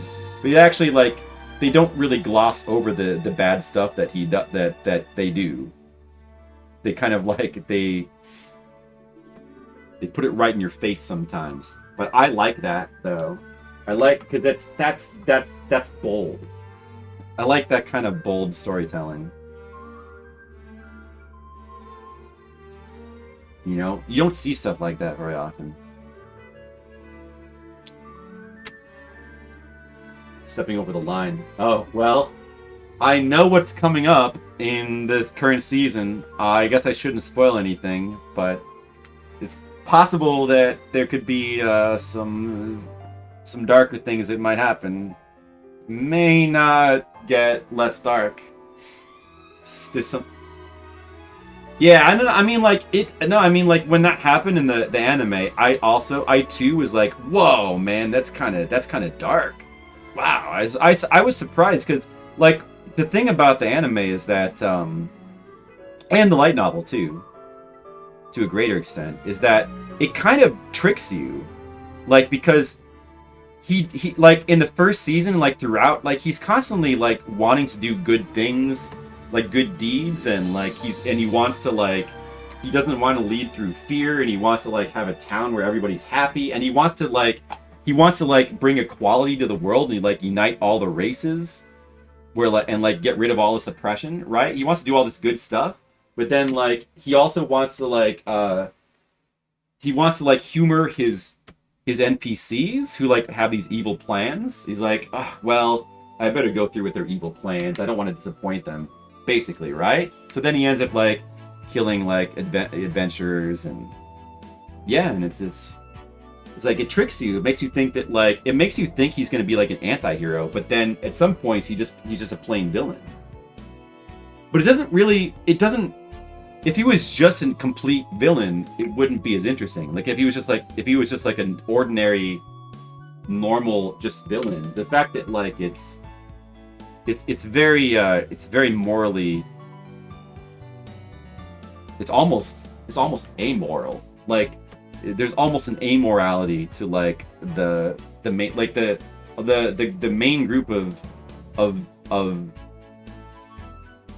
the whole Ainz Ooal Gown organization. They really only just care about each other, and yeah, they kind of go through the like Ainz Ooal Gown. Lord Ainz doesn't really know what he wants to do. It's just I think it's super unique and interesting, but maybe it's not. It's probably not for everybody. It's definitely compelling though.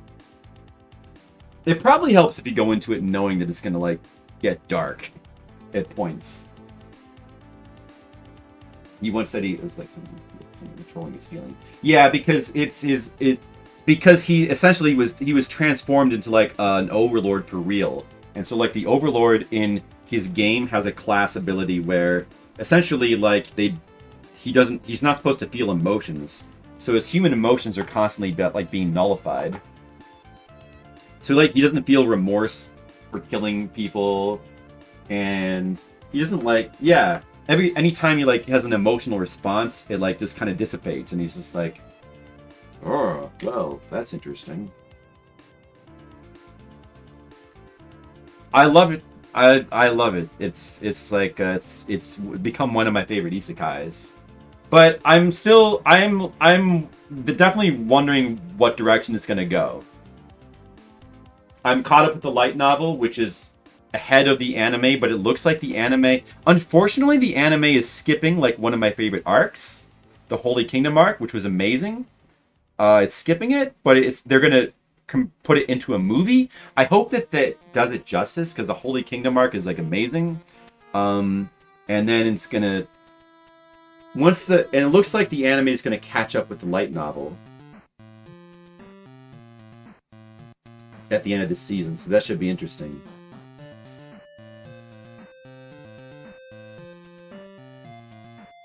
Yeah.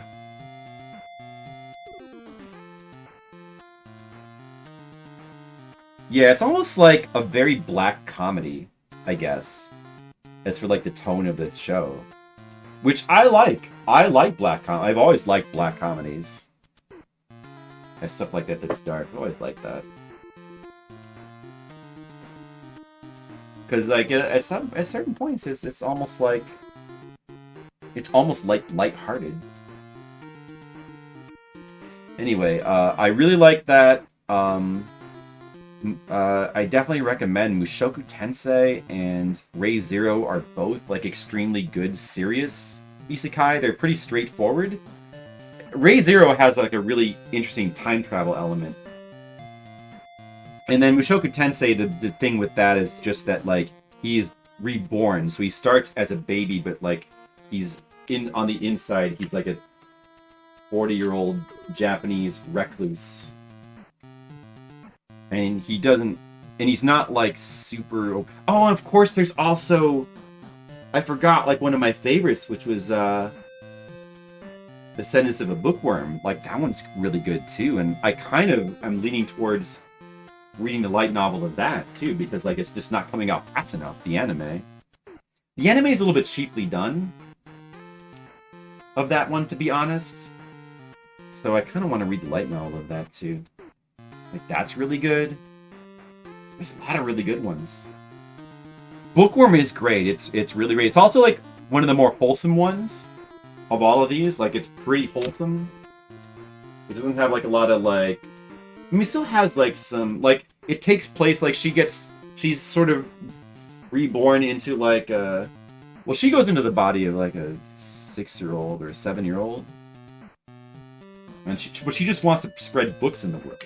But it still takes place in sort of like a medieval kind of fantasy world, which like has some like sometimes realistic kind of oppression in it, and it has it sort of like talks about violence, but there's not like any graphic violence in it, at least to the point that I'm up to. There's no like it's fairly wholesome. It's like very nice. It's heartwarming, you know, but it's also very interesting because of like the way it just the way that she's constantly like bringing technology into the. It's funny because in that one, you would think that the character would like try to hide their knowledge, but she's just like constantly just spreading around her knowledge, and people just think that she's like a weirdo or she's some kind of like freak genius. And people just like grow to accept it. I guess she's just a weird genius girl. Well, that kind of drives the plot forward too. Home game? Reincarnates the villainous. I think I tried that one. I think I tried the manga and I thought it was okay. No, I think I did watch the anime of that.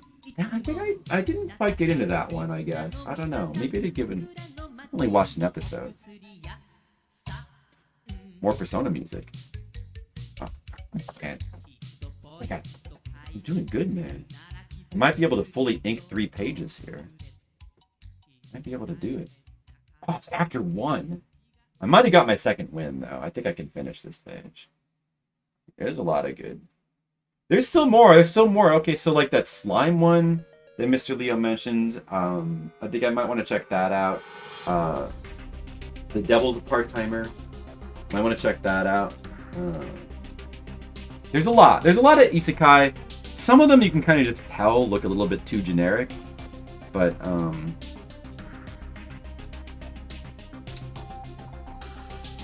like the one about, I think I watched a few episodes of it. Like, I leveled up on slimes and became overpowered. It's called something like that. Like, I watched a couple episodes of that. That's like, it's like a parody of isekai. But it's like, it's one of those things where it's like, in being a parody, it just ends up seeming generic. You know? Yeah. I mean, people seem to like that. Trapped in a dating sim where they're coming up with tough mobs. That's a different Otome game isekai, or is that the same one? Oh, more. Yeah, so there's like multiple Trapped in Otome games. I guess I'm not even sure which one I saw. I saw one of those. I think I saw the villainous one, I think. Corpse Party music, huh? It's a different one, yeah. That's funny. Well, I mean, you know, it's pretty standard for isekais, like Japanese ones, modern ones, to be like based around an MMORPG. Probably like Sword Art Online was like very influential with that, and I guess Hack Sign as well. But being based around Otome games, that would be another one that kind of makes sense as like a kind of alternate. What other really good isekai are there that I haven't mentioned? Does anyone know any other ones that are like really good?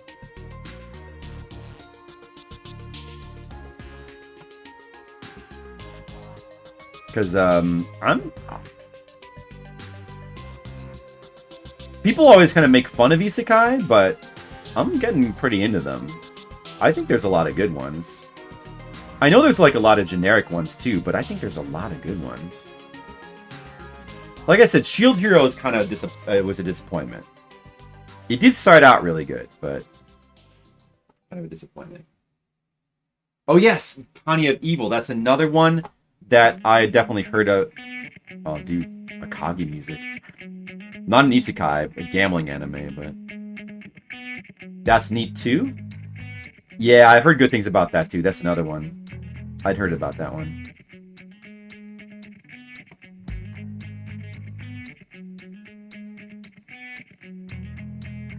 From Japanese, US, and France. Okay. What, with the slime?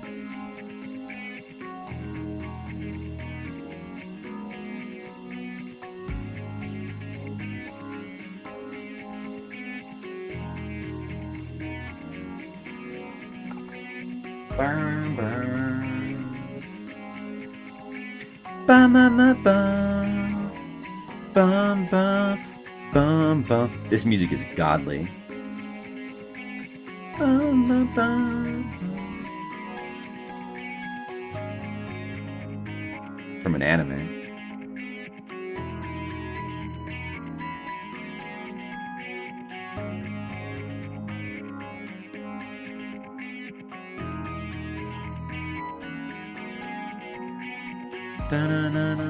I really like this from Akagi. I like Akagi and Kaishi a lot. I'm in love with the villainous. Okay. Drifters? What's Drifters? What's Drifters? I don't know if I've heard of Drifters. Each isekai have different titles from one version to another. Oh, okay. Yeah. Oh, you mean across regions?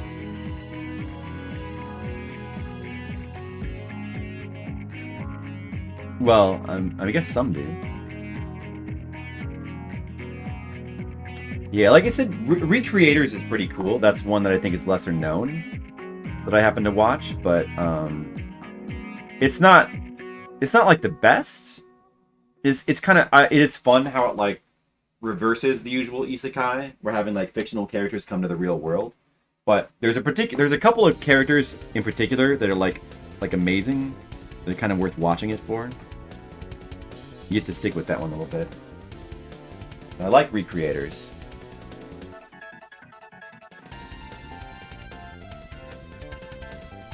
Na na na na na na na na na na na. A lot of famous Japanese war heroes get isekai together. Oh, okay. Is it good? Oh, you said it was a good one. When did that come out? I'm in love with the villains is quite lighthearted and refreshing. Alright. In love with the villains. Yeah, I'll try to keep that one in mind. Bottom right panel is perfect for a sneaky fart. Do it. I can't do that skills. It wouldn't be right. I'd be desecrating my characters. I'm gonna watch that one. 2 seasons. Skittles, what's your favorite isekai? Go, give us your top 3 list of isekai. Oh, 2016? I see. Yeah, I think Recreators was 2017. No Game No Life was like 2014 or 2015, I think. When is Sword Art Online is pretty old at this point too. Like that was like 2012 or something. But I still have never watched. Probably watch that, I guess. Thanks, Elcidion. I'm glad you think so. It's a bold new direction. I do like bold directions. Ah, the old plays an Otome game and gets trapped in that world. Oh, you know what else is an isekai that I forgot? That's like a classic anime. Fushigi Yugi. That's a isekai. Like total classic isekai. Except it doesn't, you know, it doesn't have the modern isekai tropes because the main character is not overpowered and it's not an MMO. That's the thing. That's one of the big differences with like classic isekais, and also like stuff like Alice in Wonderland. Like Alice in Wonderland, Wizard of Oz. There's always like those are always stories of like normal people, and they don't like have power. They don't get powers. It's like it's a fairly like even like Escaflowne. Like, well, I guess Escaflowne, Hitomi has fortune reading powers, kind of. Or yeah, she has fortune reading powers. Yeah, she does. But yeah, usually like in older ones, the characters don't really have powers. I guess if you think about it, Harry Potter is a little bit of an isekai. It's sort of like, not exactly, but it's got elements of that because the wizarding world is like. I mean, the first book when he's like, it sort of plays out like an isekai. I wonder if like. It could have something to do with like why that's so popular. How's the threesome going? I don't know, you have to read to find out. You don't get the hype it got? Yeah, I don't know. I saw the first episode and it seemed good, but I never. I don't know. I gotta give the first season a try so I can see what I think of it. But I understand that people don't like the other seasons as much. Death March to the Parallel World?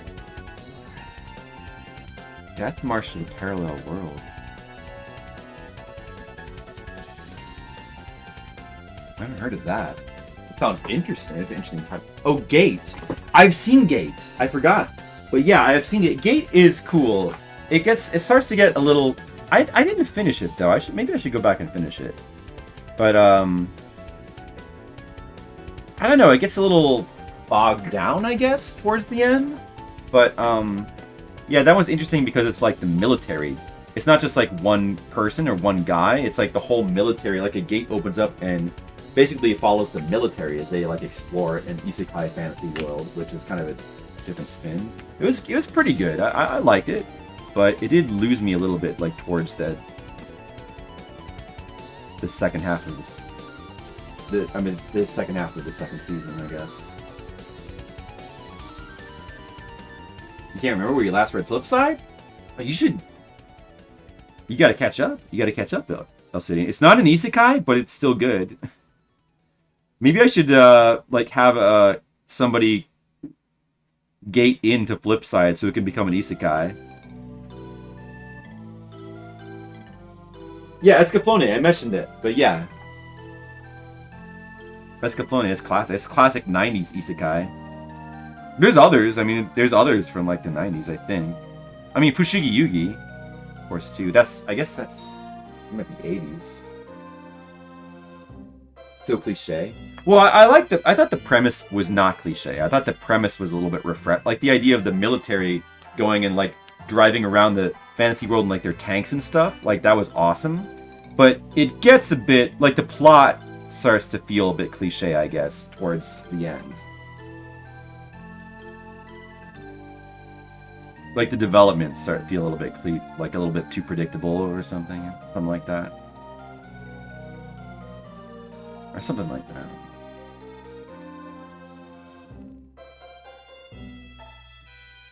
I don't know. I mean, like, the majority that I've seen have been good. But, and some of the ones that, like, I haven't... that seem bad seem like they start off bad. But, yeah, I mean, if there's, like, something like Gate has got, like, a really good premise, I think. But, like, you know, just having a good premise can, like... Like, Shield Hero starts off with... Like, the premise is... I mean, the thing that makes that interesting is that, like, basically everybody in the world hates him. And the Shield is a job that's considered to be, like... It's basically held in contempt. So it kind of flips... Like, that's very different from, like, others. But then, the problem is that, like, as he earns more respect, it kind of loses what made it interesting. But unfortunately, like, that's the way... See, like, that's... I guess hard to do because, like, that's the way it should go. But for some reason, I don't know, like, the characterization just, like, isn't as strong as, like, other isekai, like Mushoku Tensei, don't necessarily have, like, a really unique premise, but the characterization is just, like, so good that it really holds your interest and sucks you in. A Shield Hero, like, just to me doesn't really have that. Didn't quite achieve that.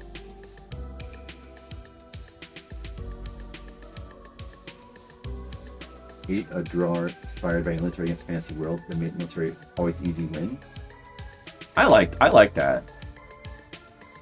Well, I mean, like, I don't know. I think that's kind of clever, though. Basically killed your mood. No, I mean, like, I kind of like when they're I like the overpowered aspect if it's like... I guess I like it in general. I like when the characters are overpowered. I guess as long as it's part of like something sort of interesting. Like it could be very fun. Like in Overlord, like the characters are like all really, really overpowered.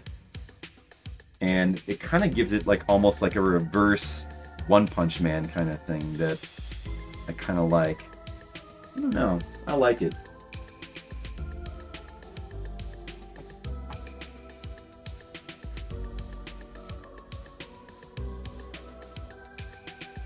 It is funny how like they come in with their tanks and stuff, and it ends up with them being like super like their tanks are like super powerful against like the majority of. They can even like fight against dragons. Like you wouldn't think that would be the case necessarily, but maybe that's like. But that ends up being interesting just because like it's not what you'd necessarily expect. Hey, Cupillas. I found you, watch you all the time. Just kidding, it's the first time I ever found out you exist. Oh man, there's a lot of twists and turns in that message, Cupillas. Very dramatic entrance. Good job. Do you like isekai? Hi, I'm a video game streamer, but I also am a comic artist. I'm drawing my comic right now for monthly Patreon stream. But most of the rest of the time I play video games. Do you like comics? I draw a manga comic. And also, we were talking about isekais. Do you like isekai? We just happen to be talking about them. Also, I have a playlist that's playing right now. A lot of retro. We like retro game music. And yeah, that's all I have to say. That's it for my introduction. Have a good time. Appreciate watching anime girls get decapitated. Oh yeah, that's pretty edgy. That's an edgy thing to say. I mean, I'm not even saying I necessarily disagree. I probably wouldn't put that on Front Street though. Like that's not the first thing I would say I enjoy. I'm not against it. I watch SAO and Mushoku Tensei. Oh, okay, yeah, nice. Yeah, well, I haven't seen Sword Art Online. I feel like I should because it's like one of the classics. But yeah, Mushoku Tensei I loved. It's got some violence. It does have some violence. It's actually like, it feels like it's actually done fairly realistically, which I like.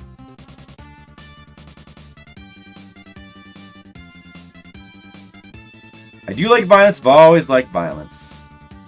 I'm a violence fan.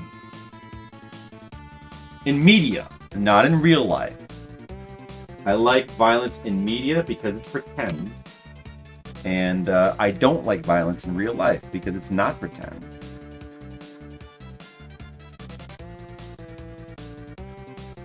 You read the manga? Oh.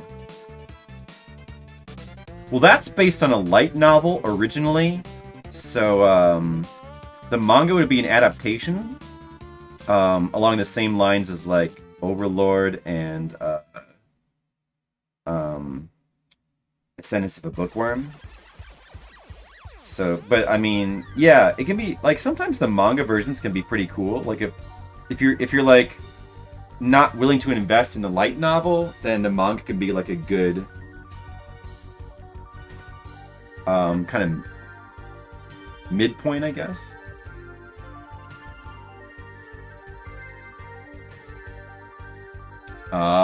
Sure you did ya?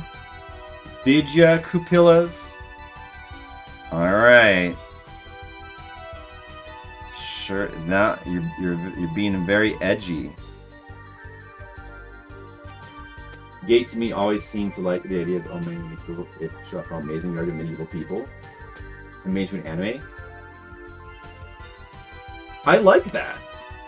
That's a good idea, though. Good idea. Yeah.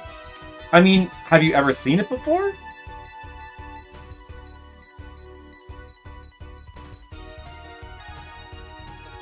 There's something kind of very satisfying. I mean, sure. Well, you know what? I think you could call it that, but there's something kind of satisfying. There's something kind of satisfying. It's the same thing. Like, I think the idea that you can't have overpowered characters for drama is not necessarily. It's kind of been proven wrong, you know, like by stuff like One Punch Man and some of these others. With some heavy metal. That's funny. Cupillas.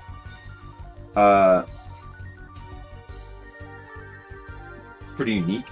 Yeah, it is unique, you know? Like, sometimes overpowered characters can be their own kind of... Like, it's sort of... It provides a certain kind of, like...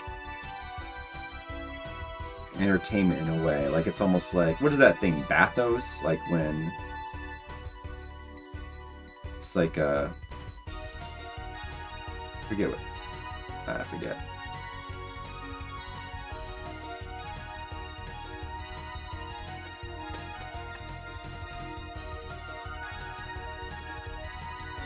All right, Alcidion. Well, I hope you check into it and figure it out. There's a ton of it to read. If you want like a Cliff Notes version to help you catch up, just let me know, because I can always. I happen to write it. So, hey, you ever seen Overlord, Kupillas? I feel like you'd like Overlord. You didn't mention that. But if you like Edge, oh, this song. I'm just gonna skip this one. It's funny. Ooh, this is good. I feel like you'd like Overlord. You can't read it on an office computer? Oh, why? Because it's you have not? Check it out. I get a feeling you'd like that one. It definitely has a lot of violence. And it has overpowered characters, and it's actually very edgy in a way. But it's also super unique. The main character is an overlord. He's like essentially like a skull. He's like a lich king kind of character, but he started out in an MMO RPG where you can play as villains, so he was just playing a villain as a role-playing thing, and then he gets transported to a world where he's playing one for real. There's violence against everybody. It's either I follow the stream or I go read the webcomic. Well, I'll tell you what. I should really probably just stop the stream. I need to finish this page. Well, I guess I could go a little longer. Maybe I should just try to focus. But I really should stop the stream soon. Anyway. I really should, because it's really late. I don't usually go this long with the art streams. I just really want to get this done, though. I should probably go to bed now. Yeah.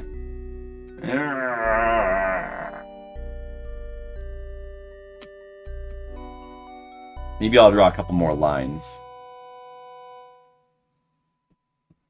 Well, let me know if you catch up and what you think of it, Alcidion.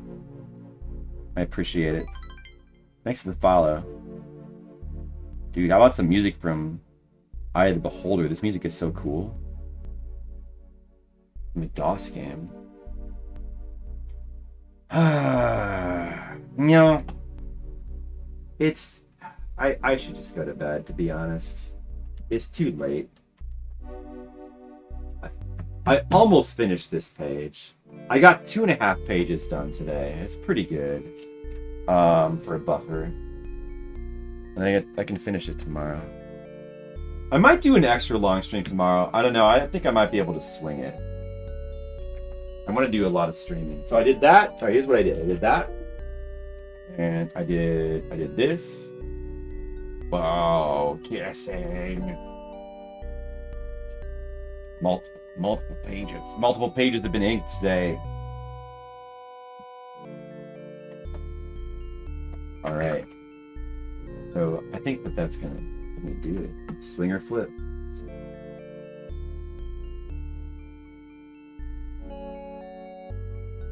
Oh, okay.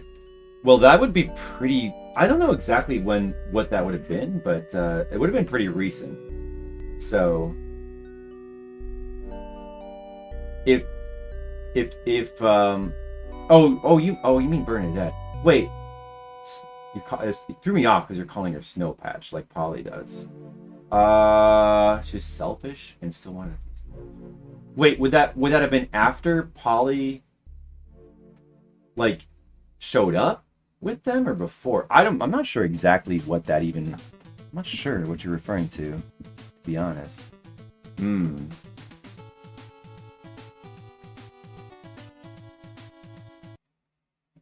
gonna look for a different song. Ooh, how about this one? This is a good one.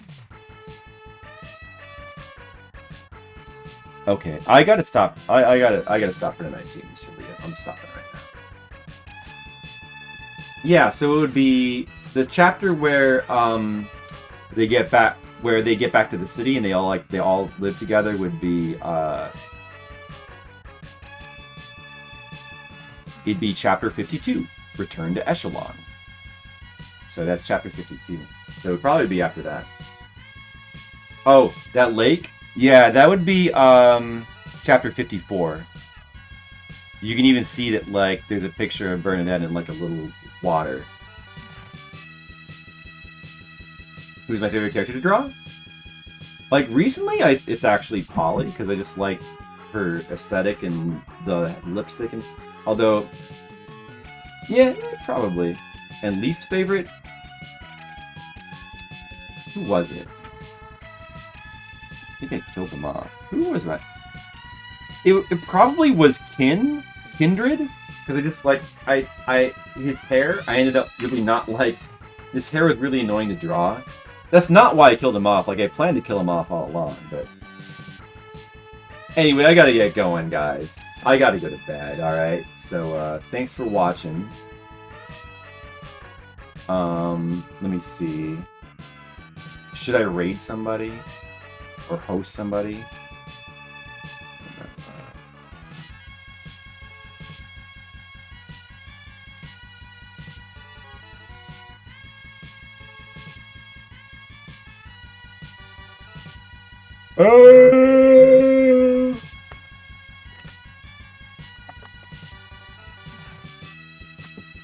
Now you guys start asking all the questions, but I gotta get going.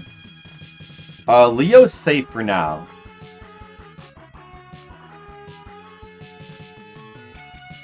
I don't know. Maybe I'll just host Critter Vision. Alright, thanks for watching, everybody. And I'm gonna see you tomorrow. I'll probably stream a bunch of Cuphead. So, and maybe I'll do some Mario Maker as well. We'll see. Thanks, and good night.